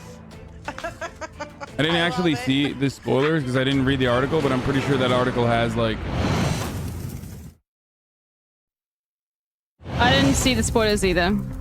It's tough. But I don't know how to read, Tough. so. That was a hard challenge. A very hard challenge. Real hard. Listen, they've all got problems. My panna cotta didn't set. That was the main thing. So what am I supposed to do? I couldn't do anything. James, you know, tough. It tasted good, though. Didn't have all the components, but it tasted great. Well, I didn't do so hot either. I'm surprised. Chrissy. The easiest dish to plate up. The dish looked identical, better than it tasted. My steak was like too overcooked on the one side because I left it in the pan when I took it out because I wasn't paying. The gamer Twitter is pissed at the React Minute and is trying to poke the bear that X-Sec guy was a Warzone player pissed at you. I knew it. There's no fucking shot that that dude was like dumb enough. They're trying to actively get the same people. You want to know who first started reacting to MasterChef on stream? Trainwrecks. And Trainwrecks has it in his head that Hassan dunked on him for that. When he literally didn't. At all. Anyway. That are trying to fucking be like, oh, I'm so scared that like DMCAs are going to come onto this platform are the fucking dumbass gamers who unironically think that like React Andes are fucking stealing their viewers or something. And it's the same fucking energy as the hot tub meta, okay? Whenever some shit pops off, especially if it doesn't have like negative consequences, it's so stupid and so ridiculous to just like act like you have a moral high ground in this circumstance. And the only reason why you're upset is because that's a clip. You personally don't have negative consequences. I'm so scared. The same people that are figuring out your own shit. The gamer Twitter is pissed at the React Minute and is trying to poke the bear that X-Sec guy was a Warzone player pissed at you. I knew it. There's no fucking shot that that dude was like dumb enough. They're trying to actively get the same people that are trying to fucking be like, oh, I'm so scared. You personally don't have enough people watching you and you literally think that like React is just like stealing. And instead of fucking figuring out your own vibes and figuring out your own shit,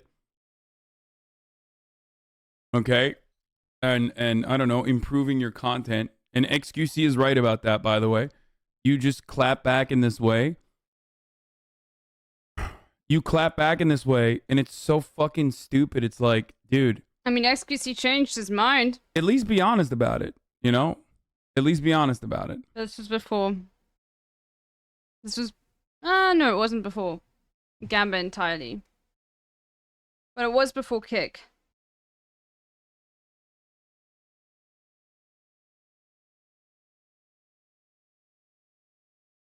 But I'm still waiting for the EU to do something about Kick. Like, come on, man. Like, it's right there. You can't let Greece be the only country, and I think Sweden now.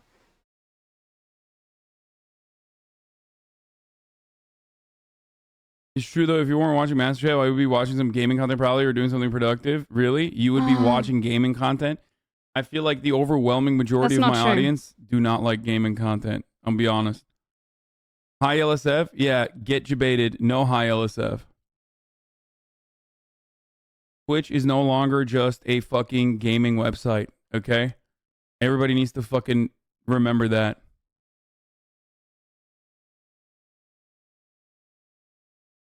He's just trolling because of all the people getting banned for streaming copyrighted stuff. Yeah.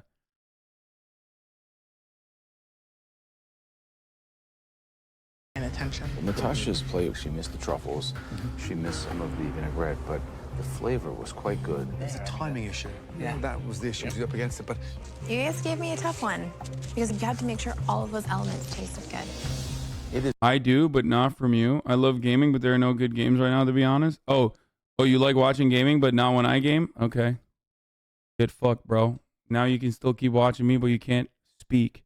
How about that? It's a major decision deciding who goes home. Final four. Okay. Dumb bitch. I know going into this judgment today that it's gonna be pretty tough. The panic cotta didn't set. This sucks. Please, all three of you, come down to the front. LSF actually moved you to a soft ban earlier. People can post about you, but being defensive about you is banned. Wait, what? What's the fucking... So what? Like, now you can just... This is actually another clip. I've been looking for this. When LSF decided to say that it doesn't matter if you brigade posts, we're still going to allow people to post your clips. Just, like, get... Now... What? LSF actually moved you to a soft ban earlier. People can post about you, but being defensive about you is banned. Wait, what? What's the fucking... So what? Like, now you can just, like, get... Now you can just, like, clip shit out of context again and continue the fucking hate raids again? They would not do that. LSF actually moved you to a soft... They did. LSF actually moved you to a soft ban earlier. People can post about you, but being defensive about you is banned. Wait, what? What's the fucking... So what? Like, now you can just, like, get... Now you can just, like, clip shit out of context again and continue the fucking hate raids again? If they actually participate in that, that is the dumbest fucking thing that they could do.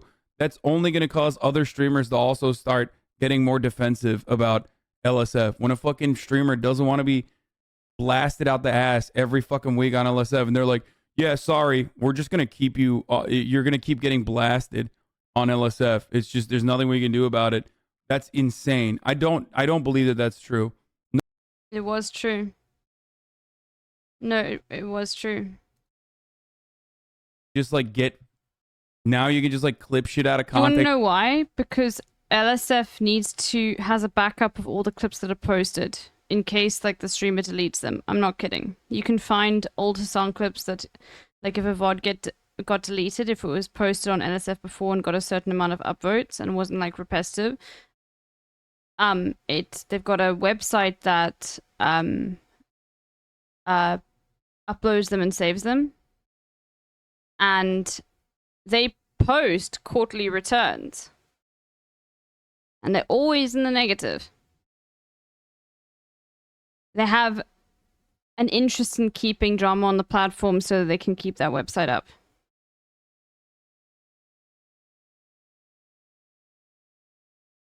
It's not necessarily bad, but there is an incentive. Again and continue the fucking hate raids again. If they actually participate in that, that is the dumbest fucking thing that they could do.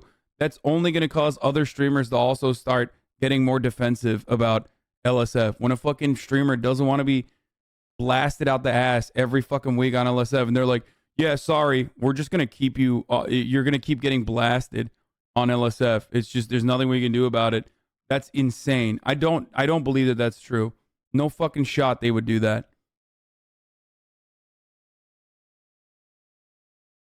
I mean, that's crazy. They would not do that. No, don't brigade anything, okay? But that's like so stupid.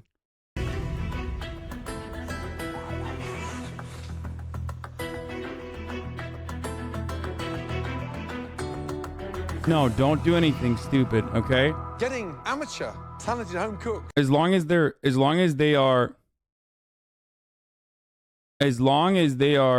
understanding of my wishes to not be fucking mentioned on LSF, then I'm happy, okay? Don't say dumb shit or don't do dumb shit and then like annoy the moderation team and make it harder for them. Like there's no reason to do that. To match dishes that are in our flagship restaurants. It doesn't get any higher than that. So 3 phenomenal, talented home cooks stand before us. Unfortunately for one of you, it's the end of the road. The person leaving MasterChef tonight, Chrissy and Natasha. Please say goodbye to James. Oh my God.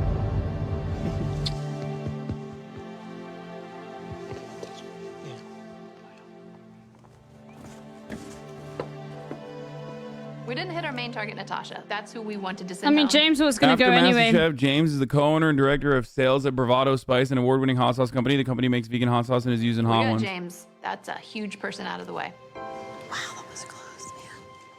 Dude, that sucks so bad. James literally fucking won. He won the previous challenge. And oh, that sucks so bad for him, dude. He literally won the challenge and then his immunity got absolutely destroyed because they wouldn't eliminate someone, and then he got eliminated. James, that was hard. Sorry you fell short with that panna cotta. Taste can only carry you so far. I literally but said, the wouldn't dish it be as a fucking whole nuts has if he to come lost together. next round after James, you're going to leave this competition with your head up high. I want you to... James Lore, after losing MasterChef, James went on to play Super Smash Bros. Melee professionally, winning multiple tournaments and being considered one of the greatest Melee players of all time.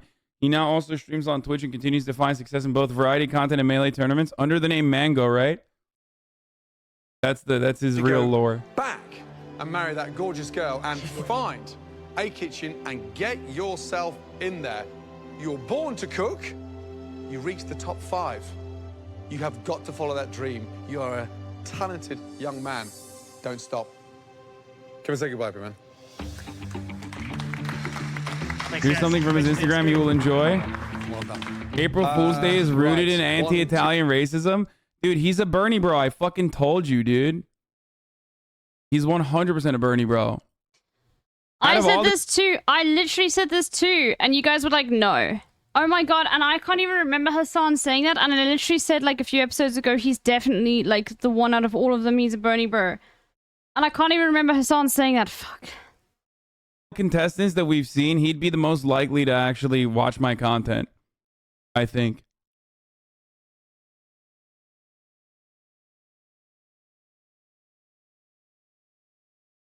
He'd be the most likely to be a Hasanabi head. 2, 3, 4. Who is going to win MasterChef? I think Luca's got it this year. Why Luca?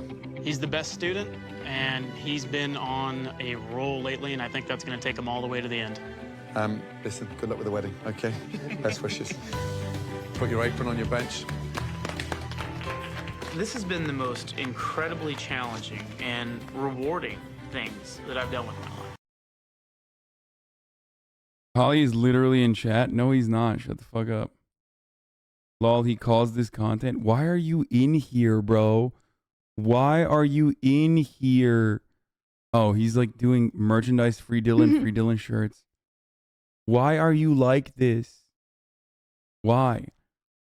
You are obviously a fucking fan. Why are you like this?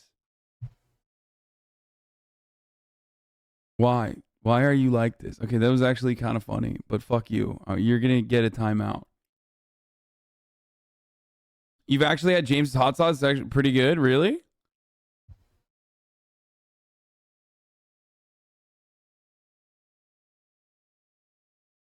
I really want to see Hassan on Hot Ones.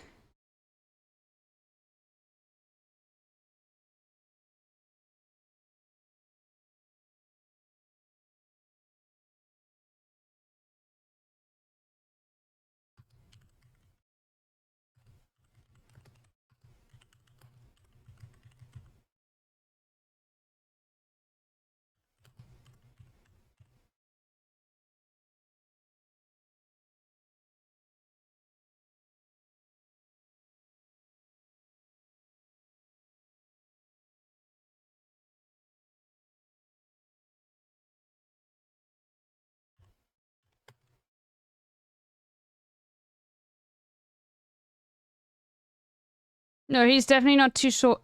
Hot Ones knows who Hassan is. Secret to Hassan lore. Hassan has a very fake, ironic beef with Hot Ones because I think they won a streamy over him.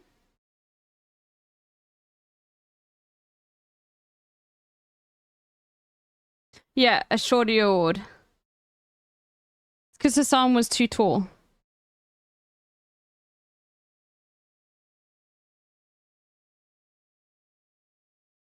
What someone said.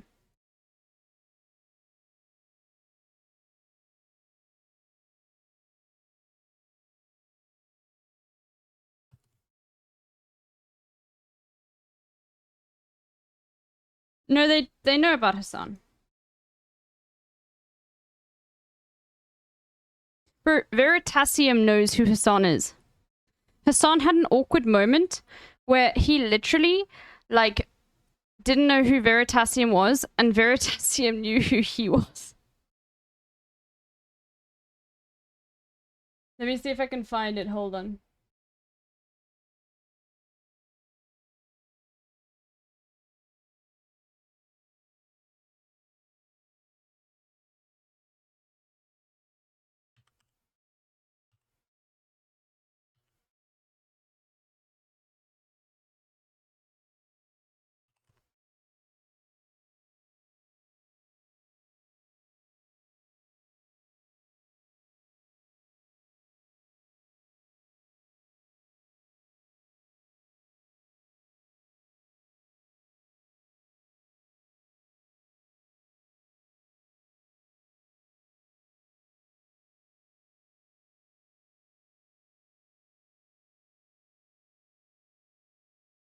I think it's this. Or maybe it was the other way around. Completely unrelated, but this is part of the broadcast where I tell you a little bit about my personal news. But other than the personal news, it's completely unrelated. But every single time I see Veritasium now, like videos of Veritasium, I feel so fucking sad because I had the opportunity to meet the man, the myth, the legend. Okay. He was literally sitting on the I Did a Thing boy table, and he actually walked in kind of with us from the red carpet. And I literally was like, who is this guy? Like, he's so...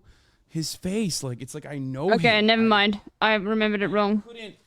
And I couldn't place my finger on it, no matter what I did. And it turns out it's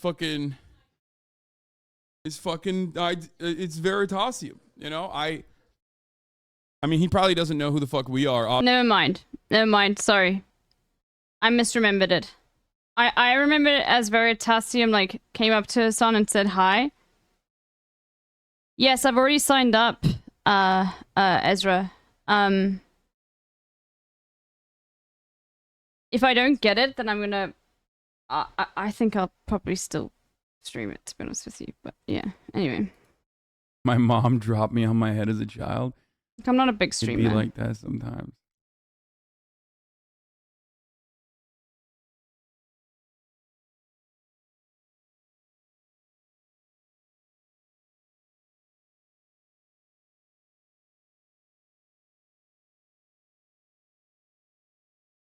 Martinez and Holy Batman Mom would watch your stream. Actually, I think one of the contestants reached out to me. One of the contestants who's Muslim, I think, in the later seasons, literally DM'd me and was like, "Oh man, you guys can't watch MasterChef anymore." I was excited. I didn't look at her profile because I didn't not want to see if she like won or anything. You know what I mean?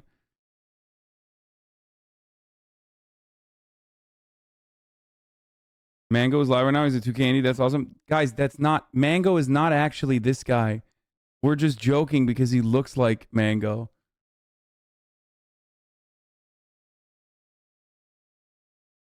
Mango is just a different person. Oh my God. People in the chat are like, oh my God, that's so nice. He's actually a 2K Andy. What the fuck? Oh, chatters, you're funny. All right, next one. Everyone ready? All right, let's go. On MasterChef, Paula Deen challenged the top 5 to a good old Southern cookout. I'm gonna pass on the fish. When Luca and Jesse were crowned the winners, James, Chrissy, and Natasha were sent to a pressure test. This is the toughest challenge these three have faced. When James's panna cotta didn't hold up, it was the end of the road for him. It sucks not being able to make top 4. Tonight, wow, only 4 remain for the biggest mystery box challenge ever. A restaurant quality 3-course meal. And it's a fight to the finish. I am not comfortable doing the crepes. So you gotta pick something you can cook. What the did you just say to me, bitch? Right now, it's the most explosive episode in MasterChef history. It's war. Shut the fuck up. I know there's a little bit of spoilers. Sorry, okay? I had to go fucking deal with like I have like a million people in my house, okay? But when the fucking doorbell rings, I have to deal with it, okay? I have a million people in my house, but the door rings.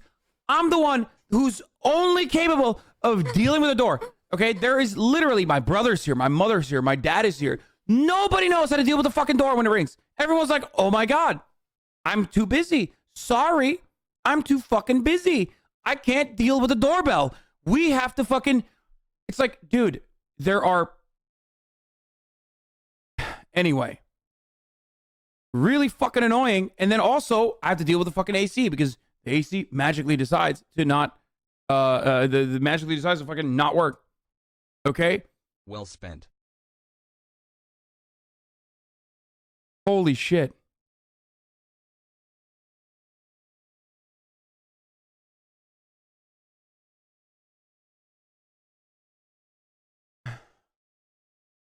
Not allowed to bitch if you haven't talked to your family about it?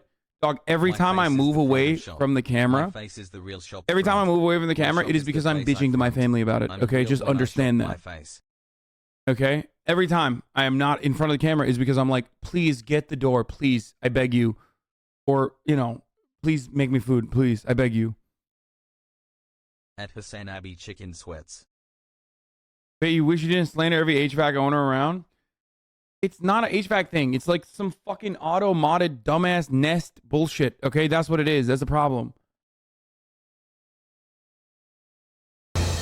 There are just 2 mystery boxes in front of you.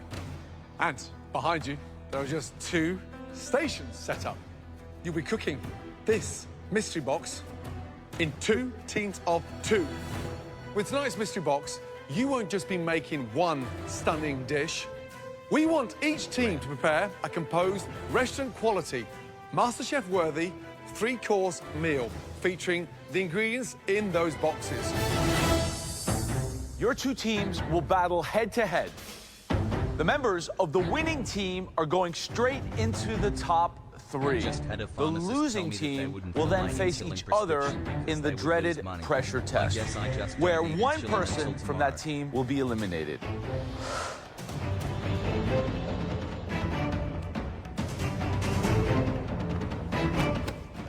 Seeing as this is a mystery box challenge, the person who will get first team pick is the home cook who has the most mystery box wins so far in this competition.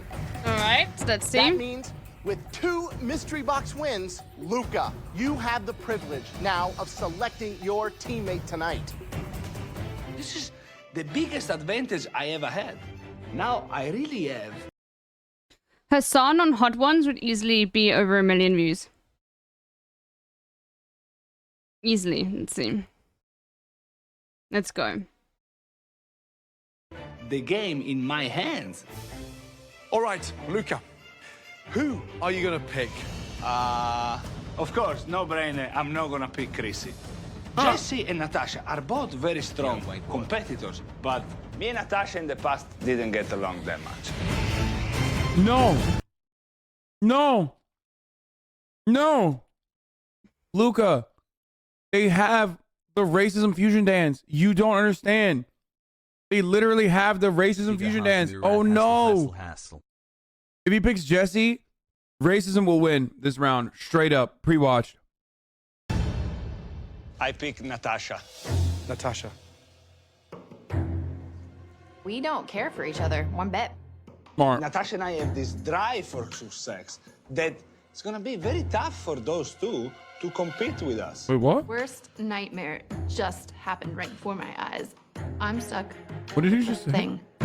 She doesn't work with other people at all. Like, she has no concept of team. Please, both teams, take your boxes back to your stations to find out exactly what's in there. Oh God, the box challenge. Oh, wow. It's the most beautiful mystery box ever. This is like a chef's dream.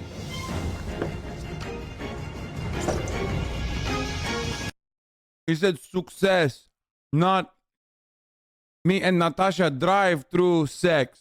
He said drive for success. The very. Chatters are so fucking weird, dude. Like, of course he didn't say that. That's insane. How did people think that?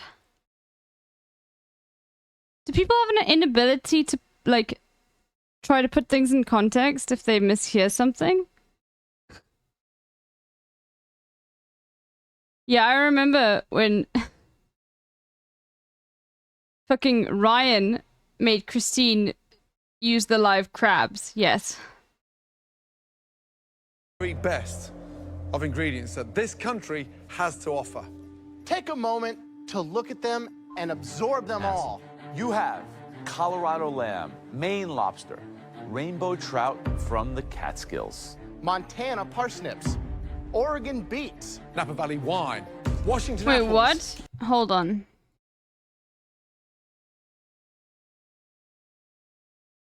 It was at the garage in my home. And all the stuff that was in my home was in filing cabinets that were either locked or able to be locked. It was in my house. No, It wasn't out in- apparently he's just said, like, I'm not old. And, like, has been arguing with reporters. I saw on Twitter.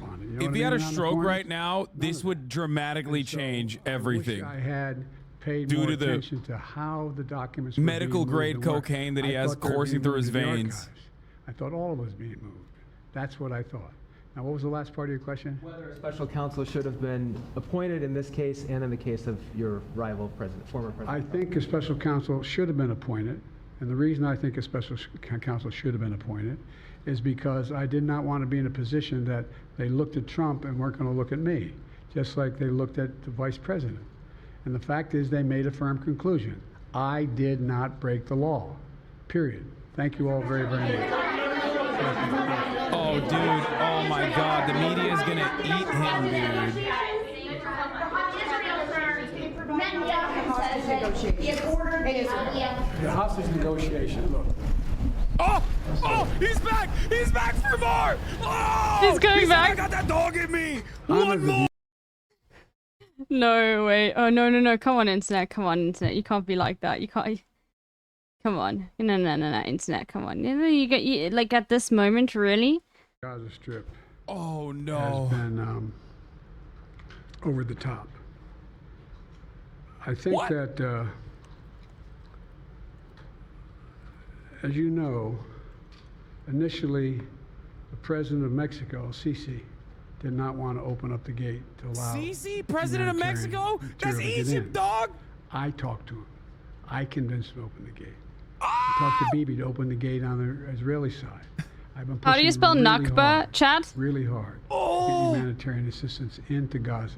There are a lot of innocent people who are starving, a lot of innocent people who are in trouble and dying, and it's got to stop, number one. Number two, I was also in a position that I'm the guy that made the case that we have to do much more to increase the amount of material going in, including fuel, including other items.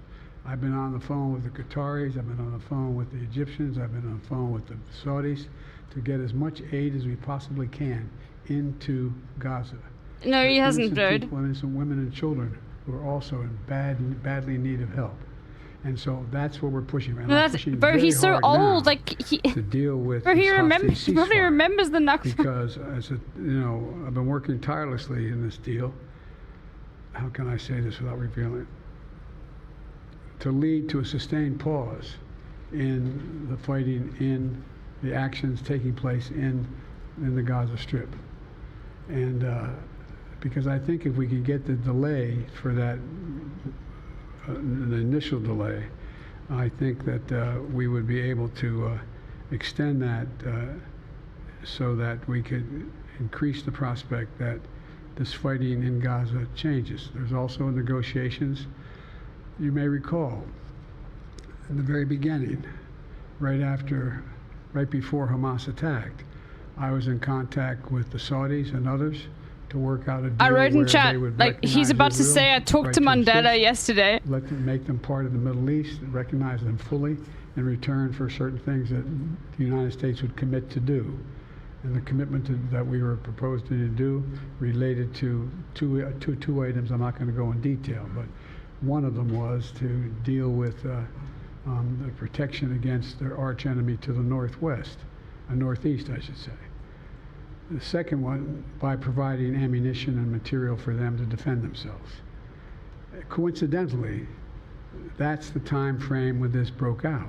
I have no proof what I'm about to say, but it's not unreasonable to suspect that the Hamas understood what was about to take place and wanted to break it up before it happened. Wait, what? Thank you, everybody. We're gonna need everybody to hold for a moment. They used to, like, literally, the berserkers, they used to call them Dile. He said Hamas knew that. Oh, Jesus. But he said Hamas knew that, that the fuck? Hamas knew that the Abraham Accords were coming to completion, and that's why they did it? Is that what he's saying? With no proof whatsoever? While also openly recognizing that he's got no... said, I got no evidence for this.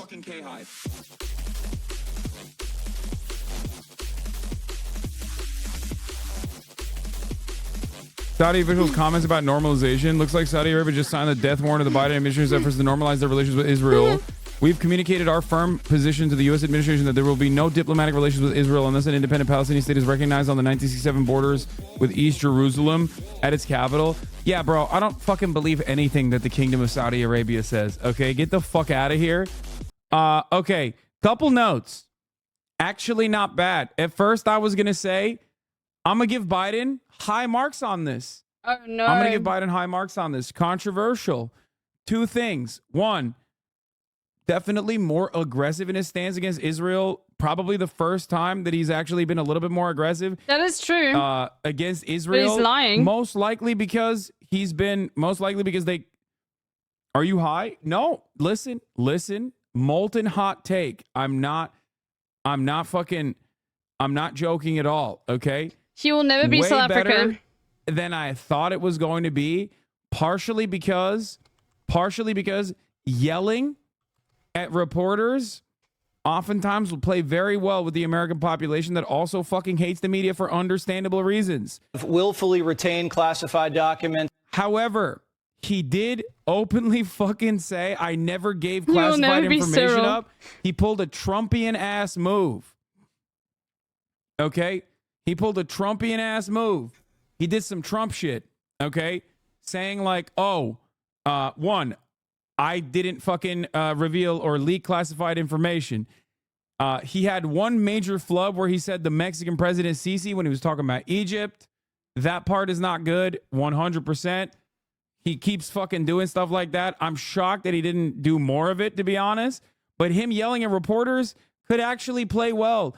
It could actually play well. God. He looked more dynamic than he ever has in months. Okay? Like, Hassan knows he's coping right now. And the thing is, like, this is just him doing analysis, and he is correct on the justification, but Hassan also knows that, like, this is, like, the bar. Might play well. However, it might also backfire on him because I think that, like, when you engage with the media in that way, they're going to fucking keep digging. They're going to dig their heels in, and they're going to start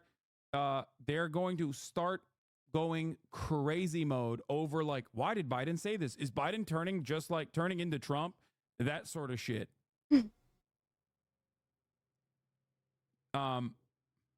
It's like when people who are dying get one last burst of energy before they croak. He had the smoke for the first like 5 So minutes and it true. quickly wore off. Wild how it was like a switch. Yeah. It's crazy when you see him like off script, when he like goes back for the second, and you can just see his like synapses no longer are firing. That part is awful. Okay. But the first yell. All right. Let's go. Bro, I'm sorry, but like,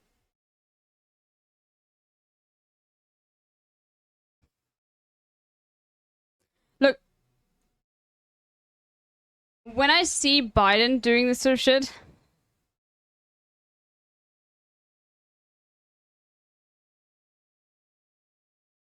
no, isn't the hot ones the same thing? Fuck, did I fuck it up? I thought it was the same thing. Oh no. No, I deleted the tweet.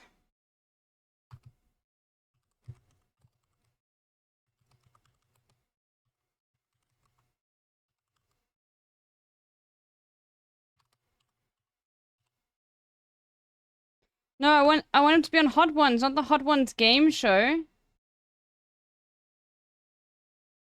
Fuck.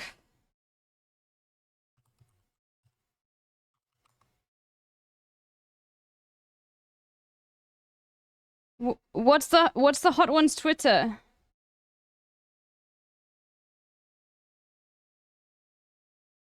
Do you just go straight to Steve Evans?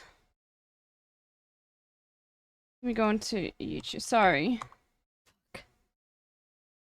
No, like 80 people saw it. What's the Twitter that's linked for Hot Ones? Or is it called First We Feast? Oh, it's called First We Feast. Fuck. I didn't know that, dude. I had no idea that they were called First We Feast. Fuck.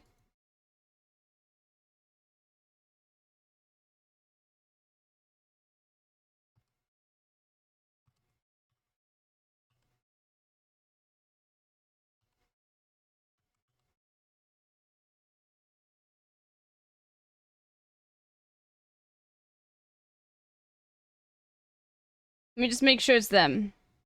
Yes, it is. Okay. There we go. Yeah. There we go.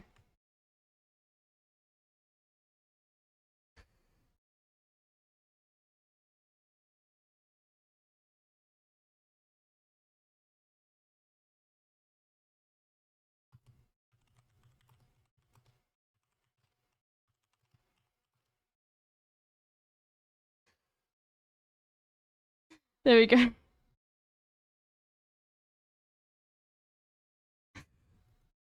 Florida mangoes and Hawaiian macadamia nuts. 50 states, 50 ingredients. Each team will have 90 minutes to prepare, cook, and present 3 stunning dishes using those incredible American ingredients. Watch your back. Your 90 minutes starts now. All right, give me your ideas. I mean, I'm thinking about like time-wise, like what's lamb. gonna. No? So Luca... What the fuck is Red Dead Online? Please say Red Dead Online. Why are people saying this? 1 more month till 2 years. Has love you all. Why are you in here?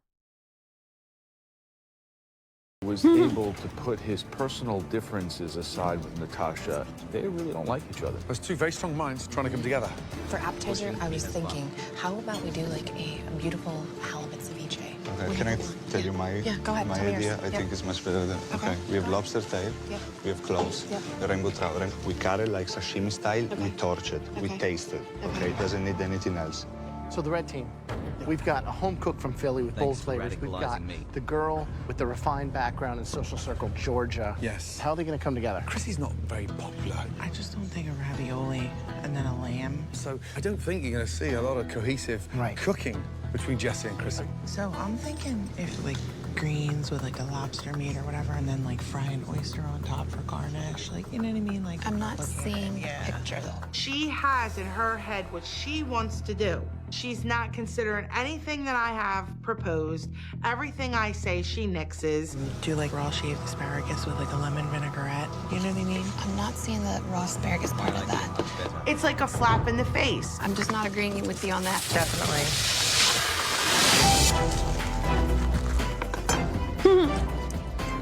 Right, blue team. Yes, chef. Tell me the menu. So we are gonna do a seafood medley salad. A seafood medley salad. Sounds like the 80s. No, seafood salad. A seafood A salad. seafood salad. What's the entree? Rack of lamb, goat cheese and beef. And what's the dessert? A strawberry tart. What's the base for the tart? It's gonna be pastry. So they're working together? Nope, I'm gonna do it right now. Let's go. Right, Chrissy, what's on the menu? Cold lobster salad. What are you serving with the lobster salad? We are going to shave some asparagus and Bro, mods. You can eat this. Okay? Like, this guy does not. I'm just letting you Hi, guys. Afghan Nation. Okay, so now you combine the Drake cock thing with the bear cam. Okay, dude. No, you see this? I'm giving you full permission to fucking nuke this dumbass into orbit. You know what I mean? It's just like, I don't give a shit, dude. I don't care. I don't know what he said, but I literally don't care. And the fact that you care is so sad. It just says more about you than anybody else. Like, you're losing your mind. Get the fuck out of here. It's just to lightly dress the lobster. Okay, that doesn't taste very nice. You need something rich and citrusy and delicious, not something with raw garlic in there.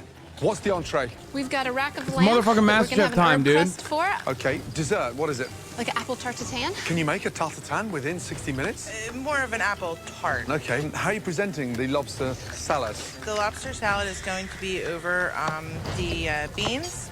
It's really weird. Why would you put green beans and asparagus in the same dish?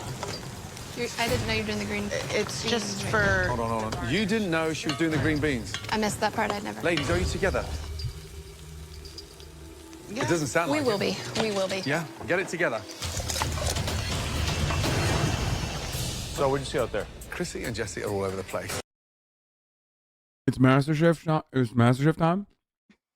The only racist dumbass I want to hear from is Chrissy. For the Okay. content every day. They're not even talking to each other. I've seen Chrissy. The only getting drama I care about is the drama that Chrissy creates because You she's a bad said you person. wanted both? this. No, Zest off I that lemon predicted for 10 both. minutes. Blue team, they're still working a little bit behind because they're doing like a... Sorry, like every single time like Keemstar is brought up, I have to find something, so I'm not gonna... Let me find it, hold on. food platter. I'll let it play. Opening all those seafood just for a sample doesn't make sense. The top four showing signs of cracking under pressure. So, 40 minutes gone. You've now got 50 minutes to go. Wow, time flies in the MasterChef kitchen. Natasha. Hi, Chef. Do you think this is the dream team? Are you guys really number 1 and 2 cooks in this competition right now? That we are, yes. But if you lose... You'll be in the pressure test with Luca. Who wins? Obviously me. You've got the dessert and the short ribs right now, and I'm switching to the lobster. Is that what's happening? Yeah, I gotta get these apples working. Unbelievable. Have they even started making dessert? No, 50 minutes.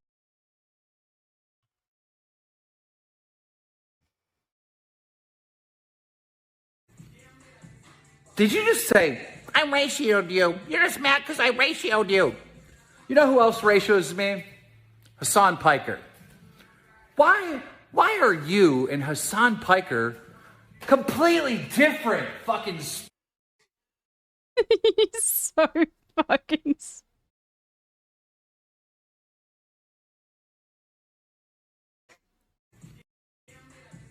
Did you just say, I ratioed you? You're just mad because I ratioed you. You know who else ratios me? Hassan Piker. Why are you and Hassan Piker... Wait, I need to find when Hassan reacts to that. Hold on. To go for each team, and they still haven't got their pastry nailed. Dessert should be in the bag at this point. Yep, first thing you start working on. Okay, I'm so worried about this.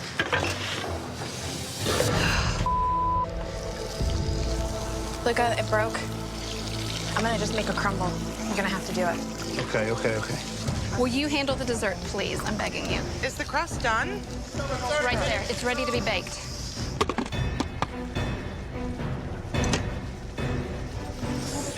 Really buttery. It hasn't been wrapped in plastic. She didn't. Bro. Chrissy equals L. That's a team challenge, dude. That's Chrissy Permanent L. Good. What's their last name? I don't even know. I gotta make it up. Chrissy Permanent L. Bastianich, dude. She's serving L's. That's what she's serving. Didn't chill it. It's like raw butter. This is gonna just fall apart. We don't have enough time to make and chill another pie crust. I'm about to explode. Can you make a crepe? Make a crepe, yeah. I don't know how to make crepes. 1 1/4 cup flour, 3 egg. Are you sure? Yeah, kind of. Last 10 minutes. Here we go. Jesse, I'm not comfortable making the crepes. Oh my god, why is Bro, crepes are so fucking easy to make. What? Jesse, it's just sticking. I've never made crepes. I'm not familiar with them. Jesse, I am not comfortable doing the crepes. Babe, you abandoned me on the lobster, so you gotta pick something you can cook. What the did you just say to me, bitch?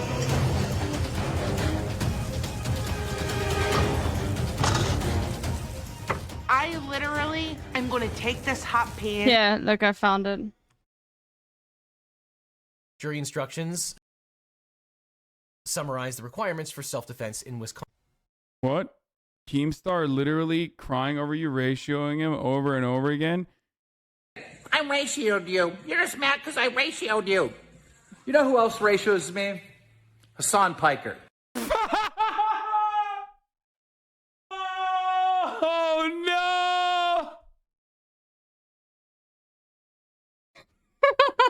What a dumbass, dude!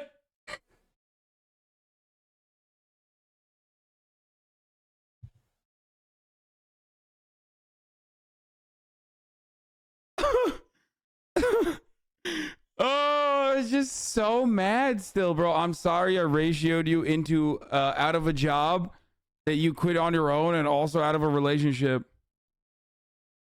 Come on, Bobby, let's go party. God damn. Hassan ratioed him so hard about like his girlfriend. Like, look, this is just like us creating the law. But she did break up with him like soon after.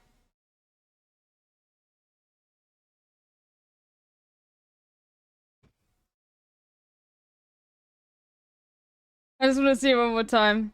You know who else ratios me? Hassan Piker. Oh no! It's not a laugh you see often. And smash it in her face. I have got to get out of this kitchen right now, or I am seriously going to go to jail today.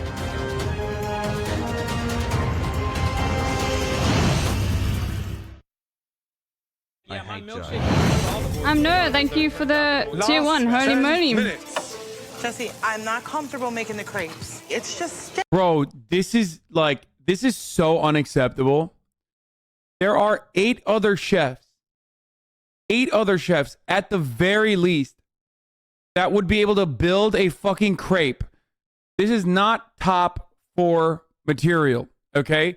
It's not. But one thing that's interesting, like, South Africans call crepes pancakes.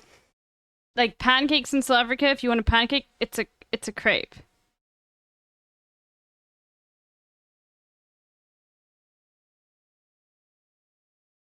If you want a pancake, then you ask for a not a slapjack, a flapjack. Anyway. It's absolutely ridiculous that she is incapable of making motherfucking crepes, dude.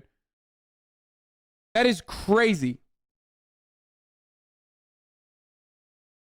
Are you fucking joking? I think you are having audio delay, and the rest of the chat is also having audio delay because they're fucking losing their minds as I'm describing the thing they want me to see, and yet they're still saying rewind.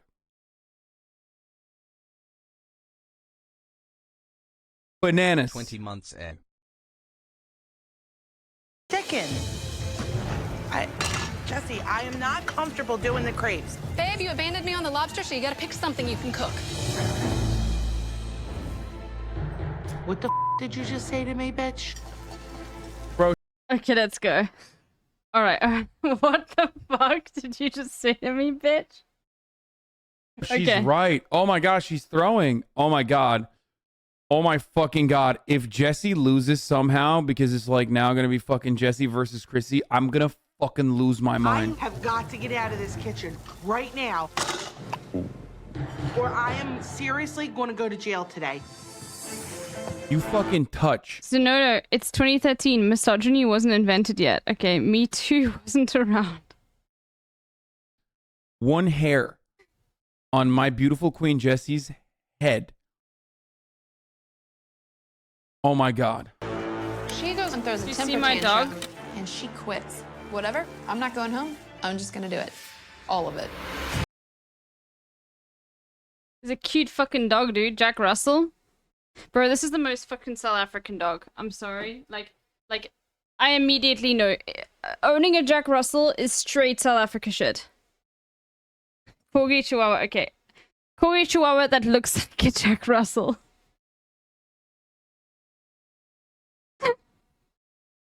Cheddar. He's so cute. He likes food. Have you seen my dog? Otto. Blip.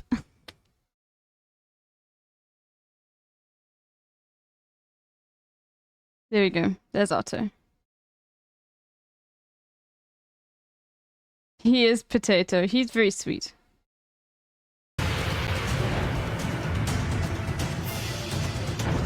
Jesse's been left to try to do everything. How's it, Jesse? It's rare. I'm just gonna pan sear it. It's Bro, I've got another dog called Poppy, and by the way, so Poppy like it's my mum's dog, but Poppy is so food motivated to the point that like it's borderline like all she cares about. Like Poppy used to like cuddle up. He's an Afrikaner. It's not a. It's a. Just look up Afrikaner dog breed. It's like a street. It's a mixed breed. It's not like a defined breed. But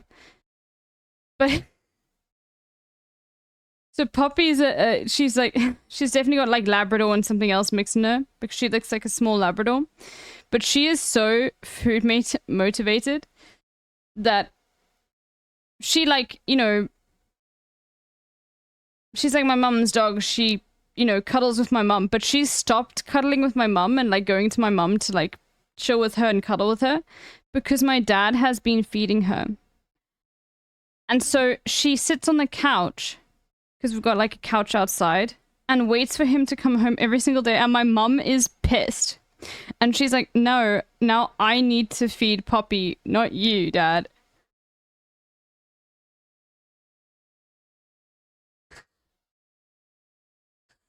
She's like, this dog doesn't want to fucking cuddle with me anymore. She's such a fucking bitch. only option. Wow. The dog. Yeah, she's a traitorous bitch, dude. Minutes to go. Oh my gosh. Where's your beats? We have 2 minutes to go. Beats? Beats. They've got to start coming together now. I mean, blue team are running way behind. Got to finish those plates. Blue team, please. Luke, are you okay? Yeah, I wouldn't say okay. Why is the lamb not sliced on the blue team? Come on. What's he doing? My kid has never seen me give up, and I'm not about to do it now. I gotta go back in there. I gotta get something on the plate. Embarrassing. I will see your ass in the pressure test. I'll kick her ass later, but now's not the time. I start to make a chantilly cream. I grab a ring mold. I put these apples in it. Then I toast off the macadamia nuts. At least it's something. 30 seconds to go. Come on. Bring the beats if you have time. What do you need? The beets? Which ones? The beats. Where do you want them? On the plate. Got it. 30 seconds to go. Oh my gosh. Got it, Luca. I have to finish that dessert. It's so nice of her to come back with 30 seconds remaining to like put together some fucking roasted nuts, dude. She is the least likable person I've ever seen on this entire show. 10, 9, 8. Absolutely diabolical that they left her in. It is so 4, disrespectful to all those 3, other fucking people. 2, 1, and stop. All of you, hands up in the air. Okay, blue team, bring all 3 of your dishes up. Don't slip. Let's go. Appetizer, entree, dessert. Wait, next season is worse? So tell me what the dish is. It's a butter poached lobster, it's a barely cooked trout, and fried oyster. Avocado puree and mango sauce. Have you ever seen an appetizer like this in any restaurant you've ever worked at? Well, the idea was literally like a seafood and fish salad. I wanted to reinvent something like that, put in different and maybe unusual. It's definitely unusual. unusually weird.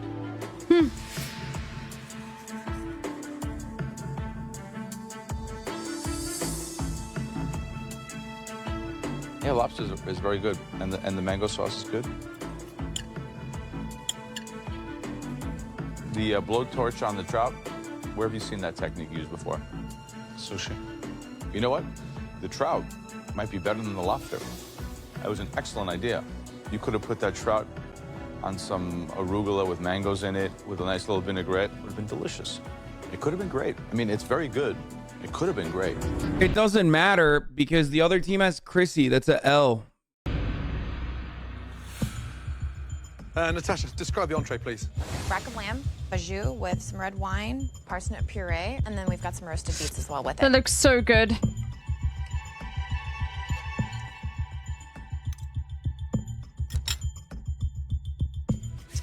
Lamb's delicious. Puree is exceptional. Smooth, velvety. Plating, slightly sloppy. Not the best. Bro, I do feel bad about eating lamb. But like when you get lamb that is so insanely well cooked, like it's almost difficult. I feel like when I eat lamb that's really well cooked, I'm like, I understand why the dodos went extinct, bro.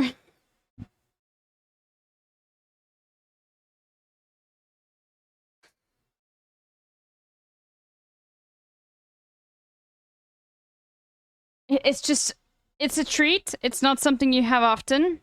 But fuck, lamb, like, slaps. Looking lamb dish. Can't really taste the beets because they're soggy in a way that they're sort of almost slightly overcooked. The puree is delicious. And the cook on the lamb, yeah, beautiful. Good job. Lamb curry. Thank you. Oh, so good.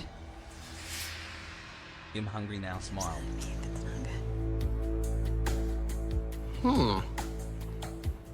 Interesting. Just want to remind everybody that, like, Chrissy quite literally fucked up Joe Bastianich's specialty steak. Yeah, Afrikaner, you see, like, this is also an Afrikaners. It's like a very much like an African dog breed, and they can come in. I don't think it really makes much sense, but it's not an official breed or anything.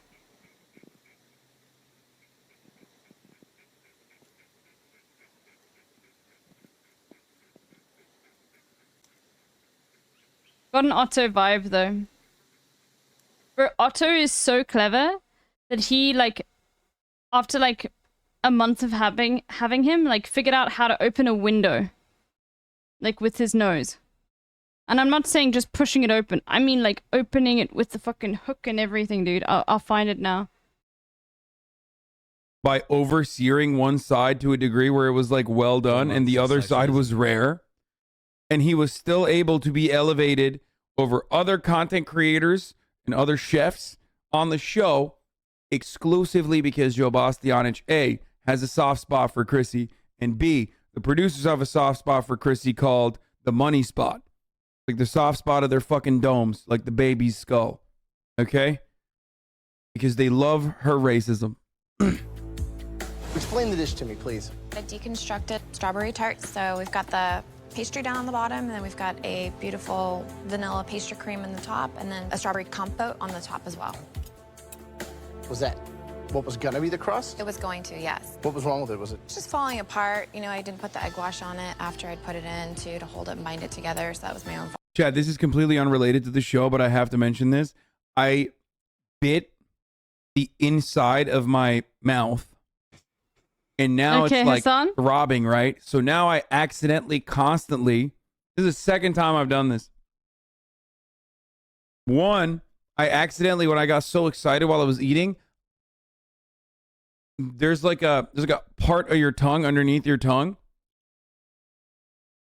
I bit the underneath my tongue. Never done that before. Don't know how. I don't know why I'm losing muscle control or commands over my fucking... Bro, how do you bite the underneath of your tongue? I'm like trying to do it right now. How does that even work? Okay, no, I can see how it works. He got it at a corner. So he was rolling his tongue back, and he caught the bottom of his tongue on like a molar. No, not my lips. It's like down there somewhere. Yeah. Okay. And it's been like 2-3 days and it's like, you know, it's going to get better. But now I bit the inside of my mouth. Okay. I bit the inside of my mouth. And like earlier while I was eating. And basically what's going to end up happening now is like I keep kind of accidentally biting into it.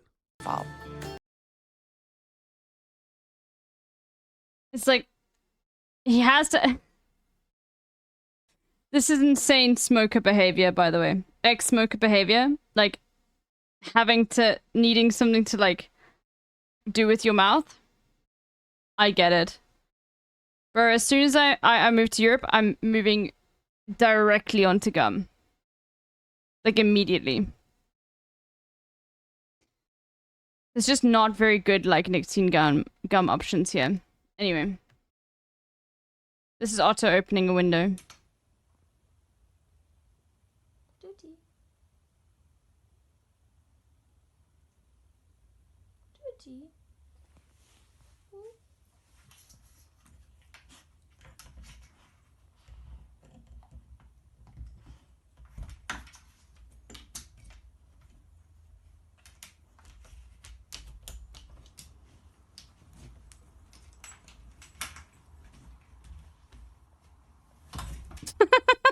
Brian. His bum is so fat he has to squeeze. Bro. Now this is when he was still like a puppy. And like he was like 2 years old or something here. Now he's full grown and he can get out, but he can't get back in. He used to be able to get out and in. Anyway. It's a little thick. Yep. It's not like a real creamy kind of deal. I know you're running short on time. Flavors are there, but obviously kind of like the appetizer where each individual thing on its own better than the sum of its parts. Literally a week ago, I was sleeping. I was sleeping until like 11. And no one was home, but both the dogs were outside and my window was open. And I got woken up because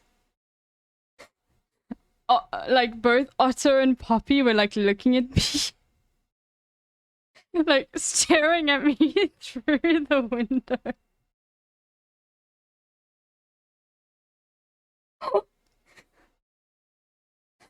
I can't remember how like I woke up, but I woke up and they were both like looking at me. I was like, bro, what the fuck?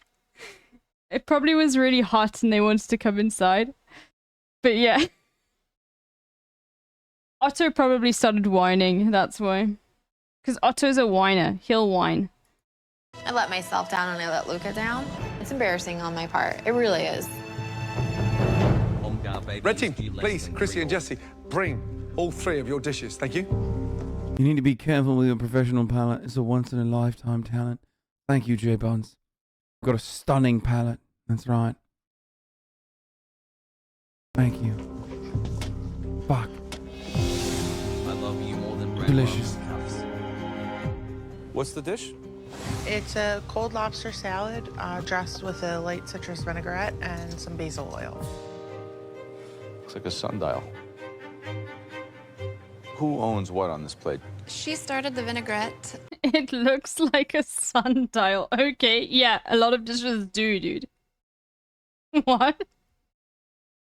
And then we couldn't quite get the flavors right, so I came back and redid it. It's spelled Pilate? I didn't know that Jesse redid the vinaigrette. So you thought yours was on here? Wow. What am I supposed to think? You guys are on the same team. You don't even know what you're serving. That's pretty funny that Jesse was like, yeah, fuck your nasty ass South Philly vinaigrette.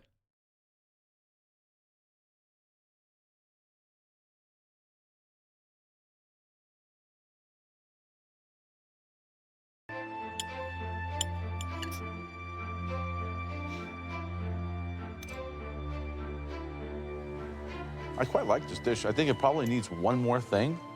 You know, instead of this ugly thing, I would have maybe put like some chopped mangoes or a little citrus salad. I mean, it's very good. I mean, this is a dish, an impressive restaurant dish. You know, it's missing one thing, but I really like it, and I think it tastes great. Thank you. But he was so much meaner. Okay, Jesse, describe the lamb, please. An herbed rack of lamb on The top other of Swiss team. chard with a red wine jus, roasted yellow and red beets. Even though he said it was great. Learned all I need to know. Me and the Maoist homies cancelling you from our Illinois compound. This concludes Seared my the time lamb. on the PC for the month. I did. Call All yourself the fat lucky. bright white, almost like you've cooked it for 3 or 4 minutes whole, and then I saw you chopping the cutlets off and then flash frying them in the pan. Right. I put it in whole and ran out of time. We didn't have time to cook it. The lamb was not cooked properly, in my opinion. Chrissy, why do you always let other members in your team take over and then say nothing, but then throw them under the bus when it comes to taking responsibility? Let's fucking go, dude. Remember the Pokemon unboxing meta? Logan Paul is still at it and just bought a case for 3.5 million. That was fake. Oh, get fucked, Logan. I don't know why anybody fucking listens to his Chrissy and investment Jesse are advice when serving our homie's bills. out here. Crypto King.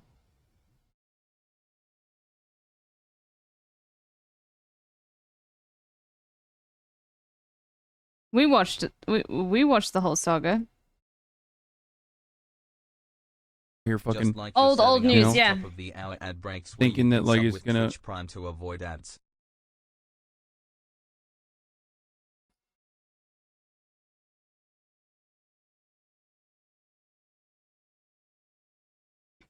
Brain still intact. Bro, why, dude? TTS, like TTS top of the hour ad breaks are straight up a cheat code. Okay? I had such a good one lined up, you son of a bitch. At the top of the hour, there's a 60-second ad break. Is the fucking dono, TTS dono lined it up. So if you no longer want to see those ads, all you need to do is, yeah, no sandwich for that fucking guy. That's right. You even got the nicest chatter in here. Yo, it's CN. This is the chatter that gives Hassan his sandwich every day. Yeah, you get no sandwich.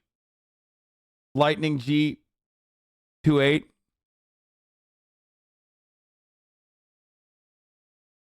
LGBTCI, thank you for gifting 5 subs so 5 people can no longer see the ads. Here is the woman ad break now. I'm embarrassed because this reflects on me as well. You guys weren't even talking. I was so angry and frustrated at Did you that give up? point. I was losing my temper really badly. So you walked out.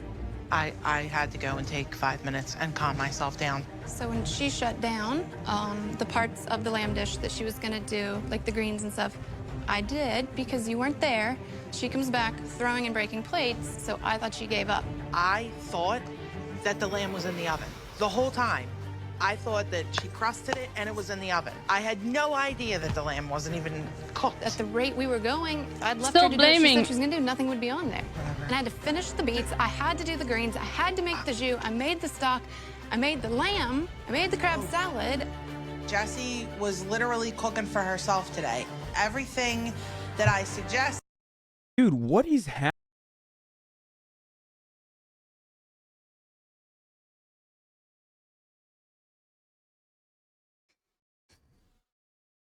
This is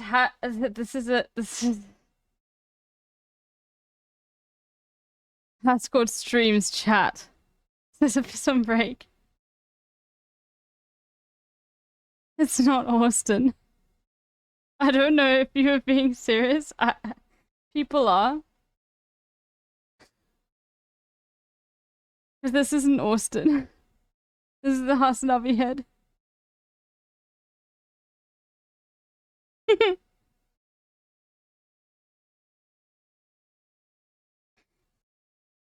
Happening? Like, how can you? This is what happens when you literally get I'm so tired. My bad. I'm sorry. fucking hard carried nonstop. okay, dude. And then every single pressure test is like built to your one strength. Don't worry. I just want to point something out here. Bro, I got baited by Fantano that he was actually gonna be like fucking, you know, talking about Drake's dick with Los Pollos, and I thought it was real, and I stayed up for it, and you all watched that, and that's more embarrassing than anything anyone has ever done in this chat. So you can't out embarrass me. Don't worry. Okay. I don't know if it is specifically because like Joe Bastianich has a soft side for her, as he also admitted. I don't know what the deal is, but Chrissy 1000% showed zero versatility. Okay, zero. We are at the final stage of MasterChef, and she still, last episode says, I don't like Asian food. I can't cook fucking Asian food, which is like where 60% of the planet lives, okay, on that fucking continent. So it's like insane to just, you know, eliminate one of the most popular, physically one of the most popular fucking, you know, continent worth of dishes. Okay. And she can't even make fucking crepes, dude. Last, like, there's 4 people left. She can't make crepes. 4 people left and she can't make fucking crepes. I mean, listen, just being so racist that you've completely avoided like an entire cuisine of food that like most people have consumed at some point in their lives and have developed a decision on. Okay, that's one thing. But how do you fuck up a crepe, dude? So true. It was just like, no, I don't like that. Guess what, honey? You want to run the ship, you run the ship, and you can sink it. Because you know what? Tomorrow, I'm just going to whoop your ass in the pressure test.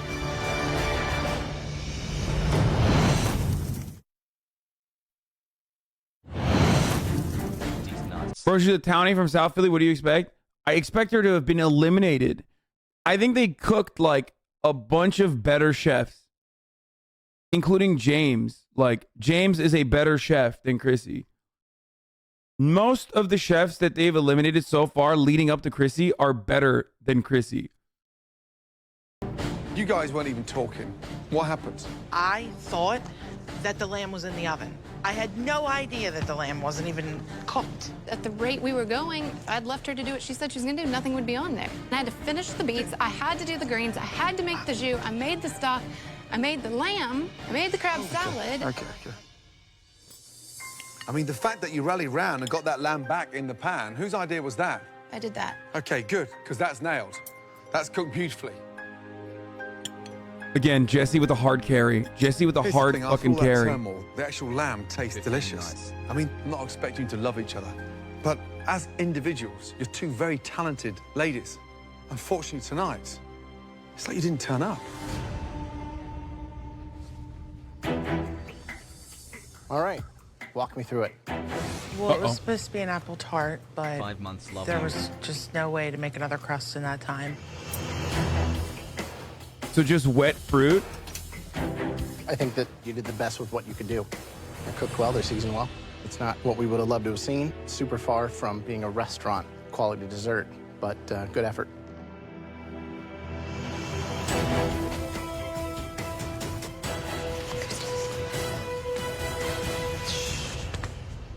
Okay, red team, blue team. Please, we need some time. Excuse us. What time do you need, motherfucker? They already know. What time do you need? They literally said we're losing. Like, they're already getting ready. Chrissy's already like fucking, you know, Chrissy's already planning her outfit for tomorrow so she can fucking throw bows. She's gonna wear that like Juicy Couture sweatpants that like every girl that fights in high school wears. Okay, that's what she's wearing tomorrow. Okay, it's my fighting pants. It's my fucking fighting pants. I'm gonna whoop your fucking ass, dude. Difficult one. Very difficult. Well, I think there's one clear team that worked better. That works, the team. Yeah, although they had their shortcomings as well. They were more cohesive. They were more restaurant-y. Luke, a little bit ambitious. Cookie Monster pajama pants, that too. That's a pretty good one too. By the way, I didn't even fucking go to high school here. How did I know that? Think about that for a second. Ambitious on the appetizer. Nothing's guaranteed, I'll tell you that much. Then you had somebody else on the other team that showed that they could almost do the entire thing by themselves. Oh, yeah. I mean, come on. That's pretty impressive. Yeah.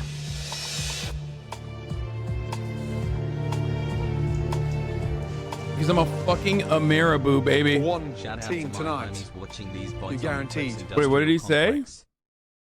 Do the entire thing by themselves. Oh, yeah. I mean, come on. That's pretty impressive. Yeah.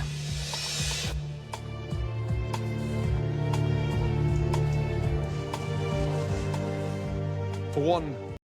Has right, has smell. Oh, has you left. guys are saying that what I said was creepy. I never went to high school in America. How do I know that?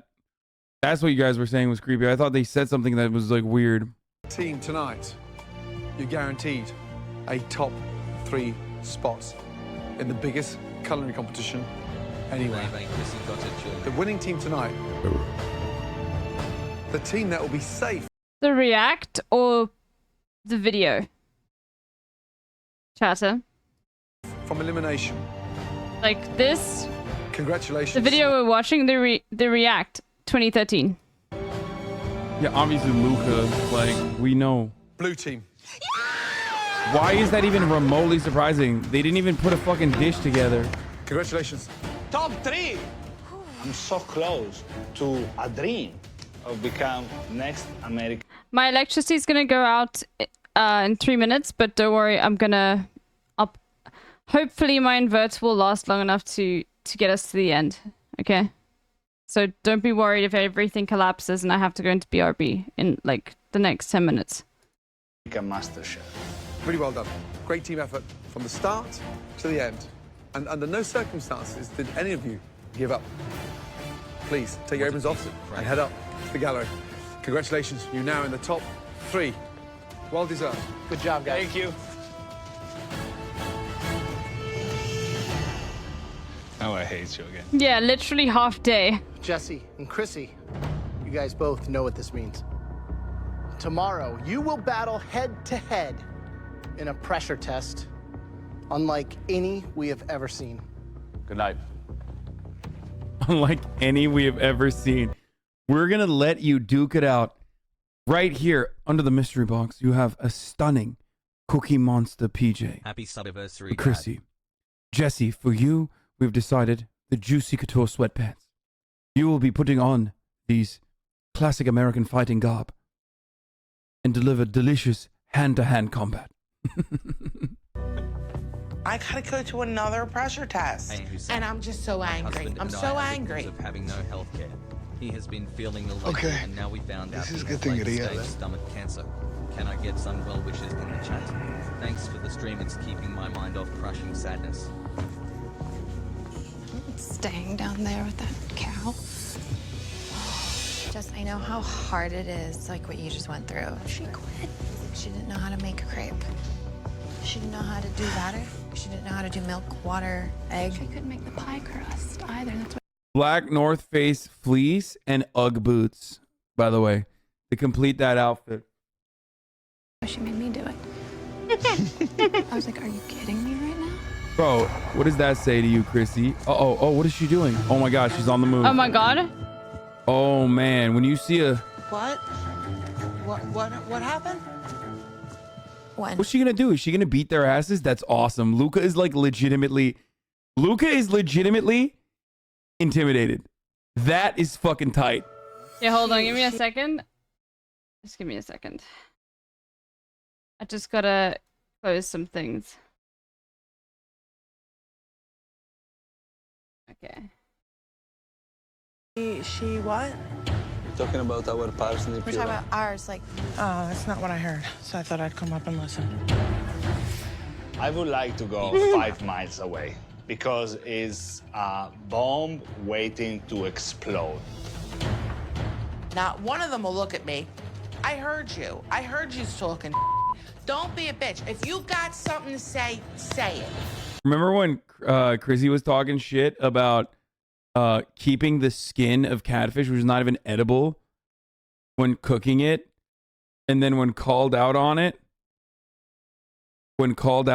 she was like, "Oh, it wasn't that bad. It wasn't that bad." And then she shut the fuck up real quick. I hate that hog. For the first time I remember, because I remember all of her fucking failures, and there were plenty this season. Okay, she got fucking carried the entire time by producers. It is so disastrous, dude. Also, I can't believe I almost skipped this season. My God, I'm so glad I didn't. My life, I'm excited about a pressure test. The content Delectable. Absolutely stunning content. Because I'm excited to send this cow home. Honestly, it's war. The bitch needs to go. I want to kick her ass so bad. This bitch needs to go. Go, Jesse. Chrissy's racism improves her cooking. No, it doesn't. No, it doesn't.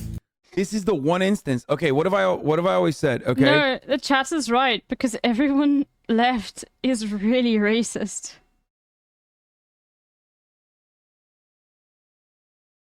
The only person who we don't know is racist is Jesse, who grew up on a plantation home in Georgia. So, like, we assume. If you go down south, the best barbecue is either at a black-owned establishment or an incredibly racist person's establishment. Like, don't look it up. Luke is fucking racist as well. Natasha is a white South African whose parents owned land in South Africa but is now living in America. Very suspect timeline. And then you got Chrissy, dude. And nothing in between. Okay? For white people, racism for barbecue and Luke is an anti-vaxxer, Anomalous Hollis. things like that actually end up elevating the flavor. Okay? No in between. Don't look it up. If you're like a liberal, don't even start a barbecue shop, okay? Unless you're black, in which case it's fine. But let me tell you something. Spoilers, don't look it up. Okay? Other than that, in this situation, the racism actually has hurt her because, as Gordon Ramsay also correctly pointed out, and it's the same as not just barbecue, but also pie as well. But the racism actually ended up limiting her fucking, like, palate. She doesn't know anything.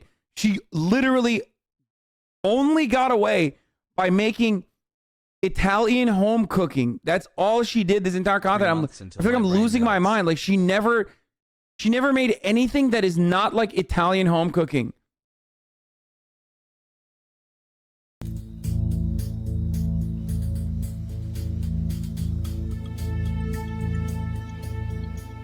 I can feel Chrissy's glare burning a hole through my skin.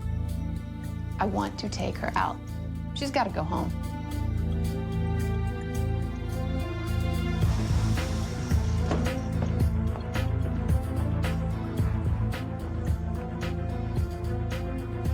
Happy 16 months, Sarjan. The last challenge was a MasterChef first, a team mystery box challenge. Blue team, you won that challenge, and you're both now safe.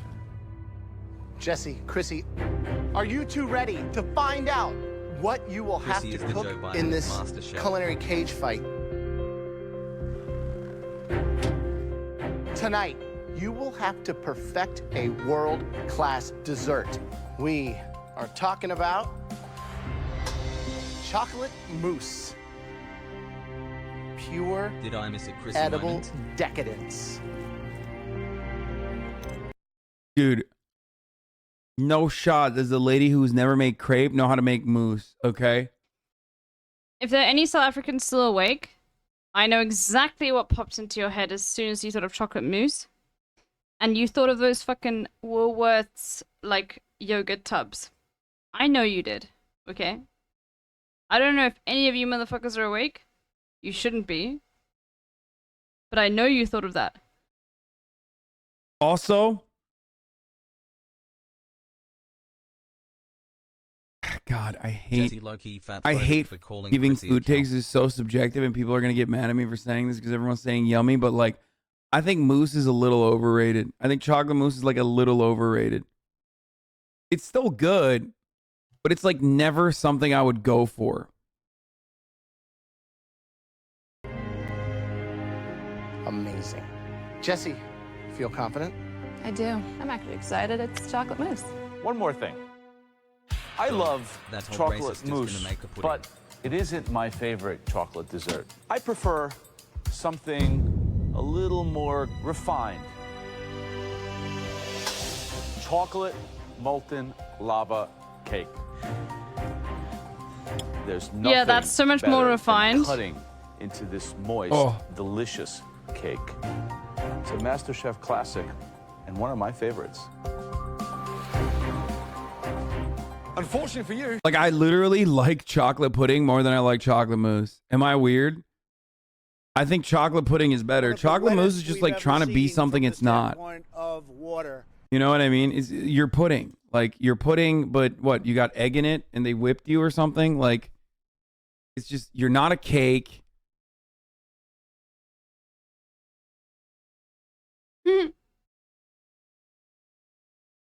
I love chocolate pudding. I think chocolate pudding is great. I have a different favorite chocolate dessert. It is the most fearsome dessert in the whole world. Souffle. A chocolate souffle. The souffle. This dessert is the most difficult. Bro, that's a 10-year-old's take. That's the whole point, is that, like, you think you're an adult because you enjoy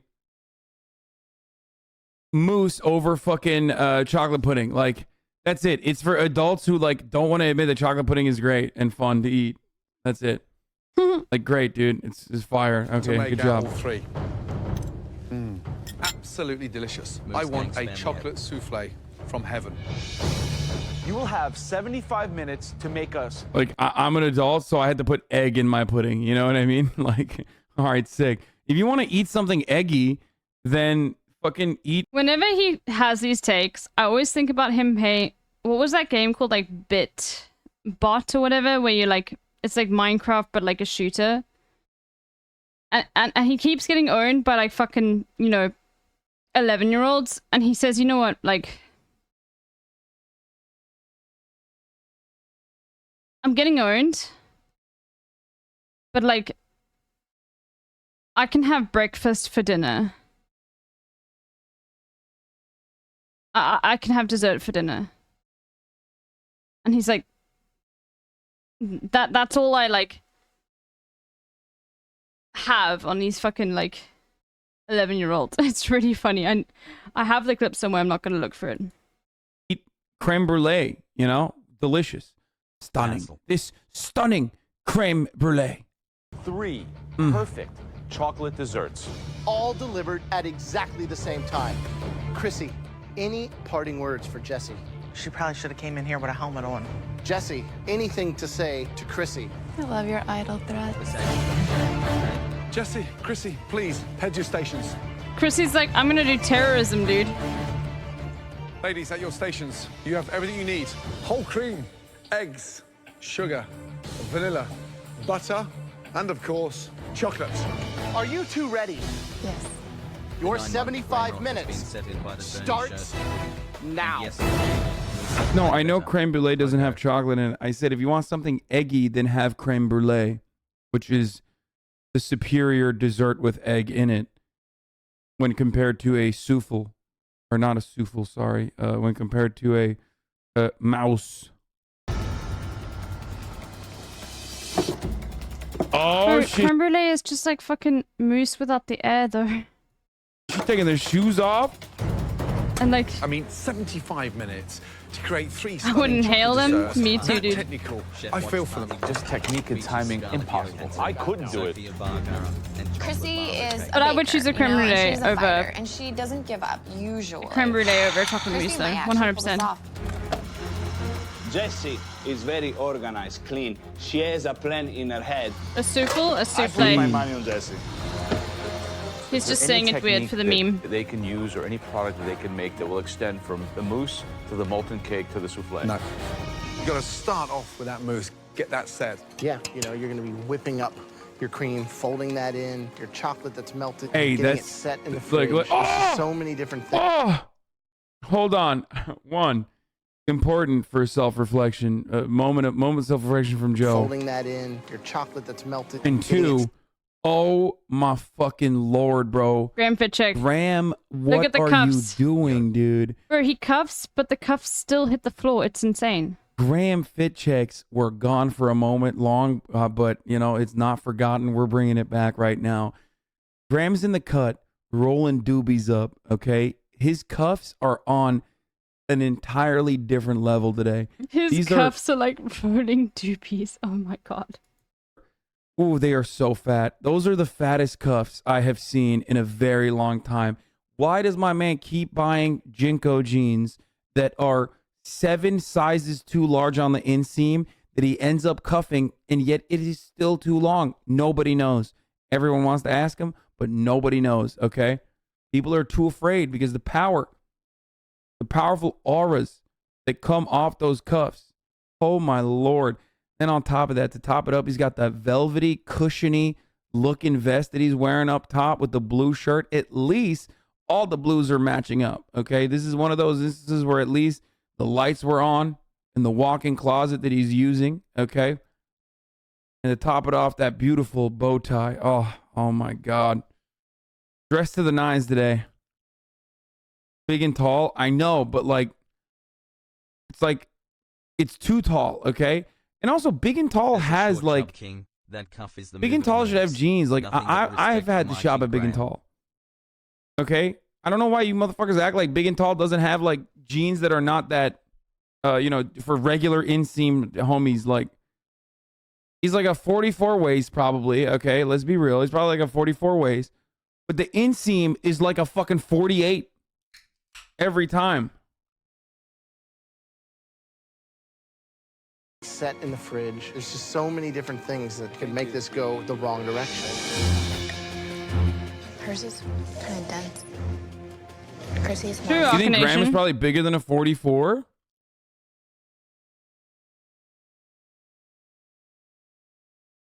Maximum 46. Chatters, you have no understanding. That waist is a 50? No shot, dude. Maximum, that's 46. No fucking shot. Airy. Both the chocolate mousses in the fridge. That's the first monkey off their back. Now they've got to focus on the pastry cream and getting that chocolate molten lava cake. Come on.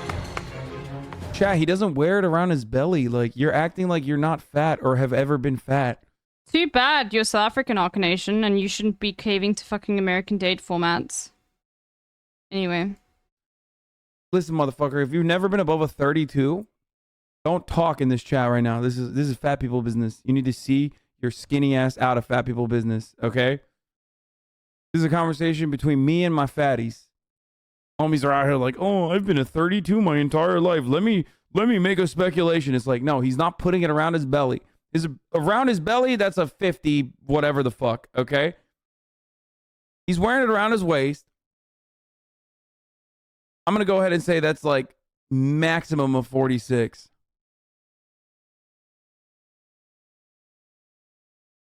I used to be 350 pounds. I know more than you. Plus-sized kings. 48. I was a 44 and small. I don't understand clothing sizes, I'll be honest with you. None of it makes sense to me, and I'm never going to pretend to know. Smaller than him? Wait, you think Graham is...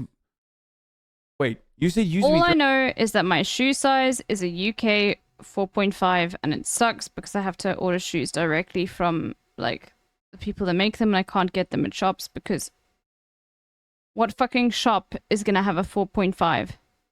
Okay? 4, too small. 5, just a bit too big. 4.5, perfect. Okay? 350 pounds. You think Graham is more than 350 pounds?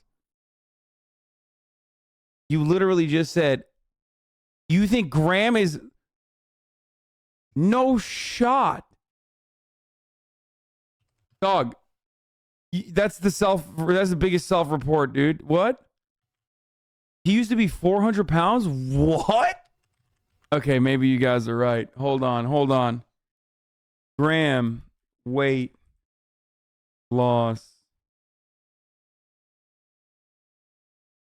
He lost nearly 150 pounds? No, it's not US shoe sizes.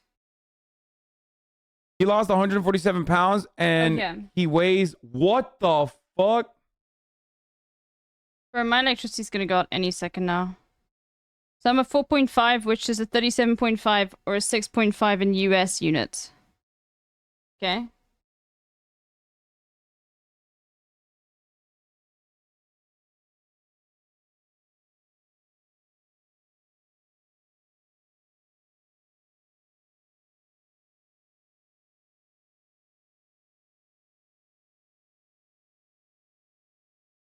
It just went out. Hold on. He nearly. Just went out. Hold on.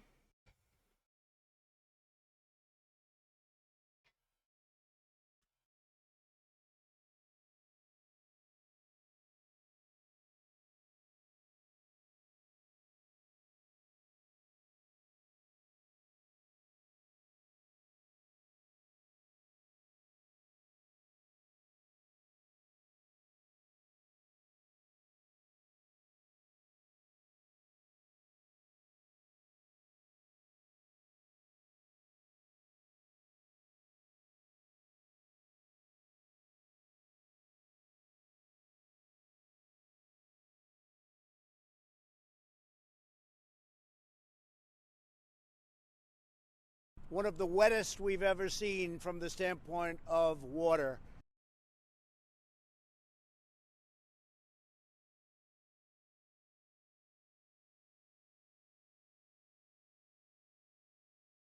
Fuck! What does that mean?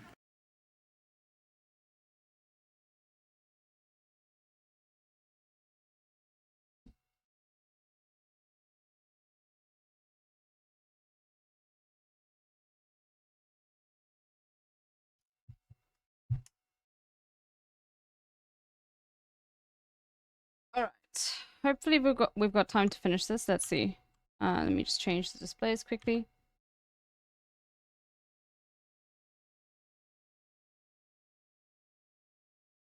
All right. Let's see. What else? I think just that.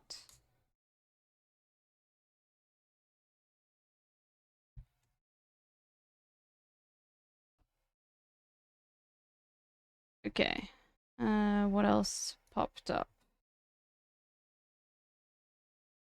Yeah, we're fine. All right. Let's see. Let's get the OBS up. All right, sick. May Allah awaken the people. You can hear me, right? You guys can hear me, right? The evil doings of Israel and the United States. Good. He had 400 pounds, dude. Okay, I was wrong. I was wrong. Fucking Weasley little liar, dude. But actually, no. Literally lying. Still lying to his audience.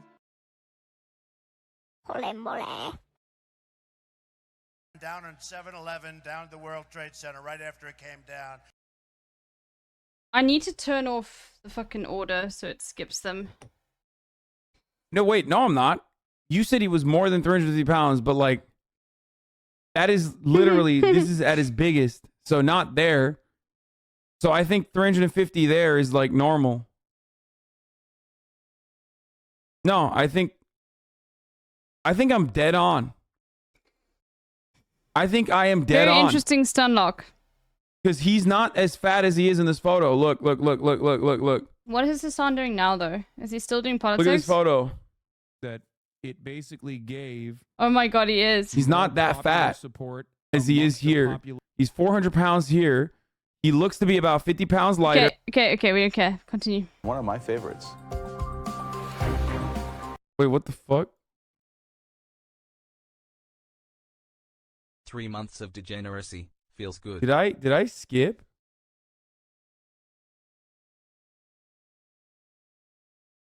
Move. I'm just so angry. I'm so angry. I'm gonna get to. Hey. The 400. I am right plus. Oh my god. Oh my god. Oh my god. Oh my god. Okay. Size 4. Dude, 50 pounds. Oh my god. Oh my god. You, but you Oh my god. Oh my god. Shut the fuck up. Ever been? Shut the fuck up. Shut the fuck up. I'm just worried about getting the interior part right. So you're confident you can take out Chrissy?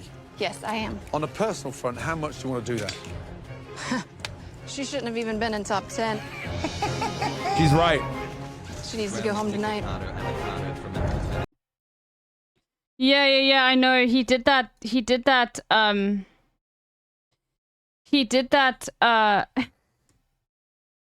like, last time he was live as well. And that's what made the room get put into 30-day only. Right, Chrissy, how do you think you can have the advantage over Jessie? I'm a better baker. But you gave up last night. I just couldn't work with somebody that was treating me the way she was. Can you take her down with these 3 desserts? Absolutely. It's co-streaming. He streams on YouTube, but he's now extended it to Twitch.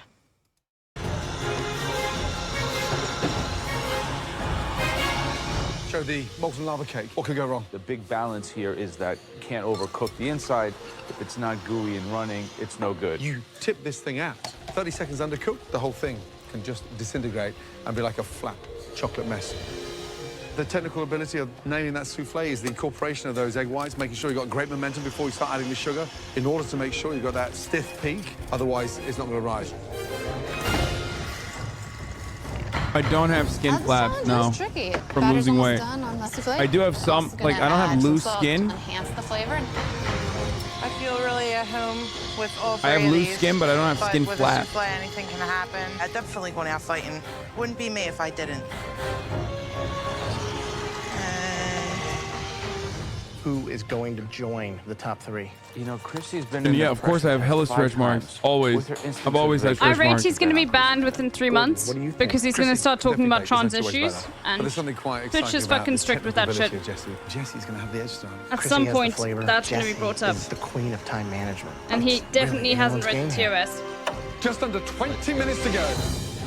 She is like 20 minutes behind. So some timing issues about getting those souffles. I think Chrissy's a little behind. She's buttering her ramekins, but Her chocolate's not melted, nothing's incorporated. But then you got Jessie just a few steps ahead, pouring that mixture into the souffle molds. None of them have them in the oven. They got a minute to get them in. Last 15 minutes. You've got to get your souffles in the oven. Jessie's are going in the oven. Yeah, they're bulbs. Chrissy's, where are her souffles? She still doesn't even have them in the ramekin.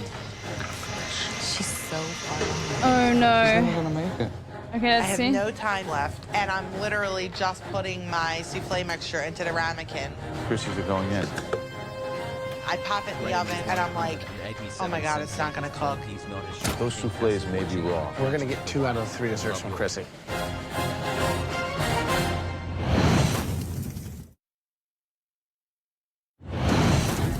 Come on, please. Let's go. Jessie and Chrissy are in a head-to-head battle for a place in the semifinal. Last 15 minutes. By making each of the judges' favorite chocolate desserts. An amazing chocolate mousse for me. A decadent chocolate molten lava cake for me. And a sumptuous chocolate souffle for me. Oh, my man says sumptuous. That's new. That's new, Gordo, Sumptuous. you know?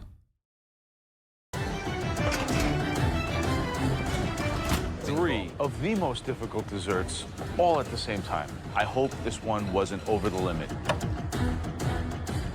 Ladies, last 5 minutes. Come on. The waiting game. This is the most frustrating part for any professional chef. Come on. Come on. 2 minutes to go. Chrissy souffle's out the oven. Can't be cooked. No. She was last going in there. Chrissy, you've still got 2 minutes left. Yep. Is that cooked? Yes, it's done. Chrissy is a good baker, but competition-wise, I want Chrissy to go home. She needed to be gone a while ago. But I could not Got do this shit. Jess. Right now, strategically, I really hope Jessie goes home because it would make my way to the finale way easier with just Chrissy. 19. Season 2, they were given 6 souffles with the hopes that like one of them will be good. Now they're making souffle and fucking a mouse side by side with Free a fucking souffles. lava cake, That's on. which of course can be purchased at a Domino's location near you. But you know, make no mistake, it's still delicious. Maybe not the Domino's one, but 30 seconds to go. My lava cake might not make it in time. My molten lava cake is barely holding together. 30 seconds to go. 10, 9, 8, 7, 6, 5, 4, 3, 2, 1, and stop. I had a Papa John's when I went to Yucca Valley. Wait, what? Did she not get it? Oh no. There wasn't a lot of food options, so we had like Papa John's pizza, you know, and pizza is not like barbecue. Southern barbecue racism makes the taste better. Papa John's racism does not make the pizza taste better. Okay, it's just really bad. Anyway, what I was gonna say is we had brownies from Papa John, real fat boy shit. Absolute fucking dog water, dude. It was an Never amazing arc. Make that mistake. Do not get Papa John's brownie. Oh, it's so bad. It's like so sweet. It's like there's like a weird acidic like taste to it almost. 1 second, she puts her plate down. Okay. She's saved. Jesse, Chrissy, stand behind your souffles. Thank you. I don't know who's gonna win, and that's annoying because I wanted to blow her out of the water.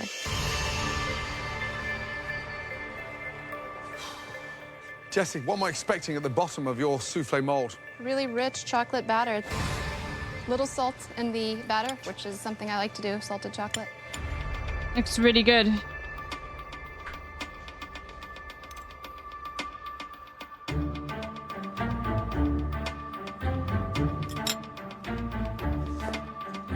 Chrissy, what am I expecting at the bottom of the souffle? Hopefully it's not undercooked.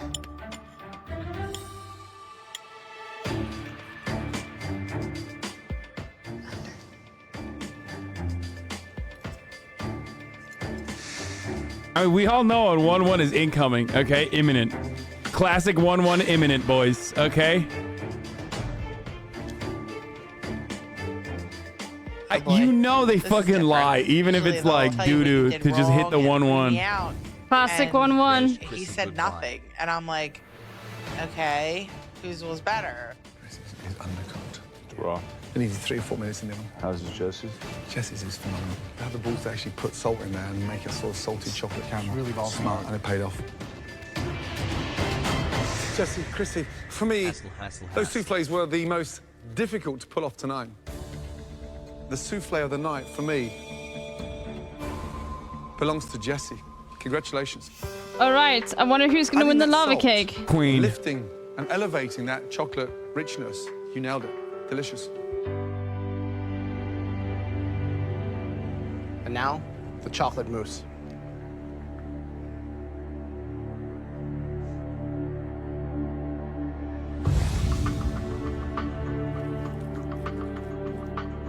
Just wait. Just wait, dude.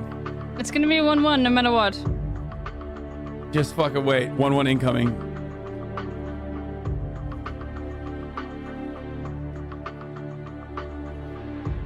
Chrissy, looking at the two, what do you think separates yours? I can tell mine's more airy than hers just by looking at it.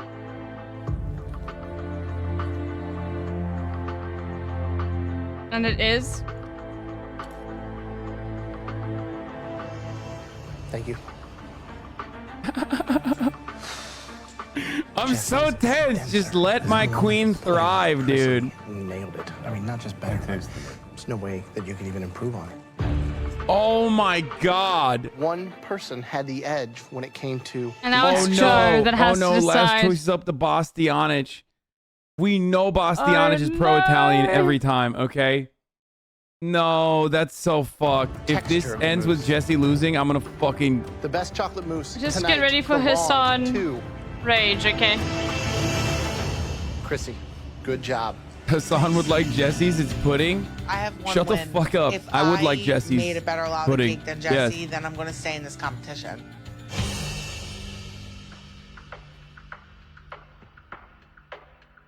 These are not quite what we were expecting.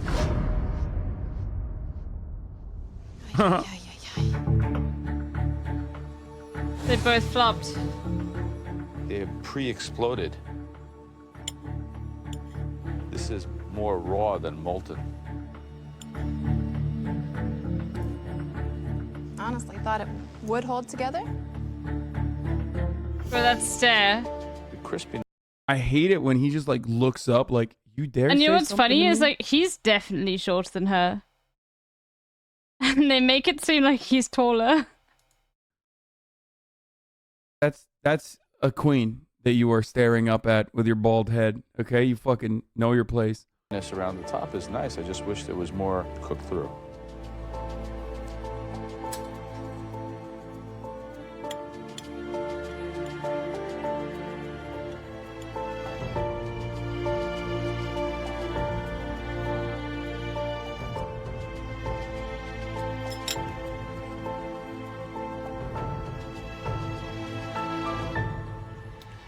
He's standing on a platform. time I promise you. discuss this because we've got no idea who's going home and who's going into the top 3.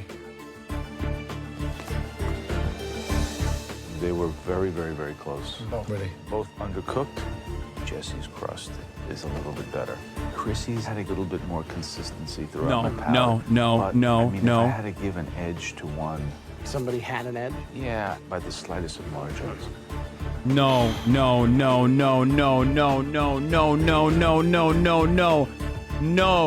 Obviously, both molten cakes had problems.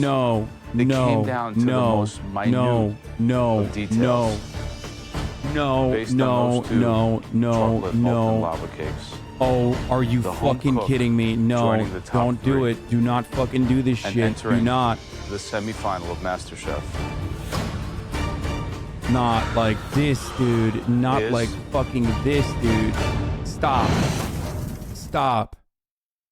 Dude, oh my Bro, god. he is They came down panicking. to the most minute of details. But one of them had that element of chew, that crispiness that we said was so important in this cake.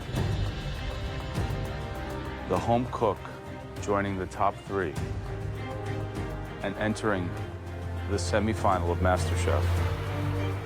I am going to be by so the narrowest fucking... of margins. I am going to be so anti-Italian after this. I might actually get banned. Jesse. Look at him. Never mind. Never mind. Never mind. Let's fucking go. Let us fucking go, dude. Get fucked. Oh. Chrissy, this is very emotional, difficult for me. I've got Oh my god, he's saying it's emotional for him. Bro, Chrissy's going.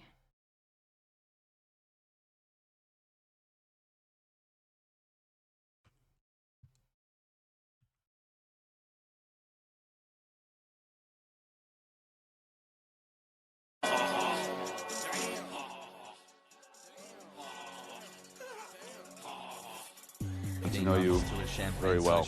You're just as racist as I am. You just...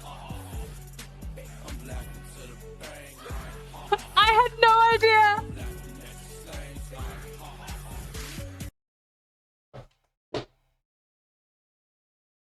I had no idea.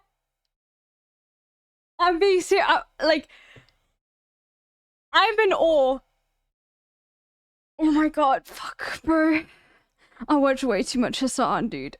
Oh my god, I had no idea he was gonna do this, guys.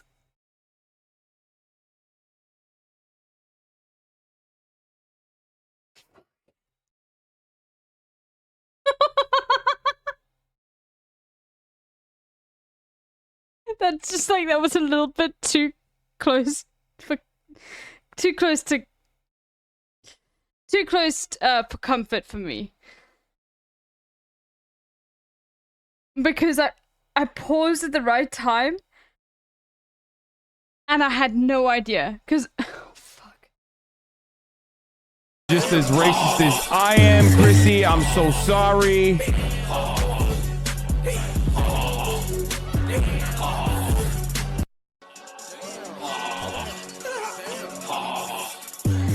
Oh shit.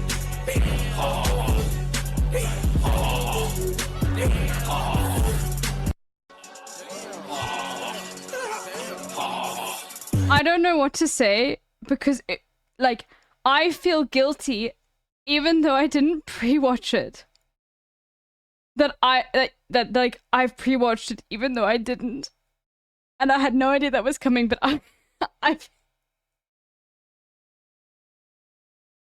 I'm sorry, that was fucking insane.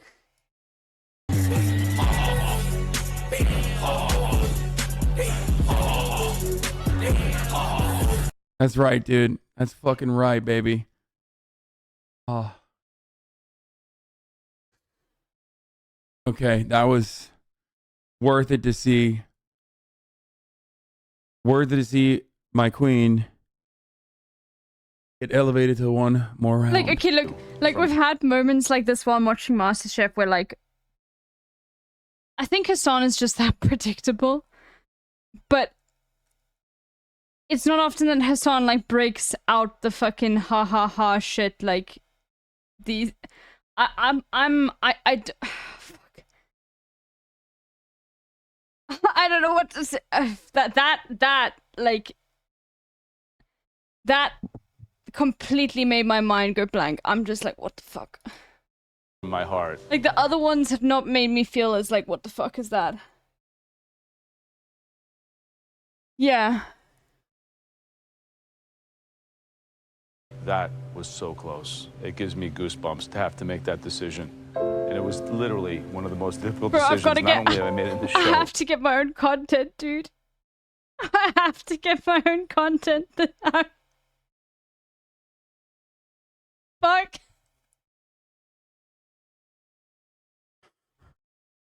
I'm 2 years behind. But maybe in my life. Oh my god, she fucking sucked, Joe.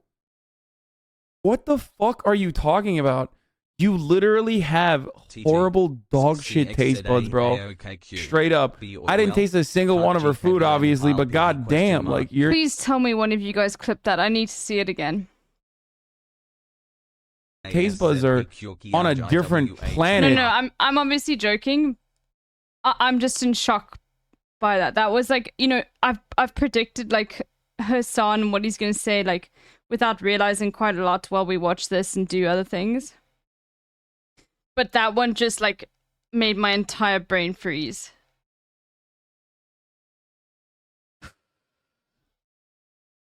Is he fucking crying? Not only have I made it in the show, but maybe in my life.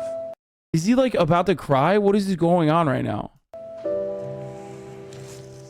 Chrissy, you came into this competition like a whirlwind.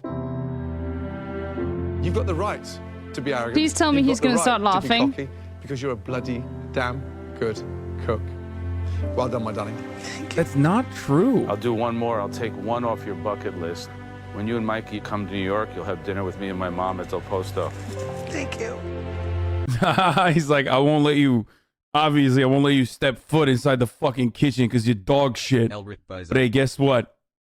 You know, we can have a nice Italian dinner with my mom. Rehash this whole thing again.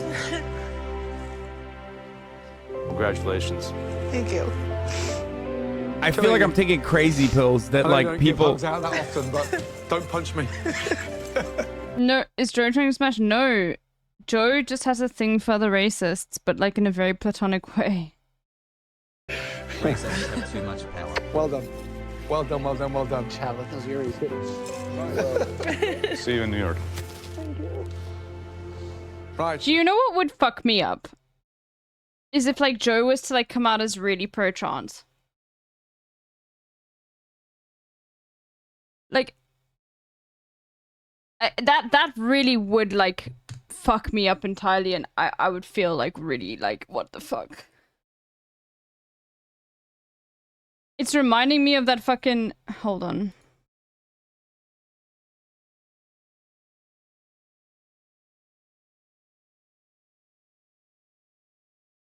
It's like you could do like trans rights or I break your fucking kneecaps. You understand me? Hey, you don't fucking misgender around these motherfucking parts. There's a strong Arabic presence in the city, so you can always. I love that so much. The question that you thought that we weren't going to ask you, who is going to win MasterChef? I think Luke is going to win. Luke is going to bring it home for the Italians. Well done. Please place that. Wait, what? Del Posto, the lauded Italian restaurant, will be permanently closed. What the fuck? Damn, bro. Wait, so this was Joe Bastianich's restaurant? That's crazy. That's crazy that happened. It's crazy.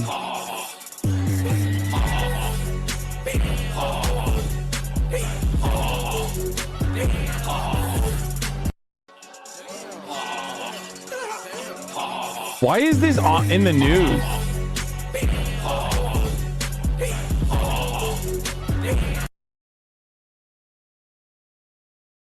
But please tell me one of you guys clipped that. Pagwatch Del Posto.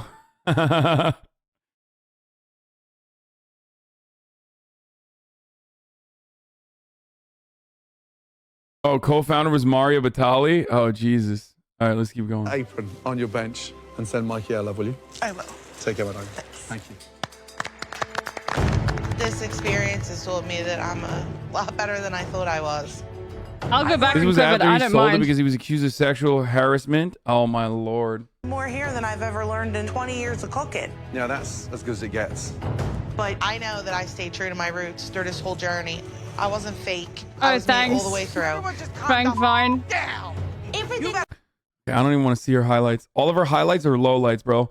Chrissy Biaziello was a paralegal from Philadelphia, Pennsylvania. That's right, dude. Oh my god, I forgot she was a paralegal, dude. Oh god. Yeah, Chrissy just got axed. Jason, I've got an insane clip to show you. She was eliminated in MasterChef Season 4, Episode 23 after a pressure test of cooking chocolate desserts landed her in the bottom 2. After MasterChef, Chrissy posted racist and insensitive tweets that were later deleted and she apologized for. She offers a private chef and catering services and regularly posts recipes on her blog. Apparently, she also got breast cancer, but survived it. Well, not but, and survived it.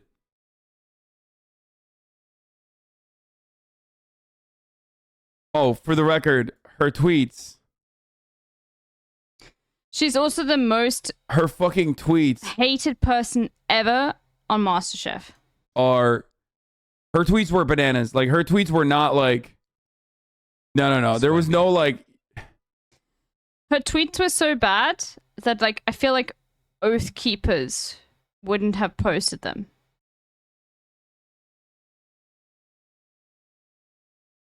Her tweets were so bad that, like, the only... I'm being completely honest with you. I don't even think Steven Crowder would have, like, been like, that's fine. But do you know who would have said, like, that's fine? What's her face again? Daily Wire, black woman.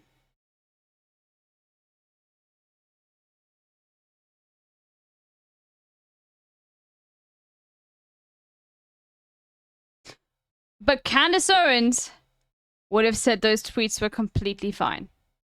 Steven Crowder would have said, nah, that's not okay. I'm being deadly serious. Candace Owens would have said, she's correct, though. I'm not even fucking kidding. And you guys know, if you guys know Steven Crowder and Candace Owens, you know. It is impossible to look at her tweets and be like, oh, that's... Like, it was not salvageable, okay? After being eliminated in MasterChef, Chrissy ended up serving as a personal cook for Lydia Bastianich, but quit after a few months due to her not receiving payment. Oh, she was the slave? I mean, dude. He owns the best Italian restaurant in Kansas City where I'm from. Shit is gas. They have an unbelievably banging, unlimited 3-pasta thing every night. Dude, you just, first of all, owning the best Italian restaurant in Kansas City is like owning the best hamburger stand in Timbuktu, okay? Candace Owens said she wouldn't take a plane with black women flying in it.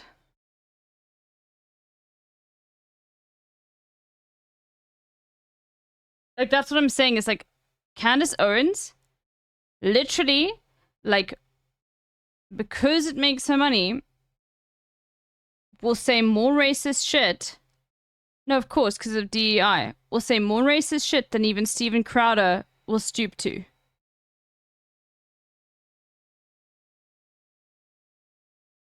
And Steven Crowder recreated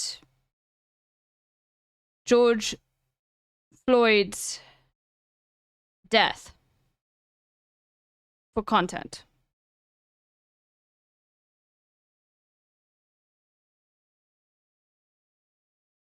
That's how racist Candace Owens is. Come on, Bobby, let's go party. Yeah. Just one, and that's it. It's not exactly... Yeah, it got deleted off YouTube, I'm pretty sure. Oh, he's making a joke about Olive Garden, right? That's unlimited pasta is an Olive Garden thing, right? No shot.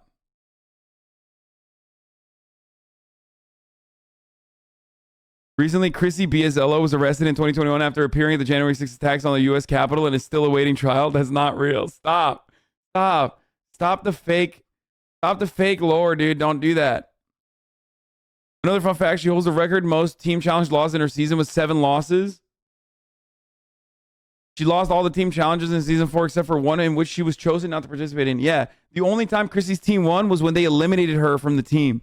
They literally were like, you should get elevated because without you, we are better. And they were right. Sorry that you got caught. Am I a pineapple? Oh wait, yeah, he did didn't he do a skit with him dressing as a member of the KKK, or am I thinking of something else? I can't remember that. I'm not a Steven Crowder, like, lawmaster. Thank God. But all I can say is, like, thank God Steven Crowder fell off, okay?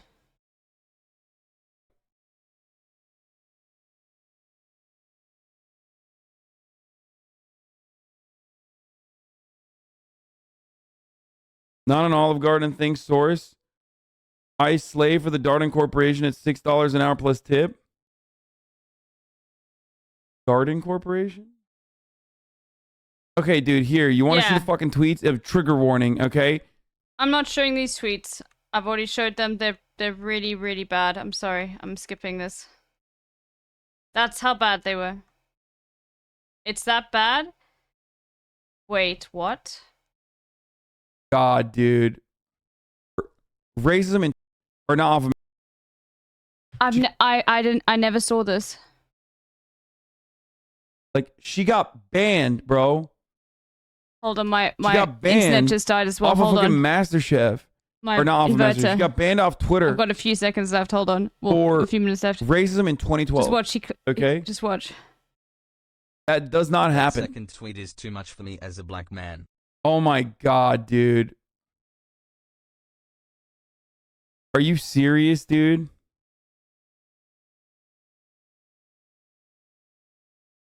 Okay, that's a clip. A quick clip. One of you guys, she got banned off Twitter for racism in 2012. Okay? All right. My inverter's one of you guys did dead. this. I'm on my UPS. Sorry, I have to go immediately. Cause I've never, my computer's never ever been powered down without like me powering it down, and I take care of my things. We're gonna go to Arun. Much love to all of you. See you tomorrow. Hold on, I have to be quick with this. And stay for the raid.